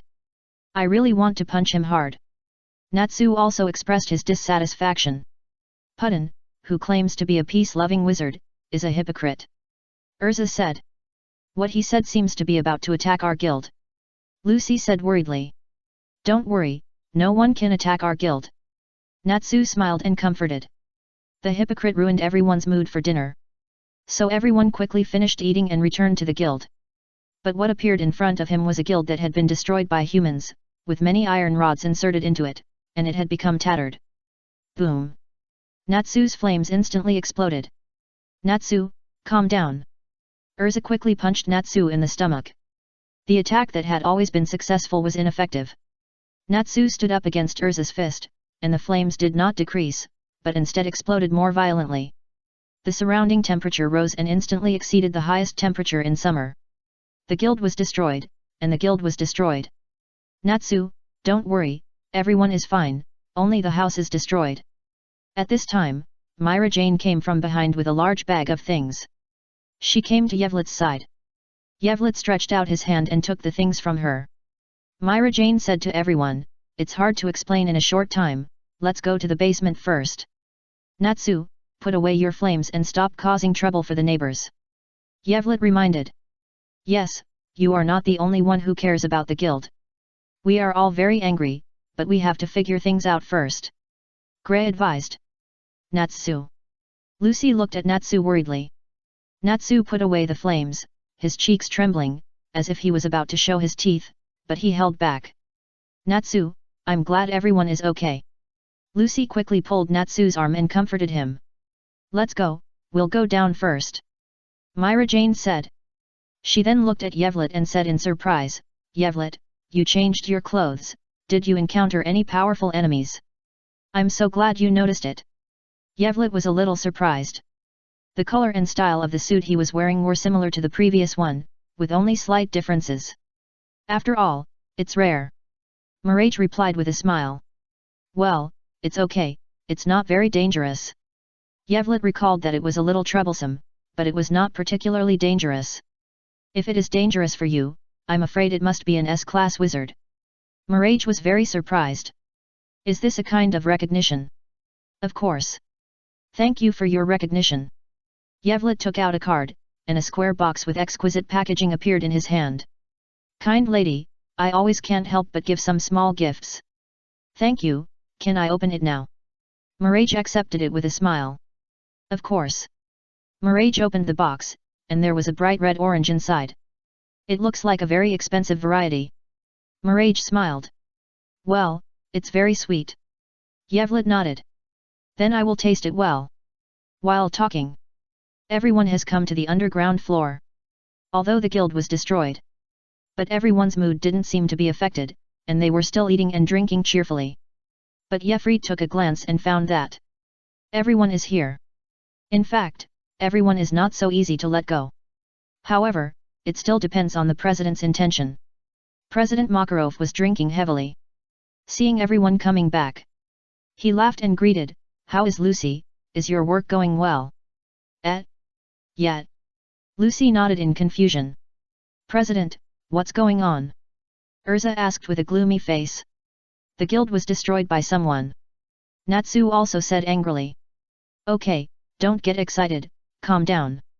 The president smiled kindly, "It's not something worth making a fuss about, and no one is injured." The ghost group attacked the empty guild, which was ridiculous. The guild was attacked at night. Myra Jane added, "No one was there at that time. For such stingy guys, there is no need to argue with them." The president shook his head and looked down on the ghost. "What are you talking about, old man? It's our home that was destroyed." Natsu said angrily. "Ah? Home?" The president tried to open his drunken eyes a little wider and said, "Natsu, everyone is here and no one is injured. Isn't home here? As for the house above, it's just some wood and nails. It just so happens that I also want to renovate the guild, so..." Boom! Natsu smashed the pillar next to him with a punch, and said angrily, "I can't swallow this bad breath, I'm going to beat them all up. Let's just forget about it." President said seriously, "This is the president's order." As soon as these words came out, the guild members who had been listening to the conversation couldn't help but pick up the wine glass and took a big gulp. Damn it! Natsu was very unwilling. "Okay, that's it. I'm going to the toilet." Toilet, I can't hold it anymore." The president ran away with the bottle. "Old man, you..." Natsu wanted to stop him. "Forget it, Natsu, this is the president's decision." Myra Jane lowered her eyebrows and said, "There's nothing we can do about it. Armed conflicts between guilds are strictly prohibited by the council." "But they started first," Natsu said angrily. "But..." Urza said gloomily, "Since this is the president's decision, there's nothing we can do." Natsu. Natsu wanted to say more, but Yefrit held his shoulders. He looked back at Yefrit, only to see him raise his left hand and push his glasses with his ring finger. Half of his face was hidden under his palm. Natsu suddenly understood something. He didn't plan to make trouble anymore, because Yefrit would take him. "By the way, Yefrit." Just when Natsu was thinking this, Kaina's voice sounded behind Yefrit. "What's wrong, Ka?" Yefrit just turned around in confusion, and something was forced into his mouth. It was wine bottle. The world was spinning. Plop! Yefrit fell backwards, and Myra Jane, who had been prepared, reached out and hugged him to prevent him from falling to the floor. Everyone looked at Kaina with confusion. Kana smiled bitterly and said, "This is what the president ordered." Chapter 30, Yefrit, damn, it's sleeping pills. If we leave Yefrit alone, he will definitely cause a disaster. Although Myra Jane is a girl, her physical fitness is not bad. She picked up Yefrit and walked out. That's right. Kana nodded helplessly. I have always heard that the Phantom Ruler and Fairy Tale are not on good terms, but I didn't expect that the other party, as a regular guild, would do such a thing. Lucy found it unbelievable. This is the style of those guys. Over the years, they have been making small fights and provoking us a lot. Urza said, however, I always feel that this matter will not end like this. Is it really a good idea to get Yefrit drunk at this juncture? Grey sighed. Kana took a big sip of wine and said worriedly, but if we don't control him, many people will be killed and injured on the side of the Spectre, and Yefrit will become the target of public criticism. After all, we are not a dark guild, and Yefrit is not a dark wizard. Urza suddenly looked at Lucy and said, the Spectre must have some conspiracy. We can't let our guard down. Lucy, we have to stay together as much as possible these days. Ah. Lucy nodded, okay. By the way, you don't have to come to my house to stay together. At Lucy's house, she looked at Urza, Natsu, Grey and Happy, and was very speechless. Don't you want to? Urza tilted her head like a natural idiot. Not really, Lucy was defeated. Oh, what a hassle. Natsu lay on Lucy's low table, looking very depressed. He said, I told you to just hit him. The old man is not afraid. How could the old man be afraid? Grey said, he is one of the 10 holy mages after all. What are the 10 holy mages? Lucy asked in confusion. Urza explained, they are the 10 most powerful wizards on this continent, recognized by the Magic Council. Hey! Lucy was very surprised, is the president one of them? So powerful! But the president of Phantom, Joseph, is also one of the 10 holy wizards, and Phantom is also a powerful guild that ranks among the top on the continent. Happy explained, so, if each of them has the 10 holy wizards, and they are both top guilds, the battle between these two guilds can be called a major earthquake that can shake the magic world. That's right. Grey nodded, so, we must never start a war easily. A&D. Urza said, the other side also has S-level, powerful wizards called the Four Elements, and a dragon slayer wizard like Natsu, Gajil, who is called the Iron Dragon. He should be the culprit for destroying the guild this time, and those iron bars. Tisk. Natsu turned his head away dissatisfiedly. Natsu. Lucy sat down beside him and rubbed his head like a cat. Humph. Natsu snorted. Lucy found that she was getting more and more addicted to it. It felt so good. She felt like she had found Natsu's unexpected cuteness. So she rubbed it more vigorously. Natsu didn't object. He just lay there sulking. Natsu, don't think about war easily. It's hard to guarantee that there won't be casualties when fighting against such a powerful guild. Urza said seriously. If that guy Yefrit takes action, Grey had a headache, his way of attack is with a gun. Anyone who can't block or dodge the bullet will either die or be seriously injured. No wonder. Lucy now understood why there was an internal conflict first, which made Yevlet drunk. By the way, Yevlet gets drunk as soon as he drinks. She said half-jokingly, even if he is a child, he won't be like this. So, Lucy, it doesn't matter if there is anything else, but this one thing must not be revealed. Urza said seriously. I understand. Lucy nodded solemnly. Mr. Yevlet, please date me. The yellow-haired noble lady held Yevlet and confessed shyly and bravely. Yevlet was stunned, and organized the language of rejection in his mind, and was about to say it out. Yevlet! A shout came from a distance. A heroic and handsome white-haired beauty came over, grabbed Yevlet's shoulder, and said casually, come with me to do the commission. Ha, Yevlet sighed, let me go, I just fought with Natsu for an afternoon. Don't lie. Myra Jane said, you let him play in the forest by himself, but you actually went fishing with Happy. I didn't, how can you slander someone's innocence out of thin air? Yevlet argued. I can smell the fishy smell on you from a long distance away, and before you lie, you should cover it up first. Myra Jane pointed at Yevlet's right hand. He always held a cane in his right hand, but this time, he used a rope to lift a fish weighing about 2 kilograms. The fish had been motionless for a long time and had been dead for a long time. Myra Jane said, Grey saw you walking back and forth 3 times at the entrance of the guild, pretending to pass by. Since they saw it, why didn't they call me? Yevlet was furious, damn it. Myra Jane was speechless for a moment, and then said, Harpy said you went home happily after catching a fish. According to the time he provided, you were lost in the city for at least 2 hours. With such time, you might as well follow me to do the commission. No, I'm tired. Yevlet still refused. Really? Myra Jane smiled, you and Urza can form a team, but you can't form a team with me. Kakaka. Mirajana's hand gradually transformed into a demon form. She grabbed Yevlet's head, and the demon hand began to exert force. Ah, it hurts, it hurts. This pain could not be reduced no matter what. Yevlet felt a buzzing sound in his ears. The scene in front of him returned to chaos, and a line of white light appeared in the chaos. He gradually woke up. Just now was dream? But the headache was quite real. It still hurts now. Both temples, forehead, top of head, etc., hurt a lot. President, Kana, are really cruel. They actually gave him sleeping pills, damn it. The headache now must be the side effect of overdose of sleeping pills.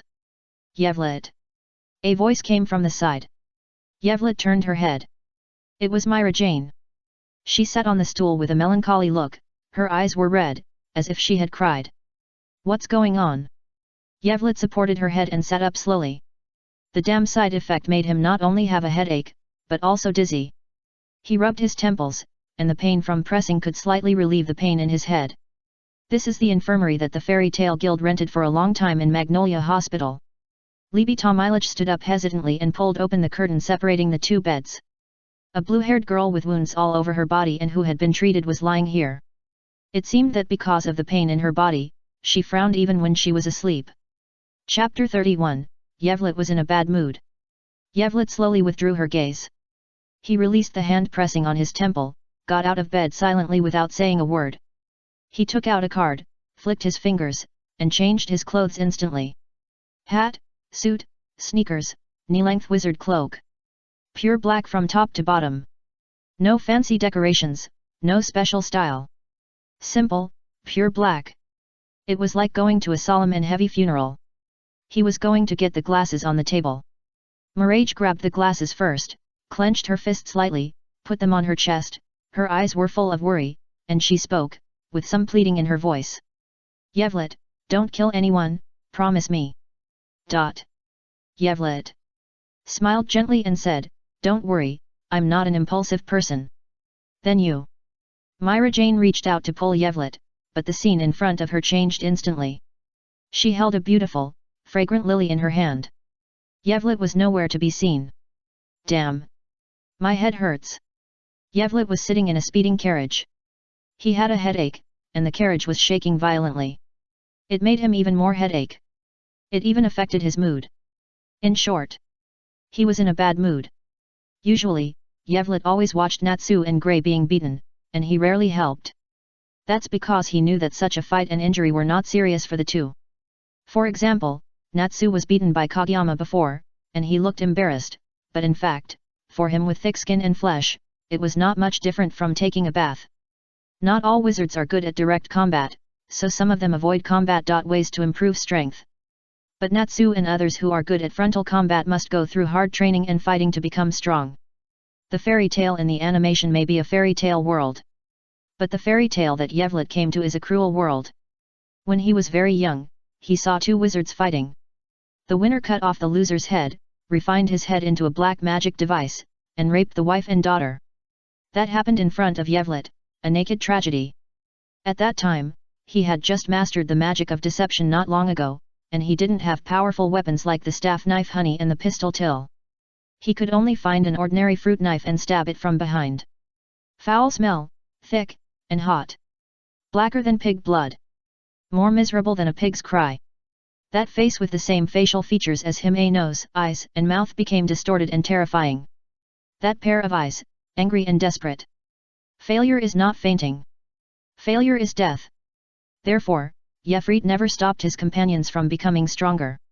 Even if the pursuit of strength is full of suffering and hardship, this is the price of becoming stronger. However, this does not mean that he can let his companions be seriously injured. Not Levi. Not Lucy. Not Grey. Even if Natsu, who he trusts the most, is broken by someone, or even killed. Yefrit used his left ring finger to support his glasses, but his hand did not put it down for a long time. Half of his face was hidden in his palm, and the eyes behind the lenses were calm and did not reveal any emotion. Headquarters of the Phantom Ruler Guild. Boom boom. The fairy tale president, Makarov Doria, burst out with the holy 10th level of magic, making the earth tremble. The Phantom Ruler President, Joseph Pola, sat on the throne, looking at the angry Makarov, without any worry, and even very leisurely. He shook the wine glass and said, Makarov, the last time we met was a routine meeting 6 years ago. There were some unpleasant things at that time. I still remember your arrogant attitude very clearly. 6 years have passed, and your magic power has weakened a lot. You are dying. 6 years ago. In the routine meeting of the presidents. After getting drunk, Joseph and Makarov had a dispute over who was the first guild in the kingdom of Fiori. After that, the two fought and Joseph was defeated. This grudge. Joseph remembered it for 6 years. So over the years, he always caused trouble for the fairy tale guild. Makarov endured it again and again. He didn't want to start a war easily. War will cause disability and even death. Even if the guild house was destroyed, he still didn't take it to heart. But no parent will remain silent when seeing their child bleeding. This is what Makarov said in extreme anger when he saw the miserable state of Levi and others. Since the Phantom wants it, let's start a war. Joseph has touched the bottom line of an old-fashioned Saint 10. Makarov burst out with more terrifying magic. I'm not here to chat with you today, Joseph. After he finished speaking angrily, he punched Joseph, cast magic, and enlarged the giant's hand, which was very intimidating. Dark spiral. Joseph twisted the dark magic into a huge, high-speed rotating spiral, and hit Makarov's fist hard. Boom. The entire Phantom Castle shook violently. No one won or lost. Ha ha ha, Makarov, I didn't want to come. Joseph said, but... ZZ. A shadow appeared on the broken floor. The blonde girl who was tied up and lying on the ground. Lucy. Makarov was shocked. ZZ. Another shadow appeared, a member of the Phantom, holding a knife in his hand, about to stab. Asshole, stop. Makarov was shocked. At this moment, he was not on guard. A green shadow appeared silently behind him. Good, so sad. Suddenly, behind Makarov, was a tall and strong man with his eyes covered with a white cloth, crying loudly, the head of the 4 elements, Alia. A great wizard is about to fall. Alia cast a magic. He has a powerful magic that can drain all the magic power of the enemy. Not good. Makarov was shocked, but it was too late to dodge. At this time, Joseph smiled and said, playing with you, winning in a more relaxed way, witnessing your end with my own eyes, such a victory is not bad. The light of magic enveloped Makarov. At this dangerous moment. Bang! A gunshot. The magic was interrupted. Alia was horrified. He covered his pierced palm and quickly jumped away from Makarov to avoid being punched to death by the Holy 10 who had come to his senses. Yevlet. Makarov looked at the person at the door in surprise. Yevlet leaned against the door frame, looking a little embarrassed. He held a gun in one hand and covered his chest with the other, panting. He was not good at physical fitness, and he felt after knowing that the powerful magic power of the 2 presidents collided, he immediately rushed over at the fastest speed. Finally, he successfully prevented Makarov from being ambushed. Inhale-exhale. Yevlet adjusted his breathing. He shook his head. Because of the intense exercise, his blood pressure soared, and his head, which was already very painful, hurt even more now. He adjusted his glasses, walked slowly to the president, looked at Joseph and Arya, and said in a flat tone, 2-2. Ah, what a pity. Joseph's tone was full of regret. You can't win in an easy way, Makarov. You really have an excellent successor. Chapter 32, Uninvited Guests. Boom. Joseph's magic power exploded. Arya also faced Yevlet. Although his eyes were blindfolded, Yevlet felt that he had been locked by the other party's eyes. Yevlet pushed his glasses and prepared for battle. A fierce battle was about to break out. At this moment, Yevlet frowned slightly. Woo-woo. A familiar, disgusting cry. An old man quietly walked to the middle of the battlefield. With messy white hair and no beard, he cried as sadly as Alia, wearing a white priest's robe and carrying a large black coffin. holding a brown book in his left hand and wiping tears with his right hand.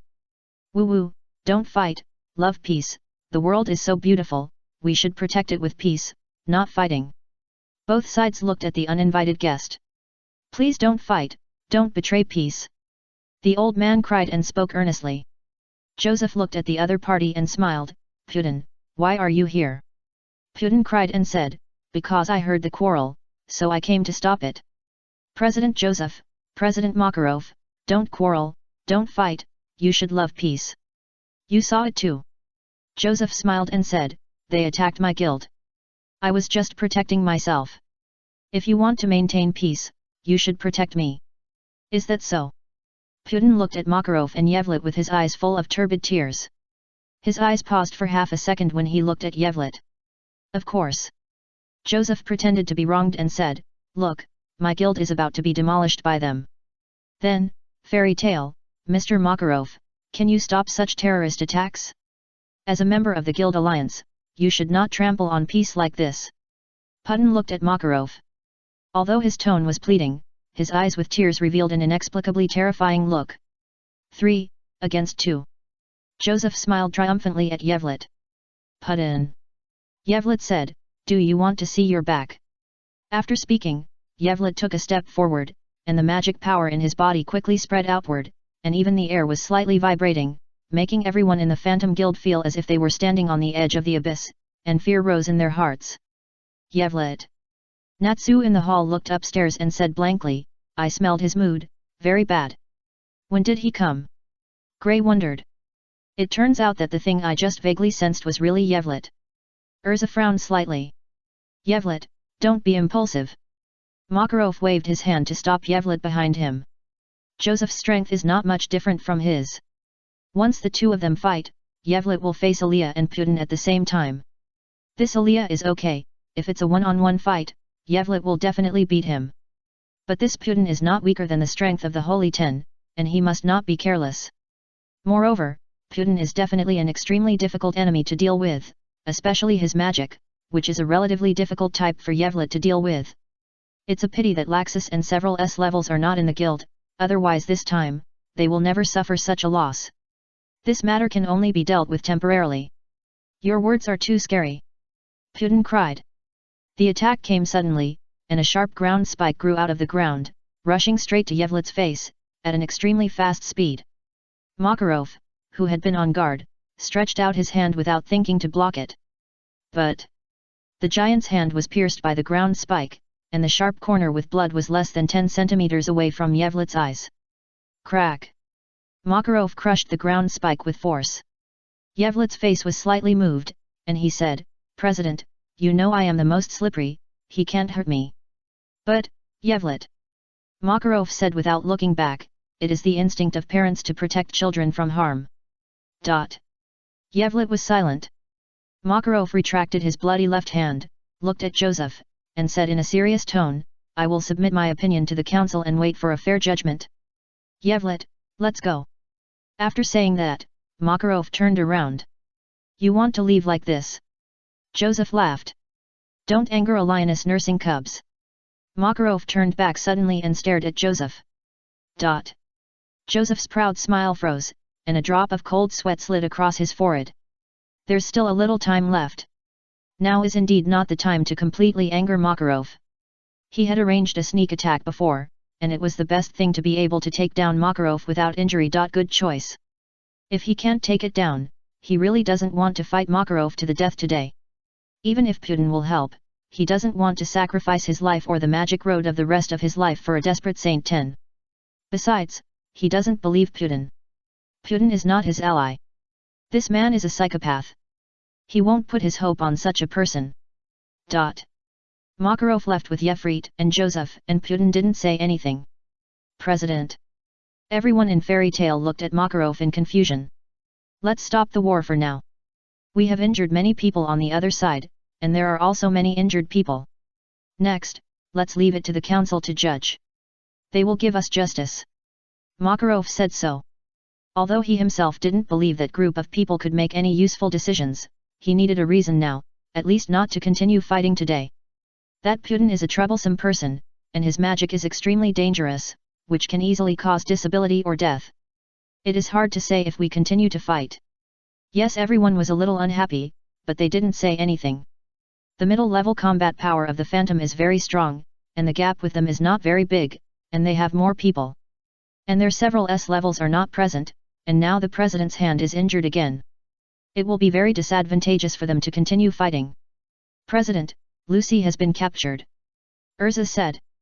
Don't worry, I have asked where Lucy is. Yevlet's voice reached everyone's ears. Lucy. Natsu was very worried, and even couldn't suppress his anger. When he followed everyone out of the door, Yevlet's voice came to his ears. Go to the mountain.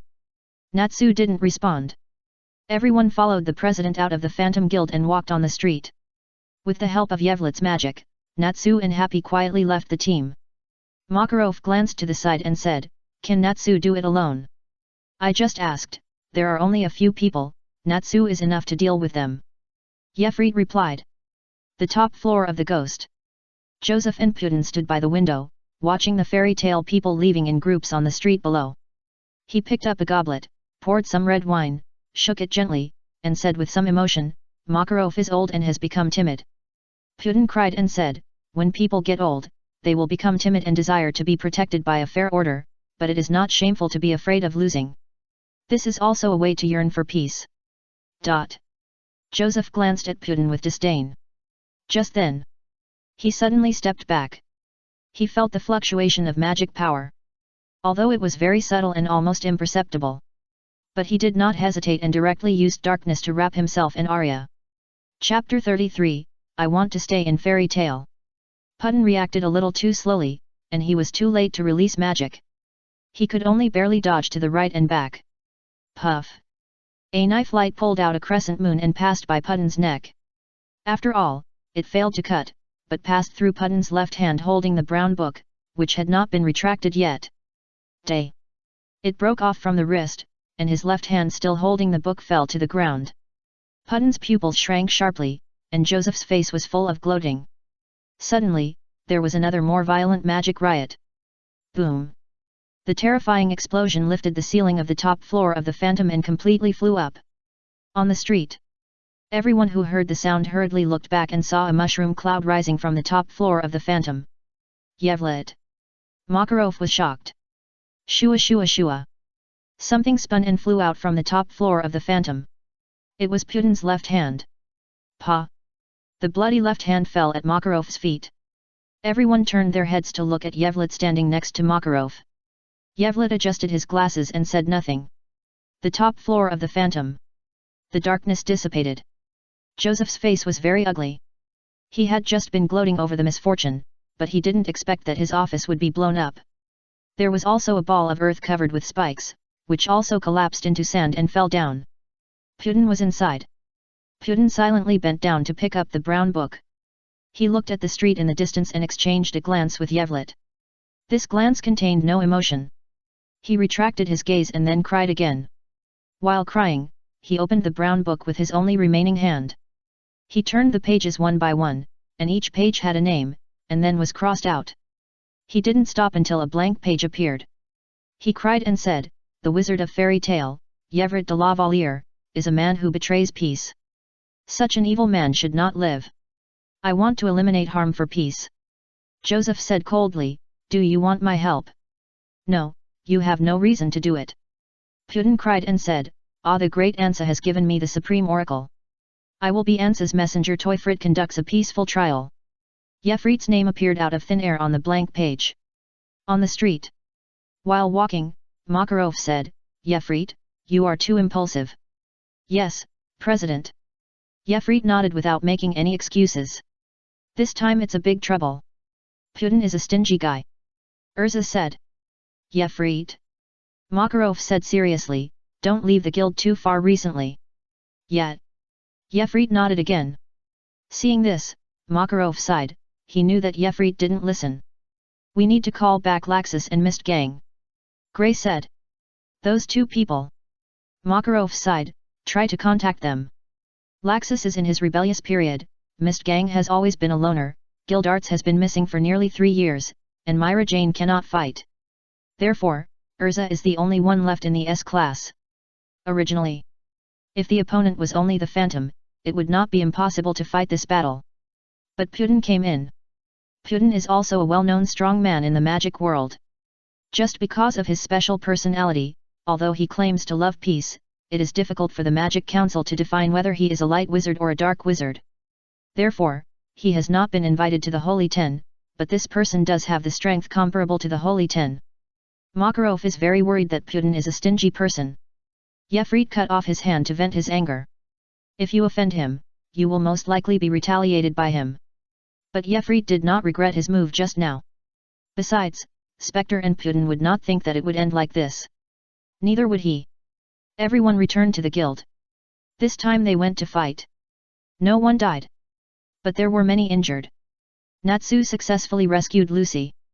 Everyone learned from her the truth about Spectre's targeting of Fairy Tale this time.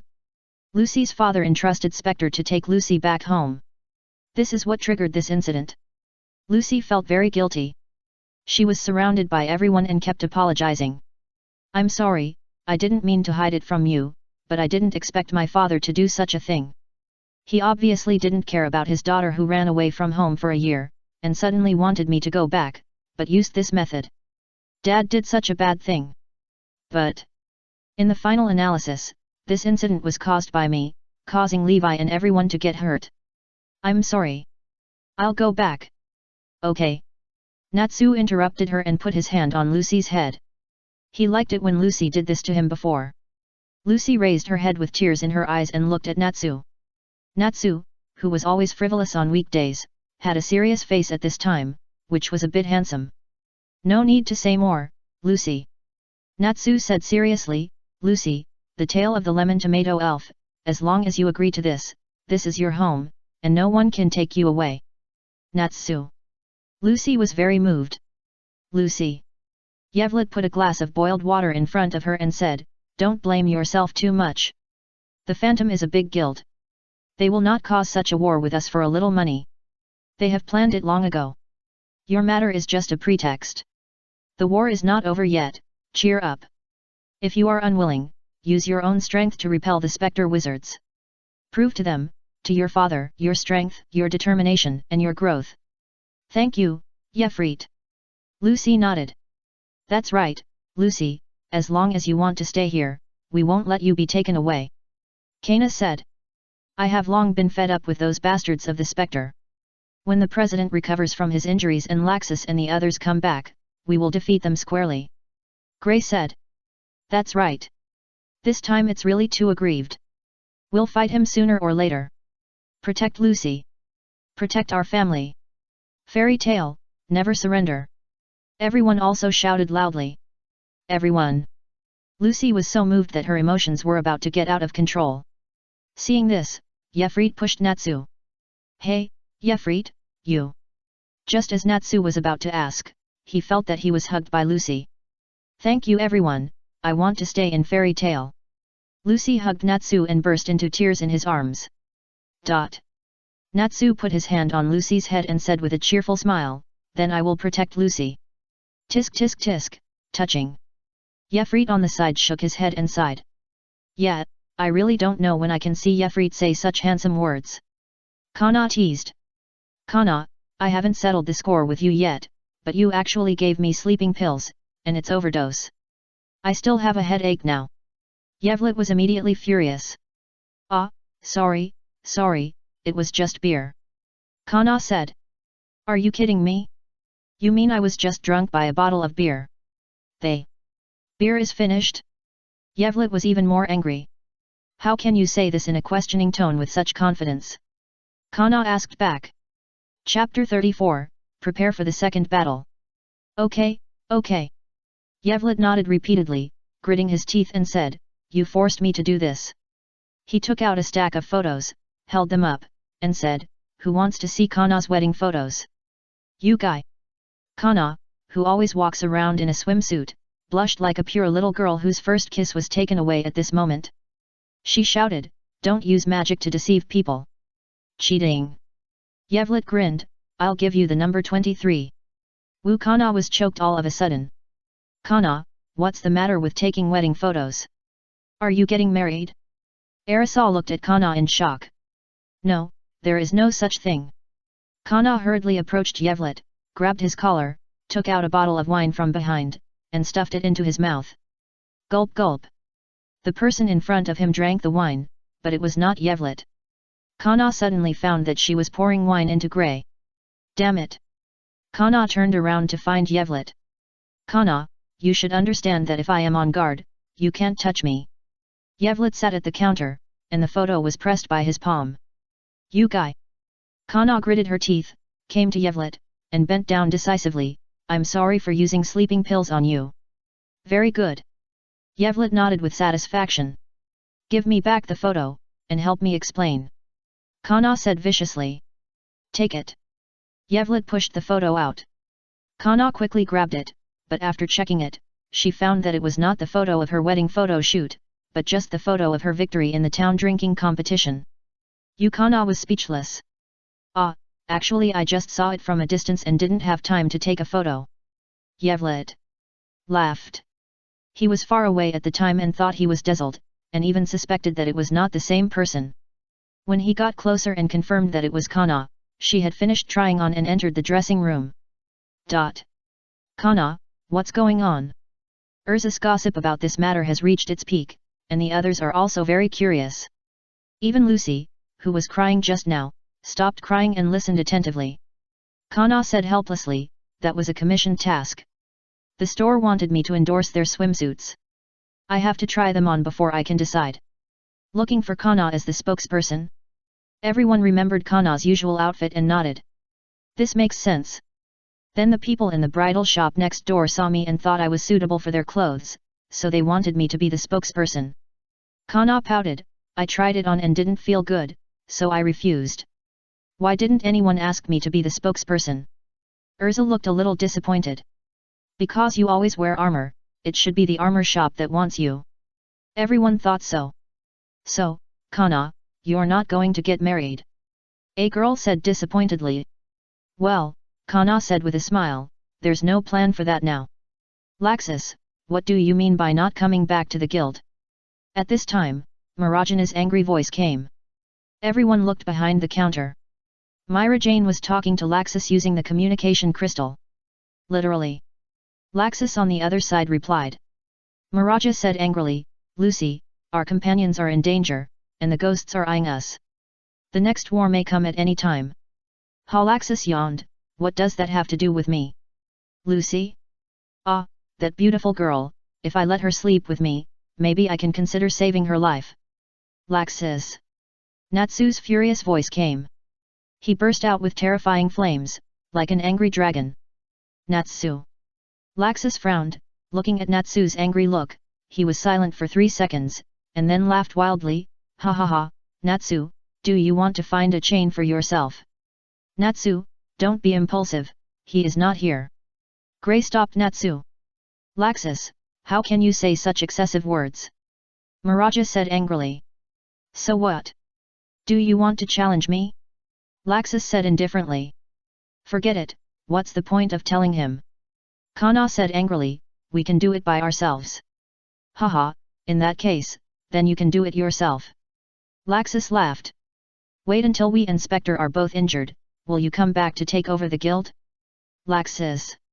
Yefrit gently pushed Myra Jane aside and let him face Laxus. What do you mean? Laxus's face became serious after seeing Yefrit. Nothing, Laxus. Compared to everyone else, Yefrit didn't look angry at all. He said calmly, wait until we are all seriously injured and Spectre is unable to fight anymore, and then you will appear like a god descending to earth. Laxus. As expected of you, this plan is really good. Yeflet tilted his head, his smile full of sarcasm. I never thought of that, I don't even bother to take advantage of someone's weakness. Laxus said angrily, I want to be fair and square. Get the position of the president. Yevlet, if the old man is no longer able to serve as the president, and you have self-knowledge and admit that you can't hold the responsibility, then I can come back, but... Laxus also tilted his head and said with a grin, you have to beg me. Hee hee. Yevlet chuckled twice, he picked up his cane and drew out the long sword Honey. He stroked the blade and said lightly, I will defeat the president of the Ghost Joseph Pola. After speaking. Yevlet. Laxus fell into a rage. Voila! However, the communication crystal was chopped and exploded by Yevlet's sword. Yevlet. Everyone was very surprised. Yevlet slowly sheathed the sword and said with a smile, Laxus certainly understands the provocation method, but he will be fooled. Hiss. Everyone shuddered as they looked at Yefrit's smile. Yefrit pushed his glasses and smiled gently. Laxus was a proud man. No matter how he wanted to inherit the guild, he could not tolerate Joseph being defeated by Yefrit. Through the dark underground passage where there was only one candle every 5 meters. In the underground temple at the end of the passage, several shadows gathered here. Woo-woo. The crying broke the silence of the temple. Someone asked in surprise, Mercy Knight, you are actually injured. Mercy Knight cried, Woo-woo, an evil, peace-destroying demon cut me, I want to judge him, but his magic is very troublesome. Who? Fairy tale, elegant magician. Wait for me to check. Found it, fraud magic, deceiving the 5 senses, controlling emotions, it is really a terrible magic. Honorary Knight, can you make a magic item that can deal with him? Of course, I have killed 46 geniuses like this. Thank you. Well, it's time, let's stop with the chores. Someone reminded. Ah, Great Ansa, please bless us and maintain peace in this world. Great Ansa. Everyone knelt around a stone statue. The candle light swayed, and the light and shadow changed. In the dim light, a 3-meter-high stone statue was lifelike.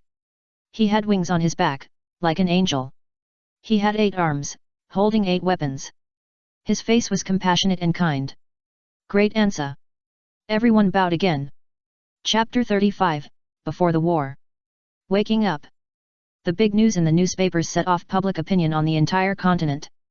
Mages and ordinary people were all discussing the headlines of yesterday and last night this morning. Headline 1, Fairy tale broke into the guild of the Phantom Ruler, blew up its president's office, and injured many people. The conflict between 2 powerful guilds is rare. But the second one is also explosive. Headline 2, the guilds of the Phantom Ruler in various places have been retaliated by mysterious figures.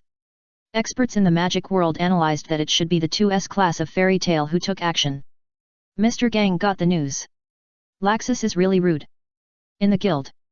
Everyone was looking at the newspaper and discussing. Last night, many branches of the Phantom Guild were wiped out, and all the members were seriously injured. Reporters took pictures of the thunder in the sky. This is obviously Laxus's move. Yeflet, your trick is really useful. Grey couldn't help but say. Get ready, the second battle is coming.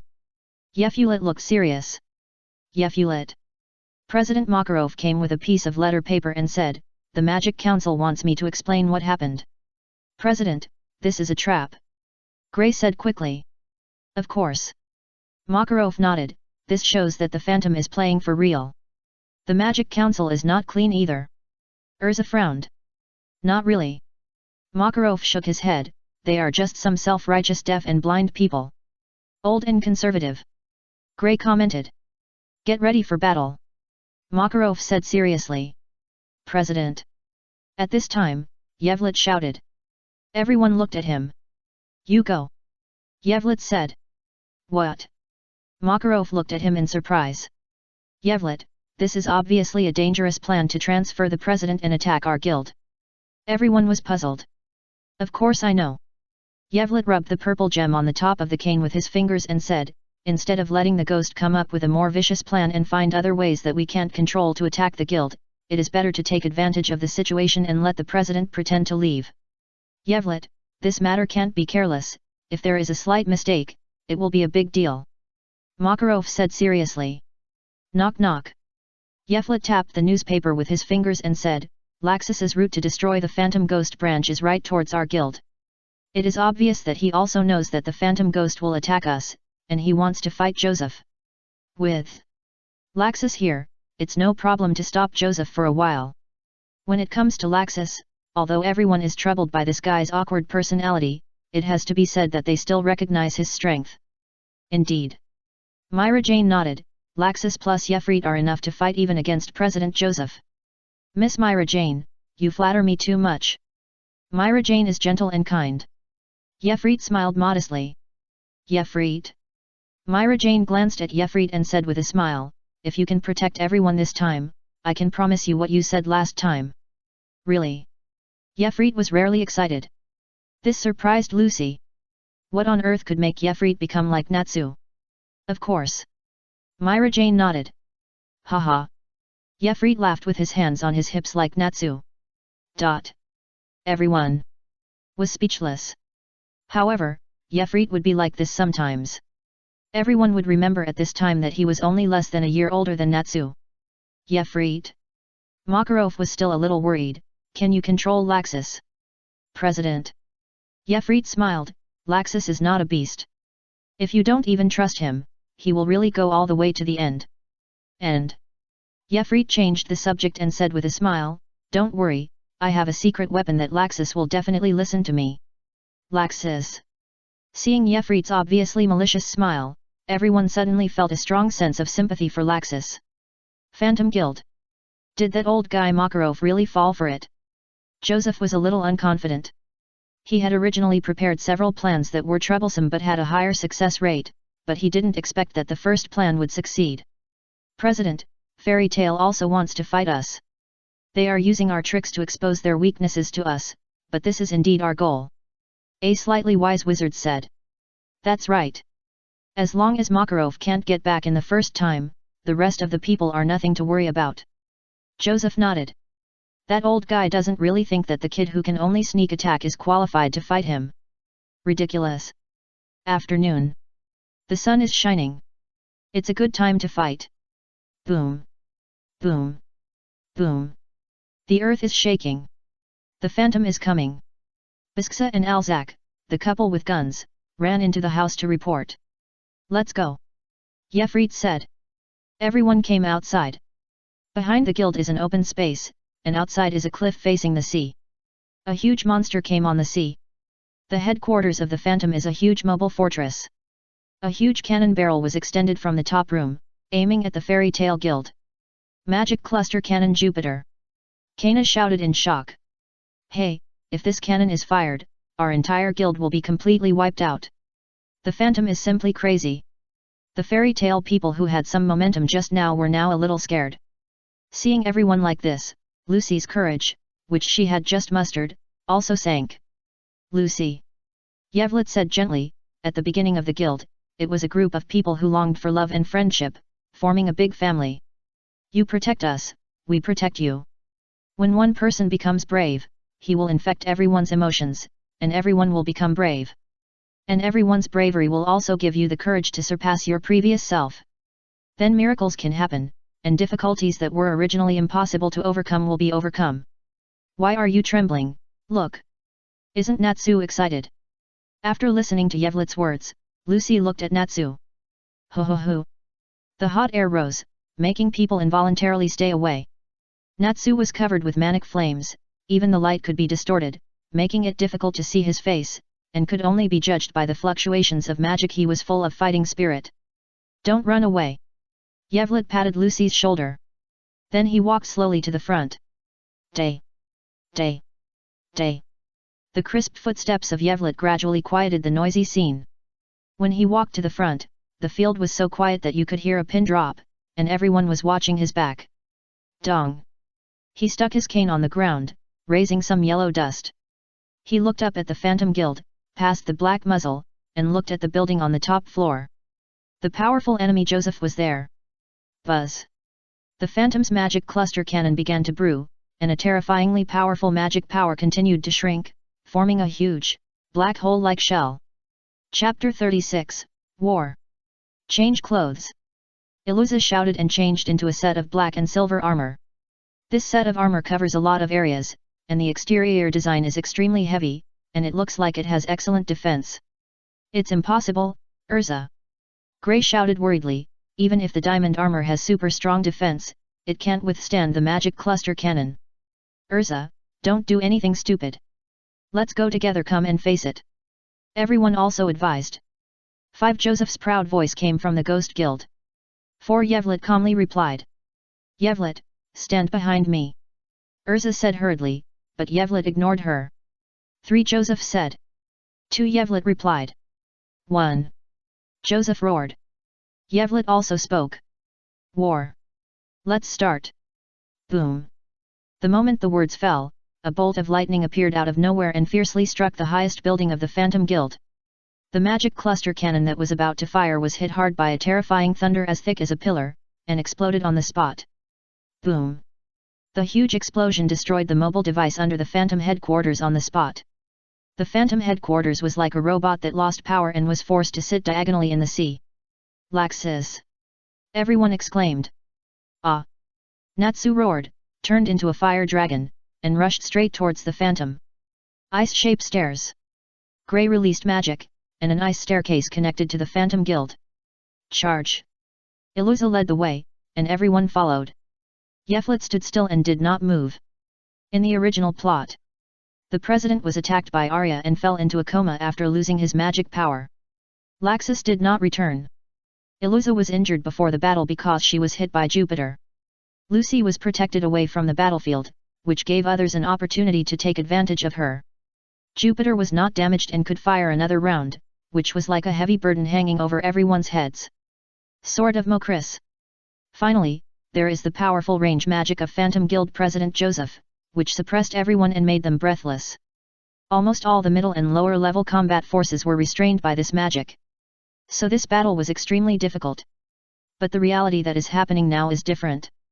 The president is coming back, which is the confidence of everyone. As long as they persist, they can win the war. Laxus returned and challenged Phantom Guild President Joseph head-on, preventing him from releasing large-scale magic.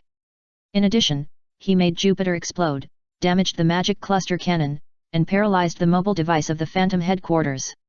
Iluza is in full condition, which increases the chances of winning. Lucy is also fighting side by side with everyone. Even if a powerful enemy appears, everyone can enough to protect her. Finally, there is Yevlet who has released magic to cover the entire field. Under the influence of his magic, everyone has a fair chance to fight the enemy, and the lower limit of defeat is guaranteed, not being killed. Such good conditions, isn't it worth fighting to your heart's content, isn't it worth letting go and fighting? In short, fuck the ghost. This hot battle, of course, attracted a lot of people. Reporters from all sides had already predicted the war and were ambushing all around. They used cameras, and a series of clicks sounded continuously. The average hand speed was full, taking pictures and recording. However, their information is still not as good as mine. Yevlet took out his camera and stepped onto the ice steps. He took photos as he walked. Before this battle, everyone was holding back their anger, and now they were venting it to their heart's content. The pressure from Fairy Tail was unleashed. Among them, Natsu, Grey, Elfman and others performed quite well. Arisa even opened her unparalleled power and killed her way to the top floor. Lucy and Kana cooperated with each other and also had a remarkable record. Natsu, who was running fast, suddenly retreated. Boom! An iron rod penetrated the wall from the side and almost hit Natsu's head. Natsu turned his head. A black-haired man with a wild smile slowly retracted the iron rod, and the iron rod turned into his arm. Fairy Tail, Fire Dragon Natsu. The man said with a fighting spirit. The Phantom Ruler, Iron Dragon Gajeel. Natsu turned around and faced him. Boom! The battle between the two dragon slayers broke out. Gajeel had high defense, and Natsu had a lot of HP. And they were both reckless men who got more and more excited as the fight went on. It was just a melee between fire and iron. Either the iron penetrated the flame, causing blunt damage to Natsu, or the flame melted the iron, causing a large area of burns on Gajeel's skin. It was a short period of time without a winner. It's just a blacksmith shop. Yefrit complained about the sound of the two fighting while taking pictures. These two will have to fight for a while. Yevlet knew that it would be difficult to determine the winner in a short time with the physical strength of these two people. And as they fought, one swallowed fire and the other ate iron, their magic power would hardly be exhausted. It would depend on who had stronger perseverance to make it to the end. Yevlet continued to walk. Elfman was fighting with Thor, one of the four elements. Thor had the ability to manipulate sandstone, but it was difficult to defeat Elfman with this ability alone. Elfman's receiving magic was the one that received the Beast King. Elfman, who had the Beast King's arm, could almost punch one sandstone creature at a time, and break all laws with one punch. Afterwards, Thor made the clay doll that created Lysina coerced Elfman and beat him up. But Elfman also has a freak physique. After being beaten, Elfman was able to continue fighting after suppressing his psychological shadow, which brought great pressure to Thor. Finally, Thor showed his ultimate weapon. Elfman's sister, Myra Jane, was caught at some point. Thor controlled the sandstone to wrap Myra Jane. The sand continued to spread upwards and had already blocked Marajana's mouth. If it went up and blocked her nasal cavity, she would suffocate to death in a few minutes. It's troublesome, Elfman, what are you going to do? Yevlet pinched her chin. Myra Jane made a painful sound. What do you do when your sister is bullied? Wait. Yevlet put down the camera. Bullying Myra Jane? That's impossible. Yevlet remembered the agreement. If Myra Jane remembered this matter later and gave him credit for his mistakes. Shua. Yevlet pulled out honey and cut the sandstone with one knife. Yevlet. Myra Jane fell out weakly and threw herself into Yevlet's arms. Miss Myra Jane, I'm late. Are you okay? Yevlet pretended to have just arrived. Ahem, I'm fine. Myra Jane stood up with Yevlet's shoulder. She was a little weak. I'm escorting the umbrella. Yevlet said. Elfman, Myra Jane looked at her brother worriedly. Wait, who are you? Thor looked at Yefrit in shock. He didn't know when this person appeared. Then he broke out in a cold sweat. If this person had attacked him instead of rescuing his companions, he would have been dead. Chapter 37, Juvia, I'm not a girl who is easily caught. Yefrit. Elfman was relieved when he saw Yefrit rescue Myra Jane, thank you. Just focus on fighting, I'll get her out. Yefrit answered him. Don't even think about it. Thor controlled the sandstone to attack Yefrit, but only shattered a residual image. Yefrit picked up Myra Jane, took out Till, and switched to the windjet magazine. Hey! The strong wind pushed the two out of the ghost building, across the sea, and back to the open space. Putting Myra Jane down, she said with some guilt, I always make trouble. Making trouble? Yevlet smiled and stretched out her hand, gently using her fingers to draw her messy hair away from her face, revealing her beautiful face. Mirage blushed slightly, and her eyes unconsciously looked at the open space next to her. Among the grass, a seedling of an unknown flower species grew. How can it be a nuisance? Yevlet laughed. It is true that a long-distance runner needs a pair of strong legs when participating in the competition, but can he lack an inch of skin? Puff. Mirage laughed. Mr. Yevlet, what a strange metaphor you have. Miss Mirage, I need a glass of strawberry-flavored sparkling water with ice, thank you. Yevlet said. Okay. Mirage turned and walked towards the guild. She walked a few steps and stopped, turned around and ran back, saying, Yevlet, the magic of President Joseph is very destructive, you must be careful. Follow the instructions of the beautiful and kind lady. Yevlet responded with a smile. He put his palm on his chest, and bowed slightly to express his gratitude in a gentlemanly and polite manner. After this small action, his figure disappeared. Swish! It started to rain. Yevlet took out a card, flicked his finger, and a black umbrella appeared. He looked up. There was something interesting to watch there. Drip drip. Gray pushed his hands, jumped out, and turned to look at the person who came. His eyes widened slightly. A beautiful woman with a good figure and a thin waist. However, this is an enemy, so you can't be gentle with her. The four elements are very strong. If you don't go all out, you will be defeated. Juvia walked gracefully with an umbrella. I didn't expect that the second of the four elements was defeated. But don't underestimate me and Aaliyah. Of course. Gray's face was serious and his eyes were serious. He said, whether it is a woman or a child, as long as it is a guy who wants to hurt my companions, I will fight with all my strength. The rain dripped from the tip of his hair and slid across his handsome face. The man who had just experienced a battle opened his mouth slightly and exhaled white mist. Juvia, who was close enough, saw Gray's face clearly and suddenly blushed. She turned her face to the side and said, Ah, is that so? Then I lost, sorry to bother you. After saying that, she turned and left. Hey! Gray was confused. Juvia, who turned her back, was very flustered and covered her chest with her hands. What's wrong with Juvia?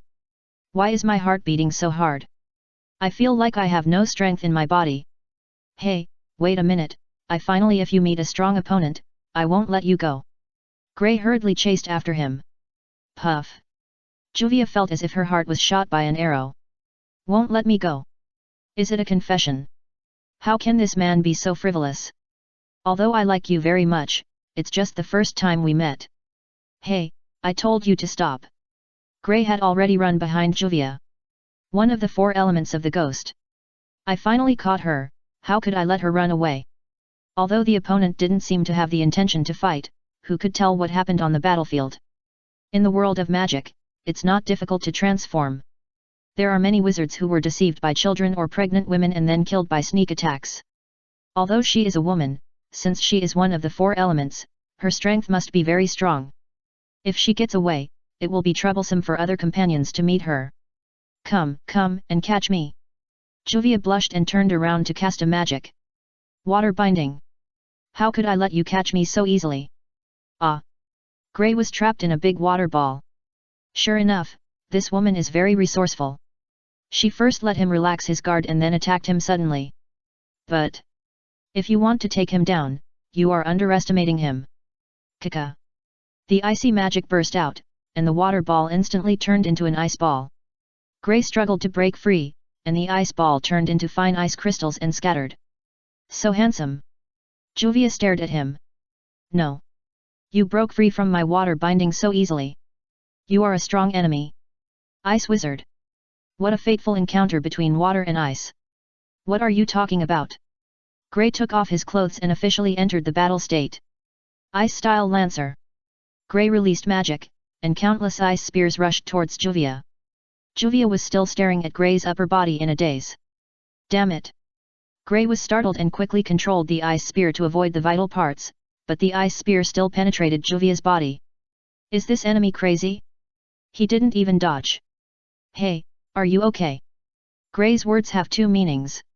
One is to ask if the other party has been fatally injured. Although he is an enemy, it is a bit hard to accept to kill an enemy who does not resist at all. Of course, the more important meaning is another meaning. This woman did not dodge. Is there something wrong with her brain? Is this concern? Juvia didn't care about the ice spear that pierced her body. You are such a gentle man, but if you are not so frivolous, we can slowly develop a relationship, it's okay. What a mess you are talking about. If you want to fight, hurry up. If you don't want to fight, just surrender directly. Gray said. Fight? Juvia blushed and said, yes, the first meeting of the hostile guilds is a battle that must determine the winner. Ice and water, understand each other in the battle, and finally appreciate each other and start a sinful love. If that's what you expect, I can accept it. Then let's fight. Juvia looked at Gray and said, I will show my strength. I'm not the kind of girl who can be easily caught. Water cut. As soon as the voice fell, Juvia fired a water blade. Gray dodged quickly, and the sharp water blade cut through the concrete pillar mixed with steel bars behind him. So strong. Gray was a little shocked that the water blade had such power. The pillar of the phantom is indeed worthy of the name. A powerful opponent, although it seems that there is something wrong with his brain. Now that he has decided to fight, let's start. Chapter 38, Out of Print Photos. Gray releases magic. One is ice, the other is water. Both belong to the type of magic bombardment. This is a different type from the battle between Natsu and Gajeel. It looks very ornamental, with special effects flying everywhere. Crack, crack. Yeflet dodged the aftermath of the 2 people's magic while taking pictures. This is a cool move, Gray. When did he learn it? Good guy, Juvia has too many tricks. Gray will be blessed in the future. Damn, boiling water, stay away. Gray's physical fitness is not much different from Natsu, he can withstand this. Sure enough, although I long for this kind of powerful magic that can cause substantial damage, whether it is Natsu or Gray's battle, it feels scary because it looks painful. Yevlet sighed. Boom boom boom. Juvia and Gray were evenly matched at the beginning, but Gray was a physical monster who could fight Natsu for an entire afternoon. Juvia gradually ran out of energy. Seeing that she was about to lose, she took out most of her magic power and wanted to make a last stand. Casting magic, she sprayed out a terrifying column of hot water. Gray also increased his magic output and froze the boiling water directly. That's it. Gray froze the boiling water while rushing towards Juvia, pressing one hand on her body. Crack, crack, crack. Juvia was unable to avoid it, and was instantly frozen after being touched by Gray's magic power. Tisk tisk. Gray, you are really good at catching. Yeflet found a good angle and took a picture of this scene. It turned out that Gray was obsessed with fighting, and he pressed his claws on Juvia's huge fat ball without paying attention. Juvia made a strange sound, not screaming, but more shy. Sorry. Gray quickly retracted his hand and found an excuse very awkwardly. It was raining too hard, I didn't see clearly, it was really a nasty weather. Haha. Gray laughed awkwardly. Who knew that this would break Juvia's defense? Rain. Hate. She recalled her childhood experience because wherever she went, it would rain, so she was hated. Are you also such a person? Juvia said angrily. Gray, I misjudged you. Juvia burst out the last magic. Anyway, I'm just the annoying rain girl, the rain girl that no one likes. Ah. Juvia turned into a stream of water, carrying powerful magic power, and rushed straight to Gray. Danger. Gray's pupil shrank. The magic power contained in this move of the opponent was exaggerated. He was going all out, and he couldn't hold back. Freeze it for me. Ice Spring. Gray's magic power was released at full power. The rain in the whole sky was frozen. Boom. A huge icicle rose from the bottom and instantly froze Juvia. It's over. Juvia, who has exhausted her magic power, can't fight anymore. Crack. The ice broke, and Juvia fell from a high altitude. Lost. Juvia looked at the sky. I will fall to the ground like rain and shatter into pieces. For the rain girl who is always hated by others, this is the most appropriate ending. Goodbye, everyone. I'm dying. Juvia closed her eyes resignedly. Snap. A sharp pain came from her wrist. Juvia's body swayed, and she felt someone holding her hand. She quickly opened her eyes, and the boy above looked at her seriously. Gray shouted, Don't move, I'll pull you up. After saying that, Gray suddenly exerted force and pulled Juvia back. Juvia, who was exhausted and had no magic power, could only lie on the ground. Why did he save someone like me? Juvia looked at Gray's scarred body and couldn't understand. Ah, the sky is clear. Gray used his hands as a sunshade and looked at the rainbow in the sky. This is the blue sky, and the colorful ones are the rainbow. Juvia said in shock, and tears from her eyes couldn't stop coming out. It's so beautiful. The clear sky. Ah? Is this your first time seeing this? Gray was stunned for a moment, then smiled and analyzed, maybe it's because your magic power is too strong, so it affects the weather. Now that your magic power is exhausted, it will naturally clear up. In the final analysis, it's because of the poor control of magic power. It's really difficult for a strong man like you to consume all the magic power. That's why I've never seen such a view before. Juvia stared blankly.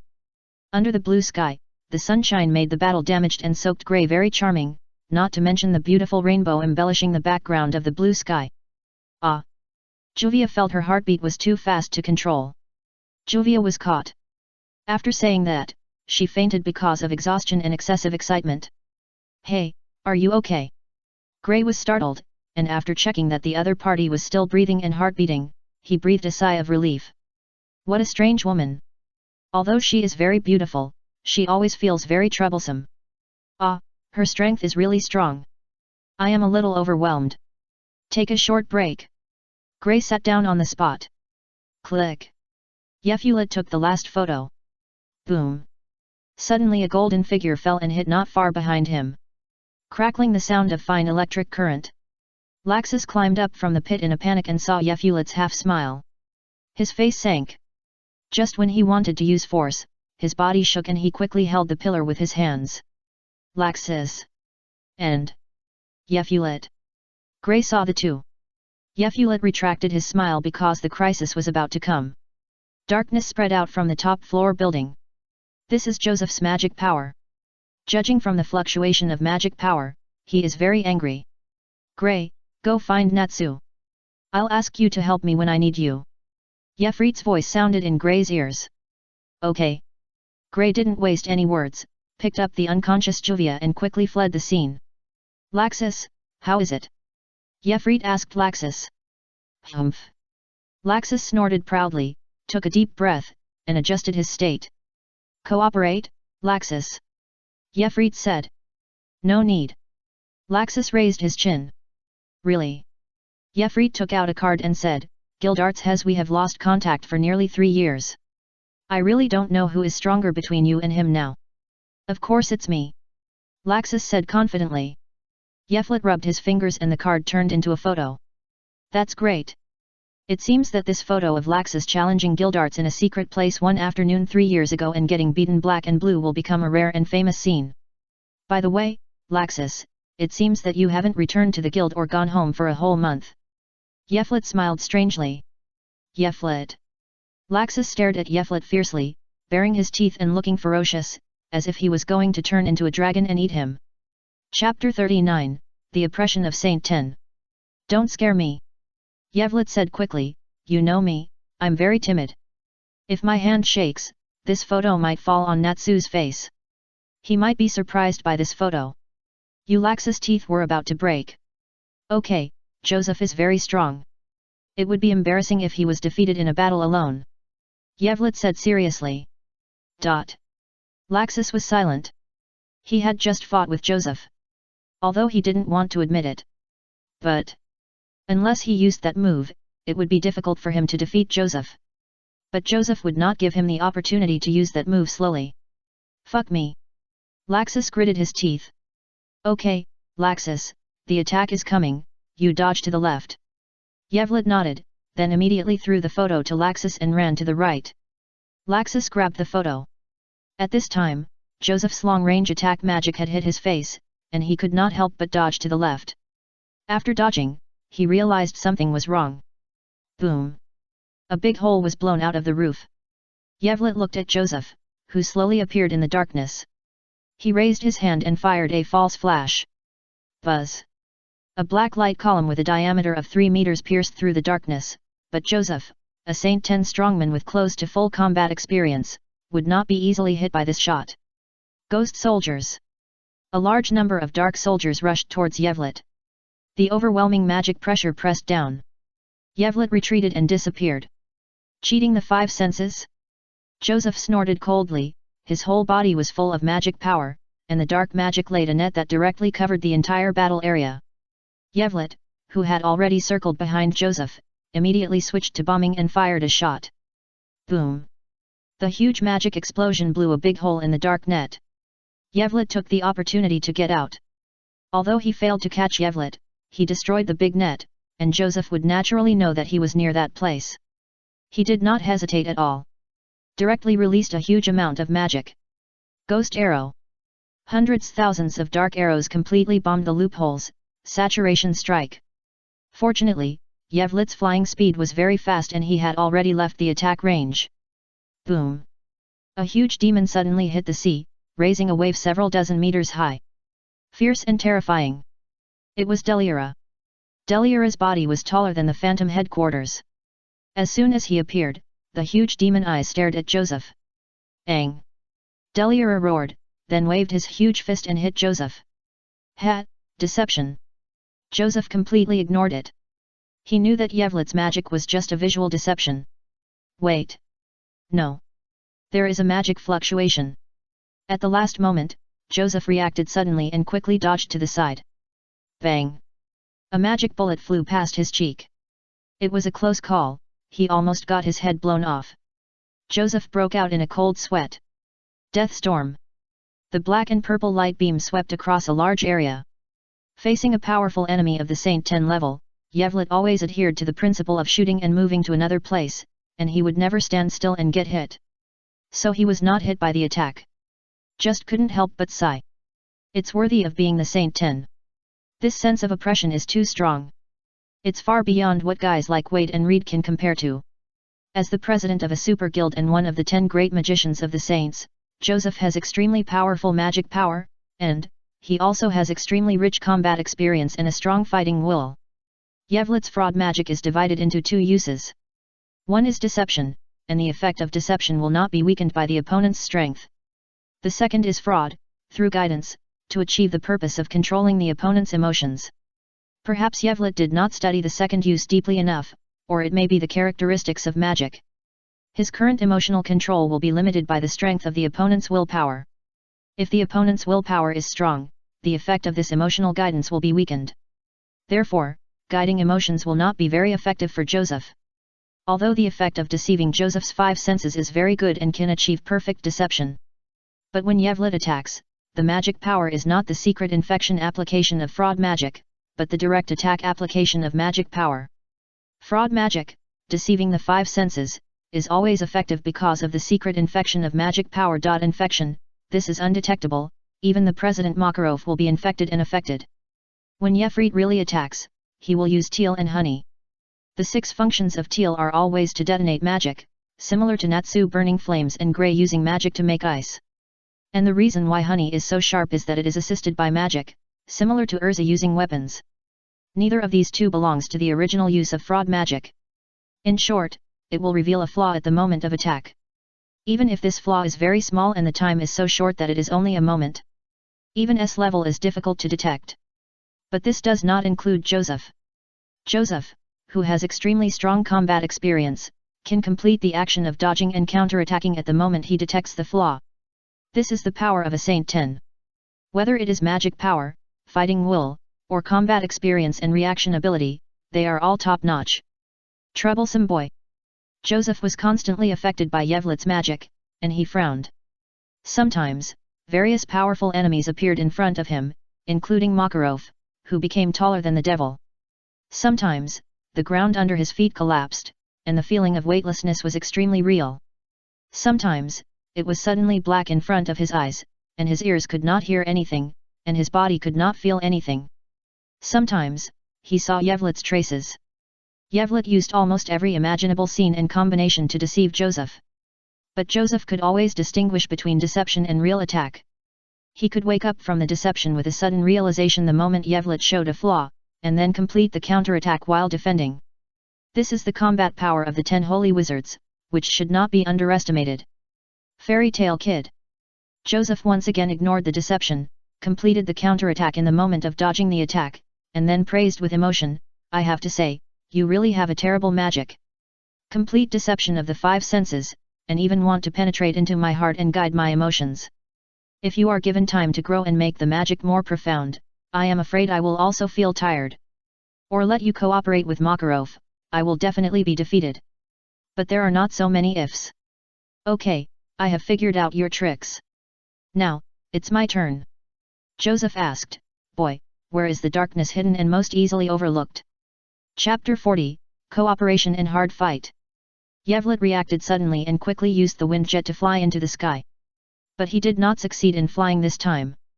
He looked down and saw that the collapsed building had constructed a shadow area, and the dark magic quietly extended from it, tying his legs. Boom! A thunderbolt fell, brushing against the tip of Yevlet's nose and landing on the ground. The powerful golden magic dispelled the dark magic. Sizzle! Laxus tore off the photo and took a step forward. Listen to me. Laxus said. Okay. Yeflet nodded. Laxus, I tricked him with magic, hurry up. Laxus hesitated for a moment, looking at Joseph who was stunned, and finally burst out his magic power, turned into a thunder, and rushed over. Yeflet launched magic at full power, almost to the extent that Joseph fought in his mind while his body did not move in reality. However, Laxus's violent magic, which rushed towards Joseph without any concealment, still made him sense and wake up. When Joseph realized that he was deceived and broke the influence of magic, although he could not see Laxus, he felt that the manic thunder attribute magic had already rushed to his face. Thunder Dragon's Bengquin. Dark Spiral. Boom! 2 huge magic powers collided, and the 2 flew backwards at the same time. Yeflet had already predicted it, and charged for 3 seconds to hit it. Buzz! The flash enveloped Joseph, but the next second, it was disintegrated by darkness. Yevlet dodged quickly. Boom boom boom! As he dodged, the place where he was standing was blasted into ruins by a series of dark magic. Laxus quickly adjusted his body shape and rushed towards Joseph again. The same trick was used again. Yevlet used magic again to influence Joseph's judgment. This time the distance was too close. Joseph reacted but he couldn't keep up with the speed. The Thunder Dragon's Roar. The Thunder Dragon roared and hit Joseph. Whoosh! A black shadow dragged a long line of thick smoke and fell quickly from the sky. It was Joseph. His expensive wizard robe was already tattered, his hat was gone, and his whole body was smoking, with golden lightning still remaining. He was in a very bad state, but before he could adjust his body, Yevlet's bombardment hit him accurately again. Boom! Hit accurately. Laxus took advantage of the victory again. Little devils, don't be too proud! Joseph roared, and a set of black magic combos hit Yevlet and Laxus at the same time. The large range spread out, forcing Yevlet to retreat. The small range but powerful enough hit Laxus with all its strength. Boom! As Yevlet retreated, Laxus was also knocked out by Joseph while avoiding the dark magic bombardment. Shua! In an instant, Joseph appeared in front of Laxus. Not good! Laxus was shocked. Joseph had mastered teleportation magic. Although he was experienced and could not lock Yevlet, who changed places after firing a shot, he could lock Laxus's magic that was bursting at that time. Yevlet! Laxus looked at Yevlet fiercely and gathered all his magic in an instant. Dark Spiral! Joseph cast dark magic and passed by Laxus' shoulder. Laxus let gravity pull him and fell. Missed! Joseph frowned. At that moment, he lost the magic lock. A proud person like Thunder Kid could actually trust that liar kid so much. That's right. Since magic fluctuations can be locked. At that moment, Laxus believed that Yefrit would save him, so he simply withdrew all his magic power. Yefrit did not disappoint him. He manipulated magic and deceived Joseph, which allowed Laxus to escape the pursuit. No need to communicate with words. Just this cooperation made the two understand the key points of cooperation. Want to use this to deal with me? Joseph could not sense Laxus's magic power, and he smiled. You are really two smart kids. But you have a fatal flaw that needs to be overcome. That is not strong enough. Boom! Joseph burst out his magic power at full power. The magic pressure of the holy 10th level shocked the whole audience. Everyone in the entire ghost headquarters couldn't help but feel fear. Joseph's hands created black fog, which soon completely enveloped the entire guild building. It was so dark that he couldn't see anything. Joseph was surrounded by dark magic. Laxus clenched his fists, and he suppressed the restlessness of his magic. Believe in Yevlet. Although he hated that guy. But left, 30 steps. Laxus followed the instructions in his ear and began to act. Moved. Joseph appeared in front of Laxus in an instant. Boom! Laxus had to burst out his magic, dispel the black fog around him, and throw a punch temporarily. But Joseph was sneaking up after all, taking the lead, and he was experienced, and he also mixed a second attack in one attack. Laxus broke through the first attack, but was hit head-on by the second attack. Boom! Laxus flew backwards. Yevlet quickly cast magic. However, although his magic deception was not affected by strength, when the opponent was in an abnormal state, the effect would be weakened. For example, magnetic field changes disrupt natural magic, or like Joseph, using magic to create black fog, which almost becomes a domain, making all external magic greatly disturbed, including Yevlet's fraud magic. I found you! Joseph smiled at Laxus. Joseph temporarily got rid of the fraud magic, and he stared at Laxus and chased him relentlessly. Yevlet dared not move, because once he moved, Joseph would immediately turn around and attack him. Smart kid, you understand it so quickly. Joseph said, inside the black fog, any moving object will be directly sensed by me. Although this consumes a lot of magic power, I have to admit that you are worth it, you liar kid. Damn it! Laxus burst out with terrifying magic power, evolving thousands of thunders, and briefly defeated Joseph's black fog magic. But Joseph's black fog magic will soon come back. But just this very short time is enough.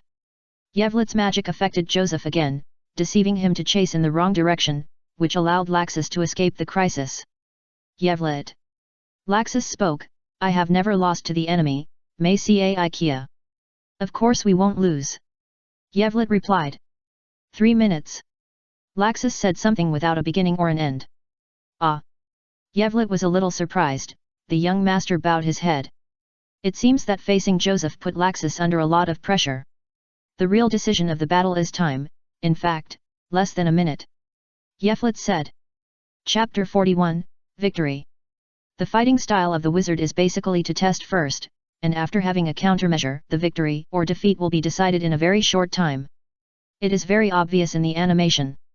Seeing that Natsu and others were at a disadvantage at the beginning, but after confirming the opponent's weakness and coming up with a targeted strategy, Natsu, Urza, and others shouted "We are Fairy Tail," and then burst out and killed the enemy in seconds.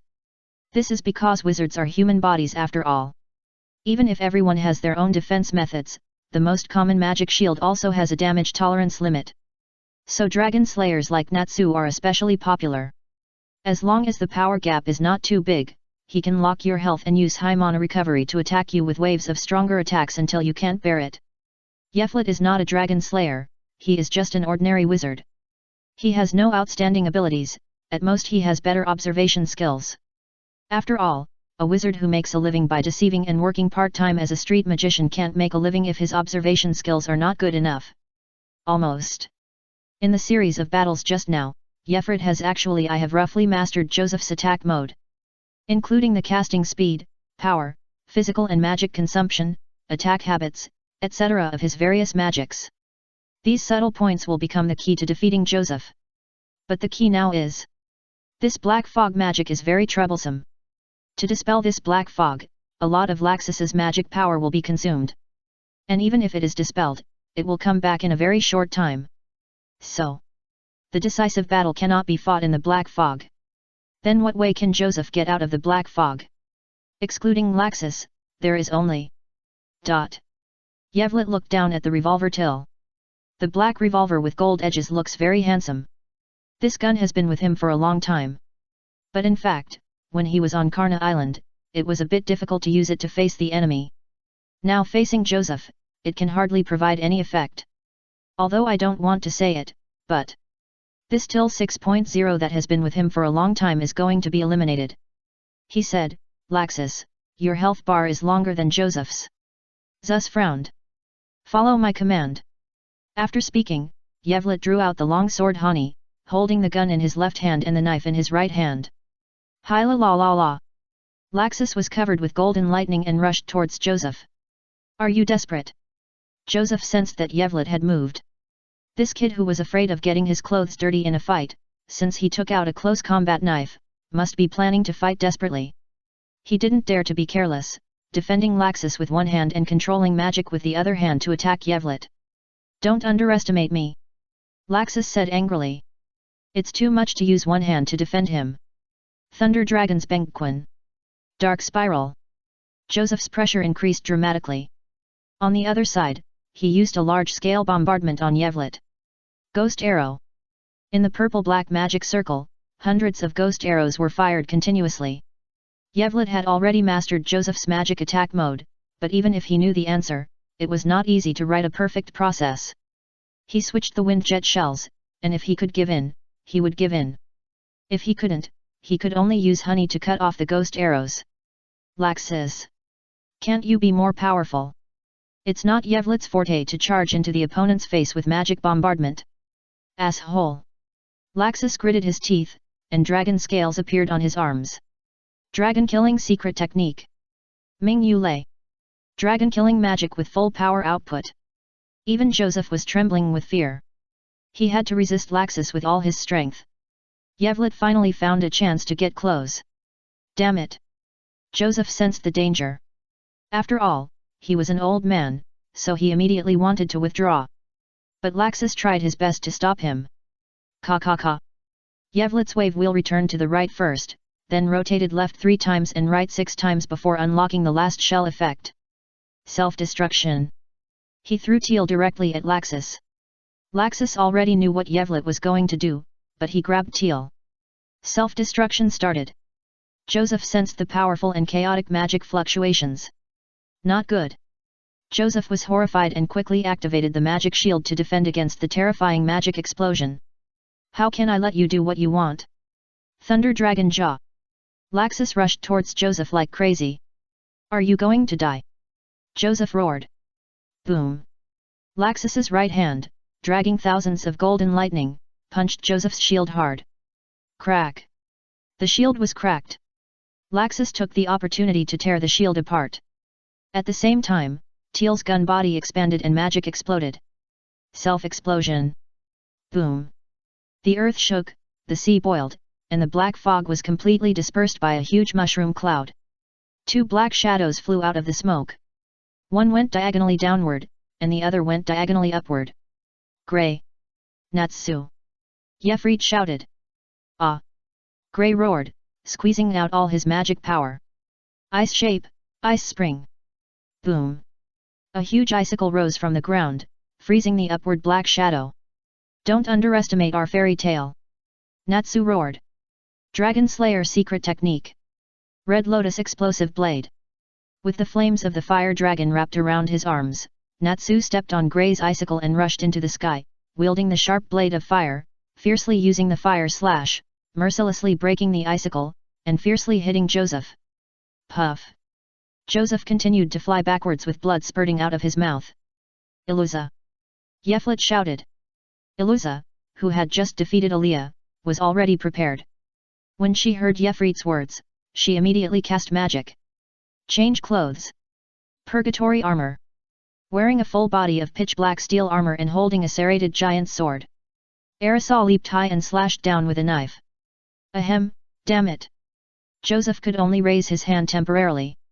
He had almost no time to cast spells, but he had to do his best to defend as much as he could. Death Storm. Ah! Aerosol roared and chopped the Death Storm with a knife. The huge explosion blew the two away. Boom! Joseph fell hard to the ground. First, he was broken by Tyr's self-explosion, and then attacked by Gray, Natsu, and Urza. Even Joseph was seriously injured. He struggled to get up. Day. Yeflit appeared in front of him. Joseph's pupils shrank sharply, and he instinctively raised his right hand to block it. The young man raised his mouth proudly, raised a long knife, and chopped it down fiercely. Puff. From the left shoulder to the thigh, there was a huge wound, and blood gushed out. The broken right hand fell and hit his face, but Joseph could no longer feel the pain. Shua. Yeflit made a handsome knife flower, and then sheathed the knife. Hwalala. A giant came on the waves. It was the President Makarov who came back. But it was obvious that he was a step late. He looked at all the guild members. Although they were all injured, no one died. He breathed a sigh of relief, and finally looked at Yeflit, his face full of relief. Hwalala. Laxus pushed away the gravel, sat up, shook his head, and was a little depressed. He also turned into a half-blood man. Makarov saw his grandson's miserable appearance, and a trace of heartache flashed across his face. Yeflit turned his head slightly with some embarrassment, but saw the cliff in the distance. Mirage was holding a glass of red sparkling water with ice in her hand, and smiled at him dignifiedly. The book of the street group, friends who are interested can read it. I participated in the big event in the world. This cartoonist is crazy. The heaven covering, become the holy body of Mars at the beginning. People in Doluo, starting to act for the 3 people. At the same time, I traveled from the flower age. Doluo continent starting from the broken martial spirit. Zombie simulation, I can evolve infinitely. Rebirth, King Mei actually has a crush on me. Dragon Clan, Vampire Prince, specializing in hunting ancient dragons. Dragon Clan, Lu Ming Fi in the world. Magical girl, but Sea Tiger Explosion Fist. I woke up in the death game. Pokemon, but the Lord of the Sea. Chapter 42, Yeflit's Fishing Documentary 1. Internal fighting between regular guilds is not allowed. But when Fairy Tail defeated the Phantom Ruler, the group of people in the council could not say anything. President Makarov went to explain what happened. It was nothing serious, just a formality. Soon after, the Magic Council investigated and tried many council members, and several council members issued apologies and severely criticized the Phantom Ruler Guild. Then an investigation team was created to examine the wizards of the Phantom Guild one by one, mainly based on the regulations of the magic world and the laws of the Kingdom of Fiori. Juvia was the first to be released after the investigation, and then invited by Makarov to return to Magnolia. After this process, and with the death of President Joseph, the once glorious Phantom Ruler was disbanded. After dealing with the Phantom, it was time to rebuild the guild. At the strong request of Yevlit, the council accepted and approved that Fairy Tail could obtain financial compensation from the Phantom Ruler. The money was used to rebuild the guild. Yevlet was free and began to develop till 7.0. In my spare time, my hands started to itch. So I picked up my fishing gear bag and set off. In the forest, with the mountains behind. Natsu's home is here. Although it doesn't look as high-end as the houses in the city, this house is built with stone pillars, red bricks, and white walls, and surrounded by green plants. It is still small and warm. Natsu, happy, let's have a fishing competition. No one responded. What's going on? Yevlet was very confused. He was looking for Natsu during this period, but he was always away. He came to the new site of the guild. Here is a temporary guild site built with tents. Everyone gathers here and accepts commissions. Where's Natsu? He asked Myra Jane. Ah. Myra Jane thought for a moment and said, if Natsu isn't home, he should be at Lucy's place. This guy. Yefrit gritted his teeth and said angrily, he forgets his friends for the sake of beauty. Don't bother them. Myra Jane grabbed Yefrit and warned him sternly. Got it, what about Grey? Yefrit nodded helplessly. I don't know, Grey hasn't been here for a few days. By the way, Yefrit. I'm telling you, Myra Jane suddenly looked excited, dragged Yefrit to let him get closer, and then said with a gossipy look on his face, do you know? Grey seems to be being pursued by a girl. Ah, I know, Juvia. Yefrit said. It's that girl from the Phantom Ghost, isn't it? Myra Jane said excitedly, did anything happen during the battle that day? I'll pay you 10,000 gold.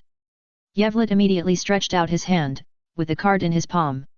He smiled like a profiteer, and said, I took pictures of everything that happened that day. For the gentleness and kindness of Miss Myra Jane, you can buy a whole set of out-of-print resources for only 10,000 gold. The smile of Miss Myra Jane froze.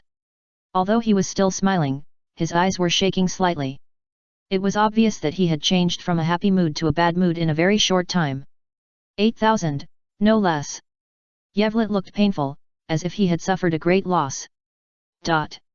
Myra Jane clenched the goblet in her hand, and she was wiping the cup.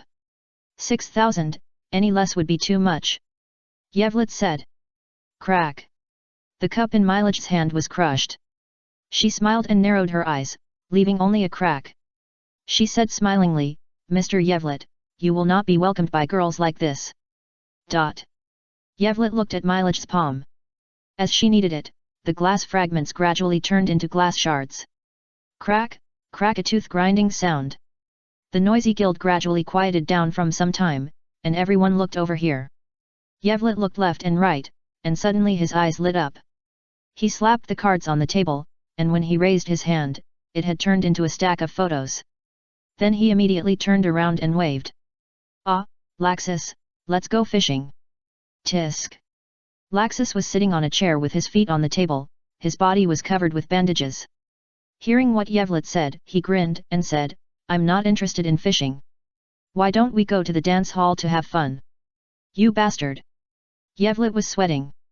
He stretched himself quickly. Ah, I still like fishing. Goodbye.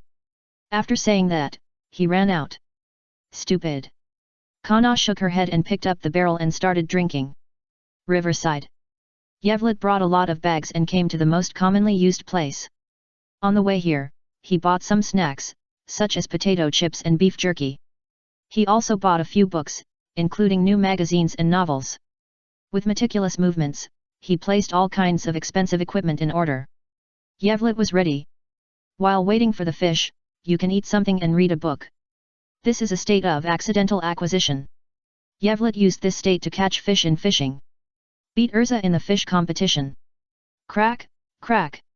He ate, drank, and read a book. An hour passed. 2 hours passed. 3 hours passed. Yevlet got up. Go to the bathroom. Omlas, this place seems pretty cool. This is what he saw in a magazine just now. It says that there are beautiful scenery here and tourists are welcome to play. How about going on a trip? Think carefully for 3 seconds. Okay, let's go there and take a look. After solving it, he walked back while planning the route and came to the river. Where's my fishing rod? Yevlet walked home in despair. Not only did he not catch any fish, but he also lost his fishing rod. Yevlet. Laxus called him. Yevlet turned his head and saw the little yellow-haired boy with one hand in his pocket and the other dragging a suitcase, with a proud look on his face. "Stop doing nothing and make your weapons quickly," Laxus said, pulling the suitcase and left. Yevret looked at his back and shook his head. There are so many strong people in the guild, Natsu, who is also a dragon slayer, and Urza, who is also S-level, he didn't choose them, why did he always provoke me? He hasn't bullied Laxus since he came to the guild. Yevret pushed his glasses, recalled carefully, and then shook his head. Except for some small jokes. For example, helping Listenet to draw a little turtle on the face of the sleeping Laxus, such harmless pranks, he didn't do anything excessive.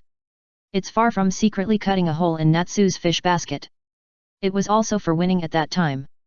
Although he still didn't win. Anyway. He and Laxus have no grudges.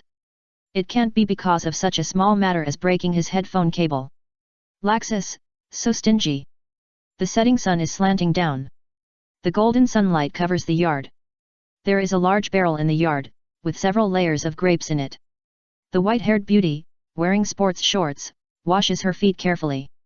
She slightly raises her slender calves, and a few drops of crystal water slide down from her slender ankles, unhindered, straight across the snow-white and tender instep, and finally gathers at the tender and small toes. Glittering and trembling. Quietly dripping onto the round and sweet grapes.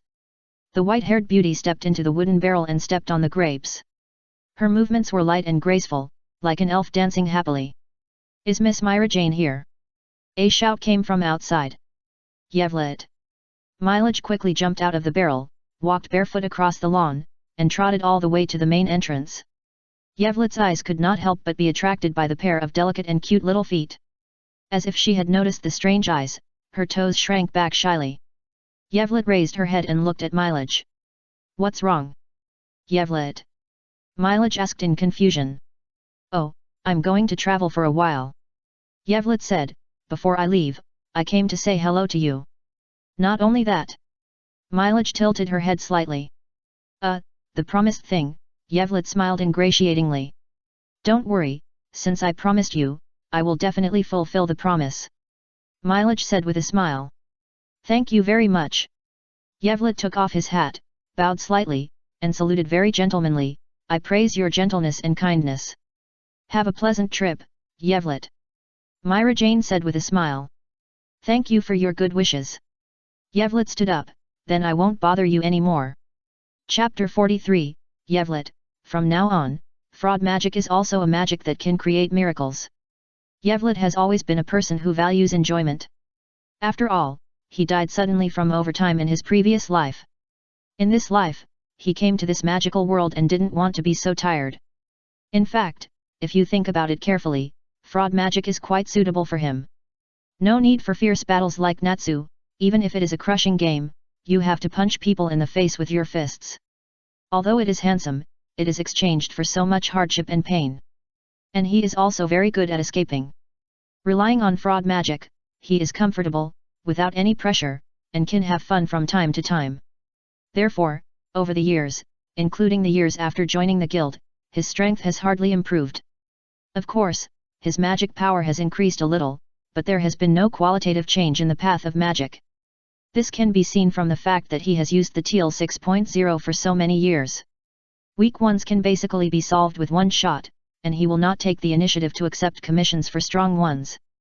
But in the battle on Garna Island, Yevlet found that TL's attack power was not enough. And in the battle with Phantom, he found that his magic was difficult to turn the tables when facing a strong person alone and could not avoid fighting. Yevlet was afraid of death.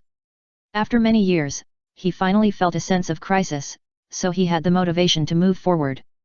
However, his way to become stronger is not to exercise physical fitness, but thinking. After all, fraud magic is the family magic of the Valier family, but there has never been any strong people in his ancestors. It can be said that wherever Yevlet goes, it represents the limit of fraud magic. He had no reference and could only rely on himself to open up a path forward step by step. He had seen the god of death in his previous life and knew that there was a big man with similar abilities to him, Aizen. But he was not Aizen, he was not that powerful, nor that talented. Magic power and spiritual power are not the same thing. Fraud magic is not a mirage. Although it is very similar, it is different after all. He had to find his own way. But what is the next stage of fraud magic? Interfering with reality? Impossible. The essence of the magic of fraud magic is simply fraud. Fraud is to use false language to deceive the other party, so as to control the other party's emotions and then achieve one's own goals. It is not a great magic. It is just a false thing described by the liar. It will not become real. Clang clang. The train is moving. Outside is a vast and barren land. Yevlet took a deep breath, leaned back in the chair, and adjusted his sitting position to be more comfortable. But an unpleasant smell rushed into his nose. He turned his head, and the uncle sitting next to him was a little embarrassed and moved as far away from him as possible. Yevlet smiled at him kindly, and the uncle immediately smiled back and quickly assured, "I will get off at the next stop." "It's okay." Yevlet smiled and shook his head, looking outside again. "Sir, you seem to be worried." The uncle spoke carefully. "Yes, I'm thinking about fraud," Yevlet said casually. "Fraud? Sir, have you been defrauded? Please accept my condolences." The uncle first comforted, and then said angrily, "I really hope those scammers go to hell. I have been defrauded too." It was like opening a conversation box. The uncle said, "That was last year, a scammer found me, and I didn't know he was at first. It was a liar. He said he was from the same hometown as me. I was fooled by him and really believed what he said. He told me that if I invested in a project, I could make a lot of money. He spoke too fast, which made me dizzy. He described a lot of benefits to me and kept praising me. I almost agreed at that time. If it wasn't for my colleague calling me, I would have been deceived at that time. Then he disappeared for a while, and I felt very sorry. After a while, he appeared again and became richer, and then told me that there was another chance. I was moved, and then I was deceived. This kind of liar is really terrible. I was led by him throughout the whole process, but I didn't realize that every decision I made was a trap set by him. When I was deceived, I believed him the most. I really thought I was going to make a lot of money. I couldn't sleep well, my hands were shaking when I ate, and I couldn't control my emotions at all. Honestly, I didn't realize I was cheated long after he left. I even tried to comfort myself and find excuses for him, thinking that I was delayed by something, or that the longer I waited, the more money I could earn. It wasn't until more than half a year later that the law enforcement team found me, and I was sure that I was cheated, and only a small part of the money was recovered. "Sir," the uncle advised seriously, "if you encounter a scam, don't be self-righteous and get entangled with them. They are professionals, and they are good at dealing with scams." "Thank you." Yevulite nodded and said with a smile, "I will pay attention." Swish! The train arrived at the station. "Sir, I will get off first, and I wish you a safe journey." The uncle stood up. "I wish you a safe journey too." Yevlet stood up and returned the greeting. After the uncle left, he sat back in his chair. After a long while, he shook his head and chuckled. "After being cheated, is that when you trust the liar the most? It really is a lesson for me." Yevlet's trip to Amlas was still very pleasant. The third to last day before leaving Amlas, he visited the famous local volcano and bought a volcanic jade that burns forever. This thing is magical and can store flames. He plans to give it to Natsu, who will definitely like it. For the rest of the day, he selected gifts for everyone in the guild. The second to last day before leaving Amlas, he went to the last attraction, Amlas Mountain. The scenery here is magical.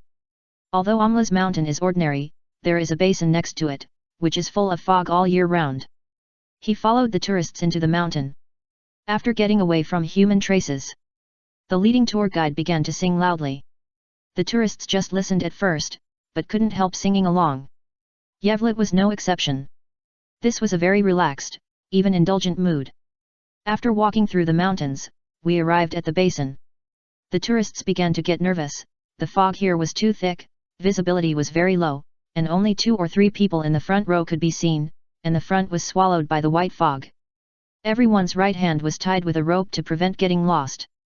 Many people held the rope nervously, fearing that they would be thrown off. It was quiet all around. Nothing can be seen except fog. Everyone's mood became more and more tense, and they couldn't help but imagine that there would be a monster hidden in the white fog, appearing silently. Or, from the back of the crowd, like eating candied haws, one bite at a time, eating everyone. Yevlet stretched out his hand. He couldn't catch the white fog, but it just existed, bringing fear and worry to people. His eyes gradually brightened, and a smile appeared at the corner of his mouth. The day of leaving Amlas. Yevlet, like all the passengers, got on the return train with a satisfied mood. Fraud magic. A very weak magic. The family magic of the Valier family has a long history, but there has never been any famous wizard in the ancestors. Raising his father only used it to pretend to be a magician and make a living. After inheriting this magic, Yevlet reinterpreted it with his own strength. Fraud magic is divided into two uses, deception and fraud. He explained that there are two stages. The first stage is to deceive the five senses, and the second stage is to guide emotions. Yevlet first chose to deceive the five senses as the main development direction.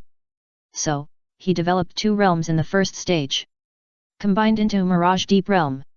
Mirage is a realm, which is a deception that everyone can see. The Deep Realm is a deception that everyone cannot see or even realize. Before today. Whether it is the two realms of the first stage or the second stage, the fraud magic itself does not have the ability to harm. Until today. Yevlet finally deduced the two realms of the second stage. From then on, his fraud magic can be said to have officially entered the second realm. It can also be said that the magic of fraud magic has been pushed to a new height by him. Deep Mirage, Foggy Valley, an empty mountain. Yevlet pushed his glasses with his left ring finger, but he didn't put his hand down for a long time, because hidden behind his palm, his face was relaxed and proud, and he couldn't restrain his smile for a long time. From then on, fraud magic is also a magic that can create miracles.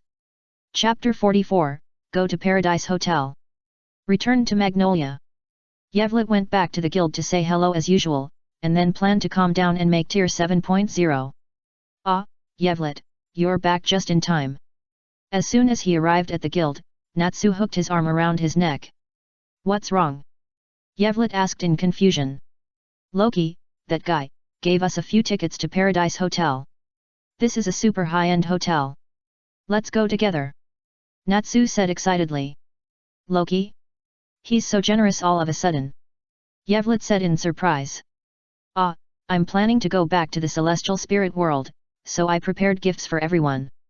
Loki said, Yevlet, actually your gift is individual. You've taken care of me a lot over the years. Oh. Yevlet tilted her head slightly. Loki took out a paper box and said, open it. Yevlet took it. Seeing Natsu and Happy's faces full of curiosity, he said, Natsu, why don't you grab the gift? Hey? That won't work. It's obviously given to you by Loki. Natsu said. It doesn't matter. The thing is mine, but you can open it too. Yevlet smiled. Okay. Love. Natsu and Happy happily held the box and opened it. Puff. A stream of red gas burst out and sprayed directly onto Natsu and Happy's faces. What? It's just wine. Natsu scratched his head. Ha ha ha, what a pity. Loki's face was full of regret. Yevlet didn't fall for it. By the way, Loki, you prepared a red wine bar. Beer is fine, but if Yevlet gets drunk with red wine, things will become very troublesome. Gray said. Hey? What's the difference? Lucy was puzzled, aren't they all wine? Yevlet will, when he touches wine. Lucy was halfway through her words, and suddenly saw Yevlet smiling at her, so she quickly shut up. Well, not all of them are drunk. That's just one situation. If it's red wine. Gray thought for a moment and said, Lucy is numb. Gray. Yevlet's low voice interrupted him and he said, I have repeatedly emphasized that the reason I don't drink is because of my father's instructions, which does not mean that I can't drink. Don't think that you have knocked me out with sleeping pills several times, or added some magic potions to induce me, or cooperated with Miss Gang's hypnotic magic to play a prank on me and succeeded, so you can make up rumors. You guys are really stubborn in this regard. Urza held her forehead helplessly. Habib said, just like Yevlet always can't catch fish, but he said it's because.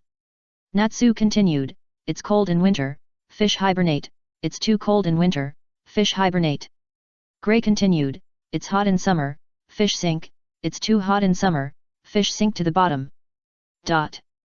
Yevlet pushed his glasses. Hey, you better shut up, Yefrit, Don't take it to heart. Lucy's face changed in fear. I'm not afraid of you, Yefrit. If you want to fight, just come on. Natsu rolled up his sleeves and said. That's right, I'm not afraid either. Gray also looked serious. Why would I fight? I'm a peace-loving person. Yefrit smiled. Okay. Urza ended the topic at the right time.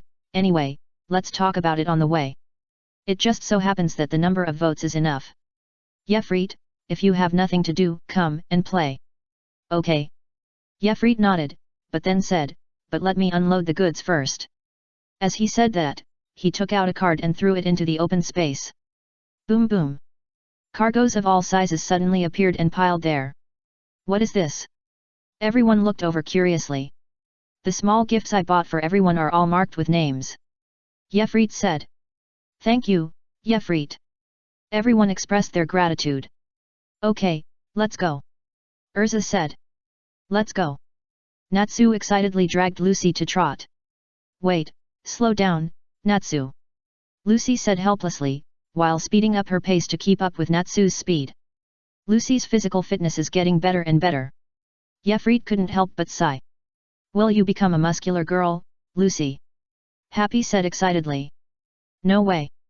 Lucy shouted in the distance. Everyone got on the bus. Natsu got on in seconds. Yefrit sat by the window, Gray sat in the middle, and Urza sat on the side holding Happy. Natsu lay down on the seat as usual, his face pressed against Lucy's thigh, and then closed his eyes, looking uncomfortable. By the way. Habit looked at Yefrit and said, can't you use magic to deceive Natsu and make him not feel carsick? Ah, Yefrit shook his head, I can't do it. This is a bug in the dragon-slaying magic itself. Unless they fix it themselves, Yefrit can deceive the 5 senses, but not the essence of magic. No magic is perfect, so there are wizards, people who study magic. By the way, what have you been doing during this time? Yefrit asked curiously. He raised his head, and Habit said excitedly first, Lucy went home and wanted to tell her father not to interfere in her affairs anymore, and Fairy Tale was also her family. Natsu and others were worried about her, so they followed her. Then, Loki's true identity was revealed. He was actually a celestial spirit, Leo. Because he couldn't stand the abuse of the celestial spirits by his previous master, he disobeyed the other party's summons, which led to the death of his master, so he was exiled. Until not long ago, he was recognized by Lucy and became Lucy's celestial spirit, so he could return to the celestial spirit world. After listening, Yefrit glanced at Natsu lying on Lucy's thigh. At this time, Lucy was rubbing his head with her hand, as if she wanted to relieve his symptoms, which was of course useless. Yefrit smiled and asked, then did Natsu get recognition? Everyone was stunned. It was Happy who reacted first, saying in a teasing tone, although Lucy's father looks serious and difficult to get along with, the others all praised Natsu. Lucy blushed, she understood what Yefrit meant. Well.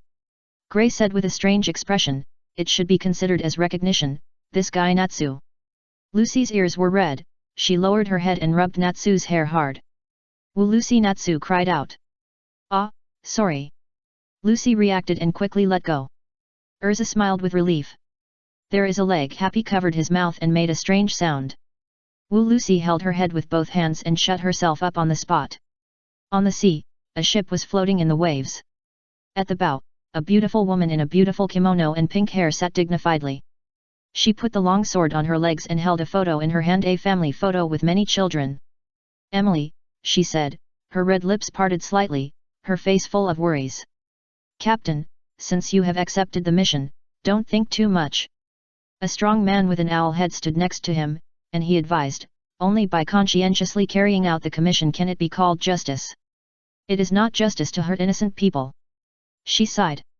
But you have to earn money for your sister's treatment. If she is not treated, she will die. The strong man with the owl said. She raised her head and looked at the tower getting closer and closer in front of her, pursing her lips. In the cabin. There was a whispered conversation. Duderitas, the position of the captain of the Three Crows is now up to you. Thank you, President, for the opportunity. I am determined to get that position. Chapter 45, Enemy Attack. High-end Hotel. Theme Park. Sunshine, beach, Swimsuit. This is Akane Paradise, a popular seaside tourist destination in the kingdom of Fiori. Arisa and Lucy put on swimsuits. Both of them are rare beauties. At this time, their body curves are exposed, attracting countless eyes. However, passers-by saw that their two companions looked difficult to deal with, so no one dared to talk to them. 4 people were playing beach volleyball. To be precise, there were 3 people. Arisa fought 1 against 2, and slapped the ball so hard that it almost deflated. The explosive force, hitting the beach, could blow up the sand. Natsu and Gray were on the same team. The two of them did not hold back, and the sound of hitting the volleyball was like setting off a cannon. Lucy was very excited at first. Seeing the power, she was so scared that she hid behind Urza and didn't dare to catch the ball at all. Not far away, a beach umbrella was erected, 2 chairs and a table were placed. Yevlet was wearing a shirt and beach pants with a kitten pattern. He didn't button them up, leaving them open, revealing his very proud abdominal muscles. He crossed his legs, and a long soft straw was made into a pair of glasses. He bit the extra section of the right length in his mouth. Next to him was Habi, wearing sunglasses, drinking a drink like Yevlet. So white. Waves. Yevlet only needed to look forward, and girls kept coming into his sight and then walking out. No need to feel sorry. No need to turn your head to look. The hazy impression of a glimpse is beautiful. As the sun set, Natsu and others also had a great time. So everyone returned to the hotel, took a shower and changed clothes, and met again. There were also activities to play in the evening. Lucy looked at Urza wearing a gorgeous tight long skirt, her eyes stayed on her slender waist for a long time, she secretly pinched the soft flesh around her waist, her expression was a little frustrated. Happy, let's go. Today we are going to win and become rich. Natsu shouted. Love. Happy responded excitedly. 1 man and 1 cat ran to a lottery facility. You should forget it, that kind of thing that has no skills and relies entirely on luck is impossible to succeed. Gray shook his head, turned to another place, sat on the card table, his face full of confidence, this is the way to make money. Mr. Gray. Suddenly a beautiful woman in a blue skirt and blue curly hair appeared next to Gray. Juvia Gray was a little surprised, why are you here too? It's just a coincidence. Juvia was a little worried, said in a hollow voice. Well, since we are here, let's have fun. Gray said. Okay. Juvia said shyly, then, can I play with Gray-sama? Ah. Gray was stunned. As long as I can play with Gray-sama, I am willing to do anything. Juvia said excitedly. I am willing to do anything. A strong man wearing an eye patch and seeing with only one eye came over, such words can't be said easily. Who are you? Gray frowned slightly, he felt that the visitor was not friendly. Nice to meet you, Gray Fulpasta. The strong man suddenly launched an attack. A magic circle appeared on his eyes. Be careful. Gray was blown away by the explosion before he could fight back. Boom. The huge explosion, miraculously did not affect passers-by. Because all the passers-by just now couldn't help but dislike approaching here. The smoke and dust dissipated. Juvia lay on the ground with a painful expression on her face. Juvia, the Emperor is so beautiful. Gray hurriedly got up and blocked Juvia behind him, looking at the sudden attacker with anger and confusion. Who are you? Where is Urza? Gray was surprised by the other party's words. Splash! Water condensed in front of Gray, and Juvia got up and blocked Gray behind him again, saying, no matter what the reason is, I will not allow you to hurt Gray-sama. What? The man put his finger on his forehead, obviously using magic to communicate with his companions. Have you found Urza? It doesn't matter if you kill them.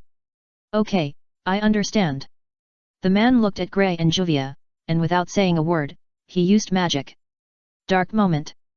Suddenly, Gray and Juvia found that everything was black in front of them, and they could not see anything, as if Yefrit was using magic to deceive their vision. The man suddenly appeared behind Gray and Juvia and used magic. Boom! Gray and Juvia were about to react, but they found that their hearts suddenly surged with endless fear. The fear swallowed them instantly. Plop! The two fell down. You won't wake up for a while with such an explosion. The man left a sentence and turned away. On the other side, Natsu was also attacked suddenly. But he punched the enemy directly in the face. Something's wrong. Although that knocked down the enemy, Natsu instinctively knew that it was not the case. Far away from Natsu and Gray, a girl suddenly appeared behind Lucy and tied her up with a rope. Lucy. Iluza was about to draw her weapon, but she found that it was an acquaintance. She shouted in shock, Milia. Long time no see, meow, Urza. The girl Milia's behavior and movements were like a cat.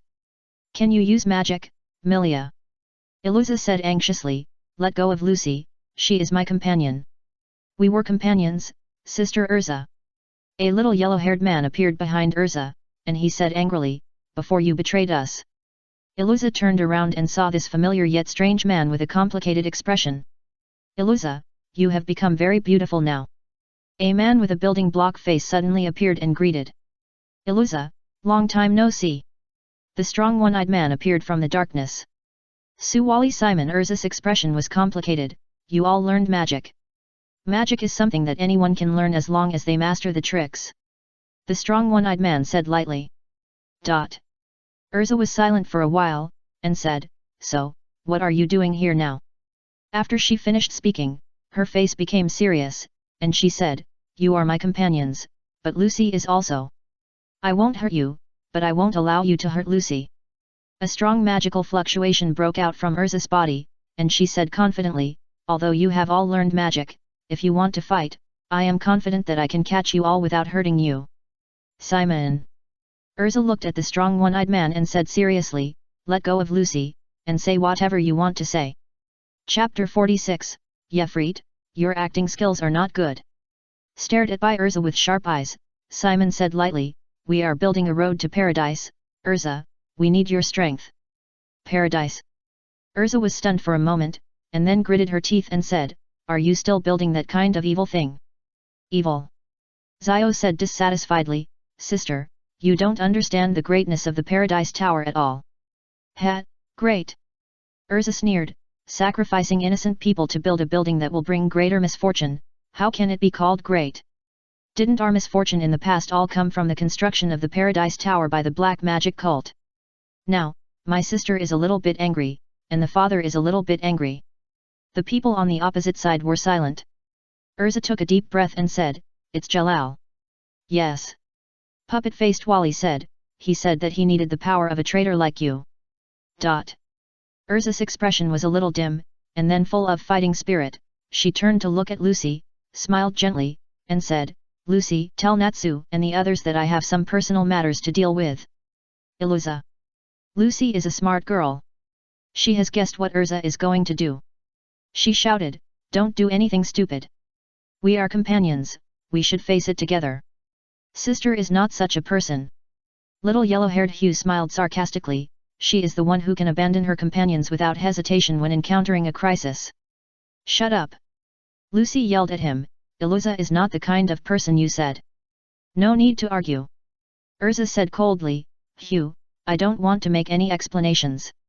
After that, she looked up at Simon and said, I will go back with you. Some things will always be resolved. I have been waiting for this day for a long time. Let's go. After that, Urza changed into the armor she wore every day. Iluza, don't go. Lucy shouted anxiously, but Urza did not respond to her and left with a group of people. Damn it. Lucy was tied up with ropes and couldn't get free at all. She felt that her magic power was sealed and she couldn't even summon the spirits. The rope was getting tighter and tighter. Lucy. Natsu's shout came from a distance. Natsu, Lucy shouted hurriedly. Boom. Accompanied by a manic flame, Natsu rushed to Lucy and saw Lucy, who was tied up and pulled by the rope and bent backwards, and immediately extinguished the flame. He even laughed. Ha ha ha, Lucy, what's your style? Natsu, you idiot, help me untie it quickly, my bones are about to be broken. Lucy said angrily. Got it. Natsu lay down. Hey, what are you doing? Lucy watched Natsu's face approaching. Help you bite off the rope. Natsu said. Ah. He bit the rope tied to Lucy's armpit. Wu feeling a hot air blowing on her armpit, Lucy's face suddenly turned red. Natsu bit hard and the rope was bitten off. Lucy stood up quickly. Oh no, Natsu. Lucy said anxiously. Iluza followed a group of strange guys and seemed to be going to some paradise. The Tower of Paradise. Yefrit suddenly appeared and answered. Yefrit, were you there just now? Why didn't you stop her? Lucy saw Yefrit appear and immediately said angrily. Iluza is right. Some things must always be faced. Yefrit pushed his glasses. Yefrit, just now. It was you who made trouble. Natsu said with a serious face. He was attacked by a puppet face just now, but the man's strength was not very good. He burst into flames and knocked him down with one punch. However, Natsu felt that the other party was not a real person. That's right. Yefrit nodded and said, if we defeat them all here, we will have no reason to go to the Tower of Paradise. What do you mean? Natsu was puzzled. The Tower of Paradise is a dangerous place, and the controller there is a dangerous person. Yefrit's fingertips were spinning a card. He suddenly flicked his finger, and the card flew up at high speed, piercing into the ceiling fiercely, and turned into a black streamer with a few strands of gold, flying back to his palm. Iluza wants to solve it alone. Yefrit said, but the so-called family can't help it. Go help her. Natsu said firmly. That's right. Yefrit nodded. So this is what you are thinking. Gray's voice came. Lucy looked over. Gray and Juvia came over, supporting each other. Gray was still holding his head, looking like he had a headache. He looked at Yefrit fiercely and said, so, you were the one who did it just now, right? That's right. Yefrit nodded. You guy, Gray said helplessly, at least tell us first. Your acting skills are not good, especially Natsu. Yefrit shook his head. Asshole, who are you looking down on? Natsu was so angry that he was spitting fire. By the way, does your magic have such an effect? The magic just now, it can't be a new magic you learned. Gray asked in confusion. Yefrit's magic has always been based on deceiving the five senses. Even if it can guide emotions, it has little effect on him and Natsu. But just now it was just a moment, he and Juvia had no power to resist, and they were actually scared to faint. It's just some small breakthroughs. Yefrit smiled modestly, and then said, okay, don't waste any more time, you go find a boat, I'll go talk to the president first. Okay. Natsu and others went to find a boat. Yefrit took out the communication crystal. Yefrit, what's the matter? Marajana's face appeared on the crystal.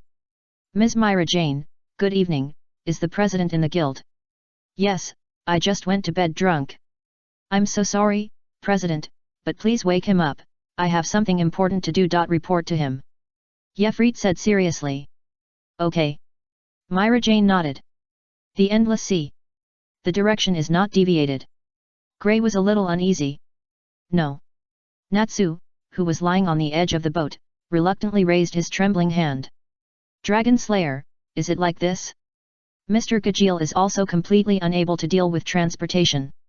Juvia said in surprise. Maybe. Gray nodded. Hey. At this moment, Natsu suddenly stood up and looked in a certain direction vigilantly. What's wrong? Gray's face changed. He could see that Natsu was very serious, so he immediately prepared for battle. I don't know, but... Ugh. It feels very... Ugh. Strange. Natsu was halfway through his words when the boat shook and he became limp again. Chapter 47, Yefrit, since when did you forget to cry? Yefrit stood up and said, you keep going, I'll catch up soon. If there are enemies, we'll face them together. Gray said hurriedly. Well, it won't take much time. Yefrit said, Gray, help me make a piece of ice. Okay. Gray froze a part of the sea surface and said solemnly, you have to be careful. Gray and others left. Yefrit said, don't hide, it's meaningless, my magic is locked to an individual. Woo. Really, terrible magic. A figure slowly appeared. Putin, the wizard who always cries and pleads for peace. Yefrit looked at his left hand, which was cut off last time, and this time it was replaced by a mechanical hand. Yefrit de Lavalier. Putin cried and said, you are the one who completely destroys peace. I am. Ansa's believer. One of the 8 knights who maintain world peace under Ansa's order. Knight of Mercy Putin. Putin opened the brown book he had been holding, and showed one page to Yefrit. Look, the word Mina is in the book of judgment. Yefrit, you will be judged by me. Repent in the mercy of God, even so. You cannot reach heaven. Boom. The moment Putin finished speaking, the attack was launched. The seawater turned into long spikes and pierced Yevlet's body. Are you cheating? Putin cried, I'm so sorry, my magic just restrains you. Boom boom boom boom. Rows of seawater turned into long spikes and spread out, like a giant beast with fangs in its mouth, swallowing food. Yevlet appeared in front of Putin and chopped down with a knife. Where's your gun? Putin asked. He was not slow. The seawater in front of him condensed into long spikes and attacked Yevlet's back, but suddenly stopped at the last moment. I almost got fooled. Putin shook his head. The scene in front of him changed. Yevlet was not in front of him, but his position was one step forward than he thought. If the seawater spike really pierced the planned position, then he would be the one killed. Yevlet chuckled on the floating ice in the distance. Is Putin's will so weak? Sure enough. Putin said proudly, deception magic, as long as the brain determines that it is deceiving, it can be broken. After all, it's just. Yevlet appeared in front of Putin again in an instant and slashed with a knife. It's just deception.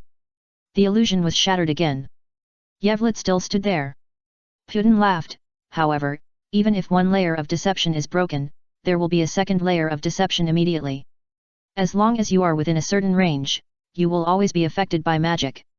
Shua Yevlet appeared in front of him for the third time and swung the knife. Real. Putin retreated decisively and used the seawater spike to stab Yevlet. Yevlet twisted his body, threw a card under his feet, stepped on the card, and returned to the ice. It's not easy to judge the truth clearly. Putin said with a smile, you must be completely sure that you are deceived. This kind of courage to gamble with your life can break the deception. But this kind of confidence and courage will cause you to be killed by the truth. If you are close to the truth, you will not be afraid of deception, but if you are really close to the truth, you will be deceived by the truth. It's really terrible. Even if I know the principle of your magic, it's difficult to deal with it. But Putin raised his left hand and said proudly, with this thing, it's different. You can deceive people, but you can't deceive magic. Among the 8 knights, the honorary knight who is best at making magic props helped me make this fake hand. There is only a simple but 100% accurate ability. That is to sense your distance. When you are closer, it will vibrate more strongly, and I can get the feedback of magic. So, your deception is useless, Yevlet, let's fight face to face. Ha ha ha ha. Putin laughed wildly. Boom. The coffin he had been carrying behind him opened, and a 2-pointed spear flew out of it, a weapon like a cake fork. It is spiral all over, and if an ordinary person holds it, which might be very cutting. Putin waved it vigorously. Boom. Putin jumped up, and the sea water hundreds of meters behind him boiled, and then turned into countless spikes, rushing towards Yevlet. It's almost there. Hold on a little longer. Yevlet pushed his glasses. Physical fitness was what he was least good at. But fortunately Putin is not Joseph. Otherwise, he would never stand here and listen to him pretending, but turned around and ran, and then he could only hear words like you stop, don't run. It's getting closer. Yevlet waved his hand and created countless seawater spikes to counterattack. Cheat. Putin said proudly, and then rushed up against the seawater spikes, but in the next second, he was suddenly startled and quickly moved sideways to avoid it. Puff. It didn't completely avoid it. A long knife pierced his shoulder, completely penetrated. Yevlet slowly retracted his throwing posture. Putin looked at him, and after a few seconds of silence, he laughed even more arrogantly. Ha ha ha dash. Yevlet. You even threw the last weapon. That was your last shot. Unfortunately, although it was only very weak, I still sensed the magic fluctuations above. You lost. Next, accept my judgment. Don't worry, I am a merciful knight and will not torture you intentionally. It's just a moment, it will be over in a moment. Cheating wizard dash. Let me give you the most noble judgment. Spike hell. Boom. The whole sea was boiling. The sea water rose up, forming long and thin spikes hundreds of meters long. Roughly estimated, there are at least thousands of them. Ha ha ha ha. The trial begins. Boom boom. Thousands of seawater spikes stabbed at Yevlet at the same time. Yevlet stood there without moving. He leisurely took out an umbrella and opened it with a splash. Putin was a little stunned. You are still so calm when you are about to die? You really deserve the name of elegance. Yevlet. Can I really kill you? A man as good as you. If you die, how regretful will this world be? Should I not kill this man? Splash! Thousands of seawater spikes suddenly broke and turned into a heavy rain on the sea, pouring down. Putin was soaked and embarrassed. But Yevlet, who was holding an umbrella, was not wet. Putin couldn't believe it. Why? The magic was suddenly lifted. Or did he lift it himself? Yevlet took out a card and stuck it on the ice. The card blew a gust of wind toward the sea, pushing the ice toward Putin's position. Yevlet, you dare to come closer? Are you looking for death? Ha ha ha. Putin suppressed the confusion and panic in his heart and forced himself to hold up an arrogant attitude. Haven't you noticed something wrong yet? Yevlet tilted his head. Putin, since when did you forget to cry? Chapter 48, Yevlet. People are slaves of emotions, and I am the master of emotions. What? Putin was shocked and stood there. Don't you like to cry? Yevlet said lightly, when walking, when taking sides, and today, when you came to me to die. Why don't you cry? The so-called mercy night. Boom! A thunder exploded in his mind. Putin shook his body, as if a basin of cold water was poured down on his head, and his whole body was cold. Crying. He cried non-stop because of the evil and chaos everywhere in the world. But why now? You are not even as good as Juvia. Yevlet shook his head. It took him more than 3 times as long to infect Juvia as Putin. What nonsense are you talking about? You say such inexplicable words at this time, and expect me to let you go. Impossible. Look at me to judge you. Putin roared, waving his spear and stabbing Yevlet. Yevlet did not move. I can't kill him. What qualifications do I have to kill him? I am such a rotten person. Putin suddenly stopped, his trembling hands could not hold the spear, and the spear fell and sank into the deep sea. What did you do? Putin suddenly felt scared. After being cheated, you will trust the cheater the most. Yevlet said, the cheater uses people's trust to commit fraud. The object of this trust may not be the cheater. It can also be yourself, that is. Confidence. Yevlet stretched out his hand and caught the raindrops falling from the edge of the umbrella. Fog Valley. Empty mountain. When people walk in a valley full of fog, they will worry because they can't see anything in the distance. There is nothing in the fog, but they still think of something that can't be seen. A monster with a name. People are able to perceive their own fear and terror. Therefore, this emotion can be overcome. When people walk in the beautiful mountains, they will be in a good mood, and they will not feel depressed and afraid. Even he can't help shouting or singing a few songs. It doesn't matter if you pick your nose or scratch your back. Because the scenery here is beautiful, there are paved stone roads, and it is stable to step on them. There will be no danger here. People believe in this place and believe in their own feelings. People will indulge here. Let go of your heart. Yevlet stretched out his hand to Putin. You are talking nonsense. Calm down. Putin was about to pretend to be angry, but was controlled by the word Yevlet. He looked at Yevlet calmly, and didn't care about his hand reaching out to hold the long knife, pulling it out little by little, as if he had been anesthetic all over his body. He couldn't move, and he couldn't feel any pain. Yevlet pulled out honey, without a drop of blood, clean as new. Putin sheathed the knife. Day. He leaned on his cane with both hands and looked at Putin indifferently. You bastard! I'm going to judge you. Putin suddenly became angry. Sad. Yevlet said lightly. Ah, so sad, I'm so sad. Why am I so weak? Why do I come here to find you, do such a suicidal thing? I don't want to die. Damn, what did you do to my body? Putin suddenly became angry again. Your anger is in the wrong direction. Yevlet reminded. Ah, I am so angry, I'm so stupid. Why did I come to find a strong man like you? I'm such a fool. It doesn't matter if I'm killed. What's wrong with me? Magic is the power of the heart, and emotions occupy the vast majority of it. Yevlet said, people can't defy emotions. When people are extremely inferior and sad, they will slap themselves. Pa pa pa, Putin cried and slapped himself hard, and his face swelled up after 2 slaps. When people are extremely depressed, they will have the idea of committing suicide. Puchi Putin's right hand stabbed into his left chest fiercely. What kind of magic is this? Putin's chest was bleeding, and he looked at Yevlet with despair. I didn't see you so scary before. The second stage of fraud magic. Yevlet said, the depth of the mirage, the fog valley and the empty mountain. It's almost impossible to get rid of the deception. Even if you really get rid of the deception and get closer to the truth. The truth is I control the emotions, and you will become a puppet of the emotions. By the way, Putin, Yevlet grinned, what Ansa you believe in? What are you going to do? Putin shouted in horror. Hate Ansa, Ansa believer.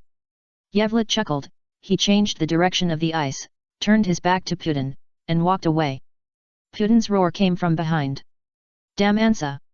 You evil demon! You should go to hell! This angry voice is like a whale. Remember what I said before? Look at your back, and then die with regret and despair, weak Putin. Yevlet's voice slowly reached Putin's ears. Ah! I regret it so much. Why did I become a slave of the devil? Why do you create injustice in the name of peace? Why do I come to die? How can someone like me live to this day? Hell spike! Countless seawater formed spikes. No, no. Putin looked at Yevlet's receding back and made a last desperate request. Unfortunately, the next second, his eyes lost the desire to live. He grabbed his head with both hands and twisted it hard. Crack! His head turned to the back and fell down with gravity. He saw his back. He smiled miserably. Boom! Thousands of seawater spikes fell, and everything was shattered in an instant. Misty Valley and Empty Mountain. This is a state, a means. At first, magic was like mist, openly wrap the enemy and let him feel that he is under the influence of magic. People will be afraid and worried, but those with a firm mind will restrain such emotions. Such people can pass through the foggy valley and see the empty mountain behind the foggy valley. There is no danger here. It is like the enemy, who thought he had cracked Yevlet's deception and restrained Yevlet's temptation of his emotions. He relaxed and even became a little indulgent. Because he was going to win. At this moment, he was very confident because he had silenced the liar and covered his face with shame. But he did not notice that walking through the foggy valley would get his clothes wet at this time. Yevlet had already magic gently invaded his heart, controlled his organs, and controlled various hormones. So, it was over. When the enemy thought it was over, it was indeed over. People are slaves to emotions, and Yevlet is the master of emotions. This is the second realm that can create miracles. Chapter 49, Lucy and Juvia. If Yevlet becomes an enemy, then it's over. Magic Council. 10 council members are in a meeting. The matter of the Paradise Tower has been put first, which is a very serious matter. Everyone is arguing about whether to send troops or follow what Zakrane said, using the supertime and space destruction magic and magic spirit power to carry out long-range destructive strikes. After some discussion, 5 votes against using magic spirit power, so Zakrane's proposal was rejected. The speaker announced, in summary, the proposal to use magic spirit power will not be adopted. Wait, do you really know the consequences of doing this? Zakrane was anxious. No need to say more, Zakrane. The speaker said, things haven't gotten to that point yet. Haha, not serious. Zakrane sneered twice, you don't know who my brother, Jalal, wants to revive. Member Yajima frowned slightly and looked at Zakrane, thinking. Zakrane, is there any hidden secret? A member frowned and asked. I have been hiding it before, fearing that it would cause unrest. I was going to bear everything by myself, but Zakrane gritted his teeth and said, Jalal wants to revive Zeref. What? The members were shocked. A counselor cried out in surprise, Zerf? The legendary ancestor of the Black Wizard. That's right. Zakrane gritted his teeth and said, so, even if there is only a 1 in 10,000, or even 1 in 100,000 chance, I can never sit back and watch it happen. No one should touch such a taboo. Zakrane said with determination. Even if it's my brother. The counselors were silent for a while. I agree. A counselor raised his hand. I agree too. Agree. All the counselors said. I abstain. Counselor Yajima looked at Zakrane deeply. 8 votes in favor, 1 abstention, so the speaker announced, the proposal to use the magic spirit power is adopted. Everyone, get ready. The counselors hurried to coordinate with various departments. Member Yajima kept staring at Zikrane. Mr. Yajima, what's the matter? Zikrane's face was full of sadness. It was his brother who was about to be annihilated, and this decision was proposed by him. Is it really good to do this? Yajima said earnestly, don't make a decision that will make everything irreversible. Sometimes, there may be other ways to choose. We must never let Ziref revive. Zikrane said firmly, this is every light wizard, and as a counselor, I should recognize it, the most basic sense of responsibility. I have no evidence, Zikrane. Yajima said, I am old and have no prestige. I only have one vote. Under the general trend, I can only abstain. Yajima sighed, Zikrane, sometimes, a wrong decision cannot be repaid even with a lifetime of pain. He looked at Zikrane seriously, then looked at the beautiful female counselor next to him, and asked, are you really prepared for this? Urusha smiled lightly and did not answer. Zikrane said seriously, I will shoulder everything. Yajima sighed and left with his hands behind his back. His frustrated voice came from the empty corridor. I am very old and it is time to retire. Fortunately, the children of the pony are very reliable. Day. Day. Day. Yeflet walked slowly on the wet road. Turning a corner, he saw two beautiful girls lying on the ground, their chests rising and falling rapidly, gasping for breath. Lucy and Juvia. Yeflet did not disturb them. The enemy person Yeflet had seen once before, a white-skinned, long-haired man was lying in the distance, but at this time, he was bald, his long straight hair was gone, leaving only a shiny head. I think the two of them worked together to defeat him. So. That woman is here too? What a pity. If he met her as an enemy, he would not show mercy. We won, Lucy. Great, it's gone, Juvia. The two girls with good figures hugged each other excitedly. The scene was beautiful. Click Yefrit was quick to take a picture. Hiss, it hurts. When Juvia's hand accidentally moved down and touched Lucy's thigh, she screamed immediately. Lucy was whipped hard by Juvia, who had turned into a queen. I'm sorry, Lucy. Juvia apologized quickly. It's okay. Lucy shook her head, let's go find them quickly. The two supported each other and left. Behind. The bald man chased gradually regained consciousness. I couldn't move. My whole body hurt as if it was falling apart. But he had to stand up. I must not lose here. Udaritas. But he was going to be the captain. He was going to revive the reputation of the Three Crows. He would never be laughed at again. That damn woman Turtledove, after becoming the captain, never did any assassination missions. Not only did his income drop drastically, but he was also laughed at and called a coward. He wasn't. He was the singer of hell. He was the undertaker of reincarnation. The president promised that as long as he killed Turtledove after completing this mission, he would take all the credit and he would become the captain. He had the right to choose his own mission. Udaritas barely raised his trembling hand, holding a pill in his hand, and he stuffed it into his mouth. Lucy. Yevlet suddenly appeared beside Lucy and Juvia. Yevlet. Lucy said in surprise. I told you not to let down your guard until the battle is over. Yevlet said with a hint of teaching in his voice. What? Lucy was stunned, but Juvia came to her senses and quickly helped Lucy turn around. How is it possible? He has been knocked down. Lucy said in shock. Are you going to die? Fight with such a body? Juvia said. Dark magicians are people who walk on the edge of death. Udaritas grinned. Another strong man? They can't sense your magic, but from the looks of them, they trust you very much. It will be fun if you attack them. Yevlet. Lucy and Juvia turned pale with fear. If Yevlet is controlled, not to mention that they have no fun, most likely even Natsu, Grey and even Urza will have no fun. Be careful, he has magic that can turn people into puppets. Lucy warned quickly. Really? What a coincidence, I also have similar magic. Yevlet smiled. Ha ha ha, let's compete. Udaritas laughed, picked up the guitar, and just as he was about to play, he suddenly knelt down. I was wrong. Ah. This sudden turn stunned the extremely nervous Lucy and Juvia. I'm sorry for playing this broken guitar and disturbing everyone's ears. Udaritas knelt on his knees, lying on the ground, deeply repenting. I'm sorry for attacking such a beautiful lady. I'm sorry that someone like me is still alive. The book of everyone in the street group. If you are interested, you can have a look. At the same time, travel through time from the era of flowers. From slaying demons and sweeping through the ages. Jishan, starting as the holy body of Mars. Zushan, starting from perfection. Magical girl, but the sea tiger blasting fist. I participated in major events in Zushan. The Doluo continent starting from the broken martial spirit.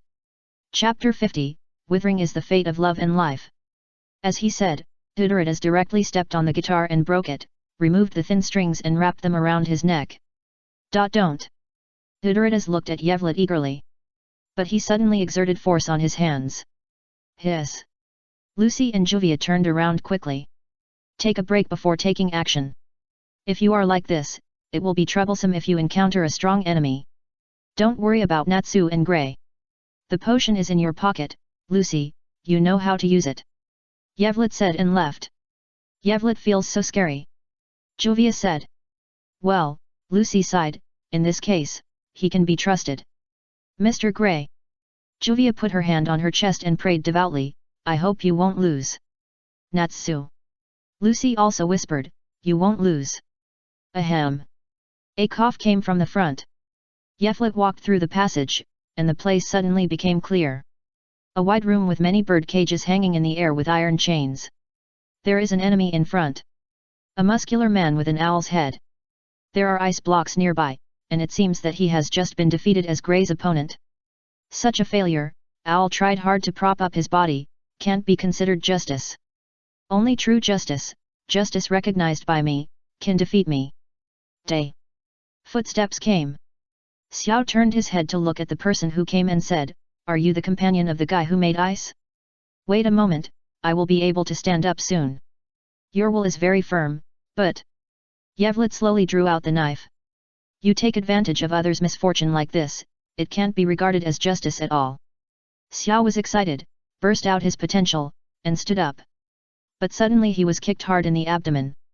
He looked at the enemy who was walking towards him in the distance in confusion. Who kicked him? Xiao flew out of the passage with confusion and fell down. He was not a real bird, and the flying magic props were gone. This is not the end of justice. Pachi. Long wooden bridge. Cherry blossoms falling like snow. The sound of fighting continued. This swordsman with Kansai accent brought great pressure to Urza. She used several sets of armor in succession, but they were all cut off by the opponent. What a powerful woman, worthy of being the fairy queen, her magic power is so strong that it is frightening. But the moonless style taught to me by my master is not bad. The ultimate swordsmanship can cut through magic. Even in the world of magic, swordsmanship will not decline, but there are fewer people who practice it seriously.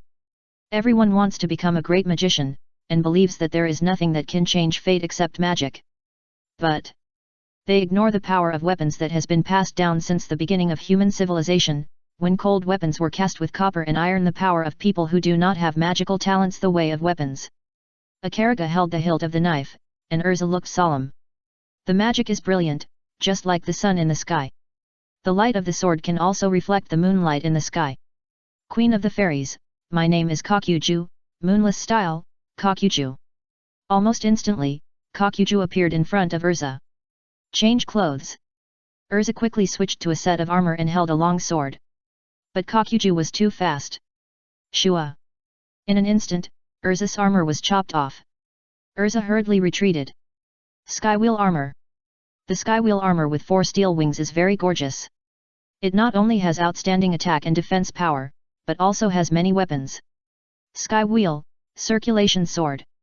Dozens of swords flew towards Kakuju in a rotation. Kakuju was very calm, holding the hilt of the sword, and gracefully stepped back half a step. Moonless style, Yasha flashing sky. In an instant, countless swords and shadows. Urza's circular sword was shattered. So strong. Urza was shocked. Akarika jumped in front of her. Oh no. Urza quickly blocked with her sword. Crack. The armor was broken on the spot. Her sword was too fast. And too sharp. Urza quickly retreated. Moonless flow. Akarika held the hilt and spun a circle, Garuda flame. The sparks bursting from the blade turned into a huge flame. Flame Emperor armor. Urza quickly changed into armor with high resistance to fire.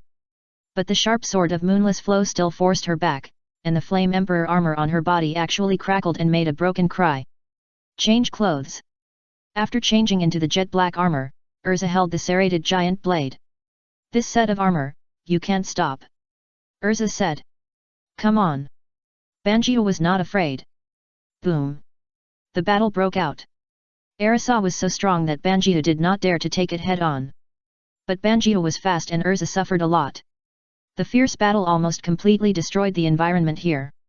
In the end, Banjiu was slightly better. Boom. Arasa retreated to Zayu's side, her armor was tattered and her serrated giant blade was broken. Sister. Zayu was shocked and shouted, even you are so powerful, you can't defeat her. No, Zayu. Urza took back the purgatory armor. She walked straight towards Banjiu. Have you given up resistance? Banjiu frowned slightly. I'm not strong.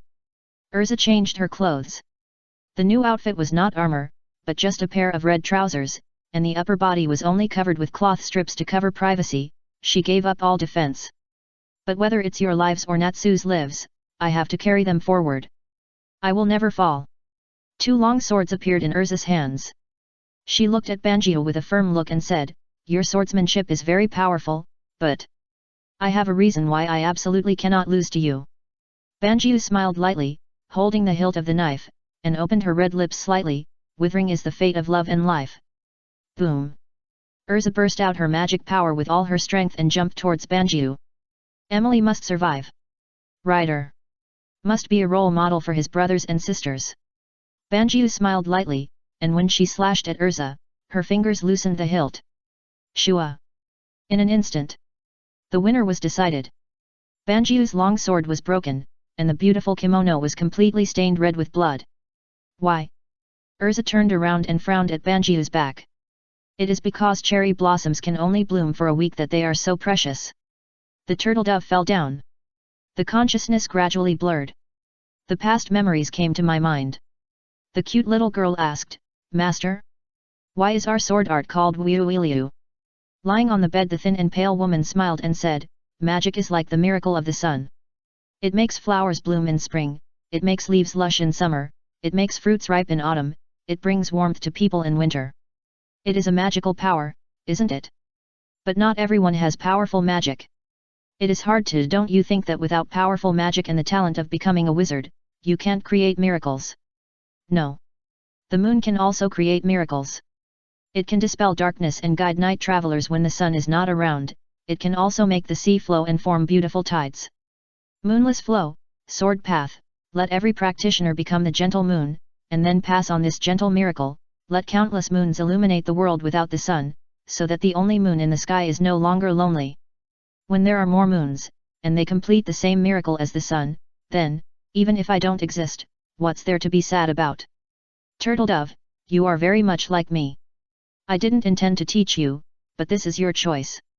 Perhaps one day, you will be like me, a silent and dim moon in a world where the light of the moon is everywhere.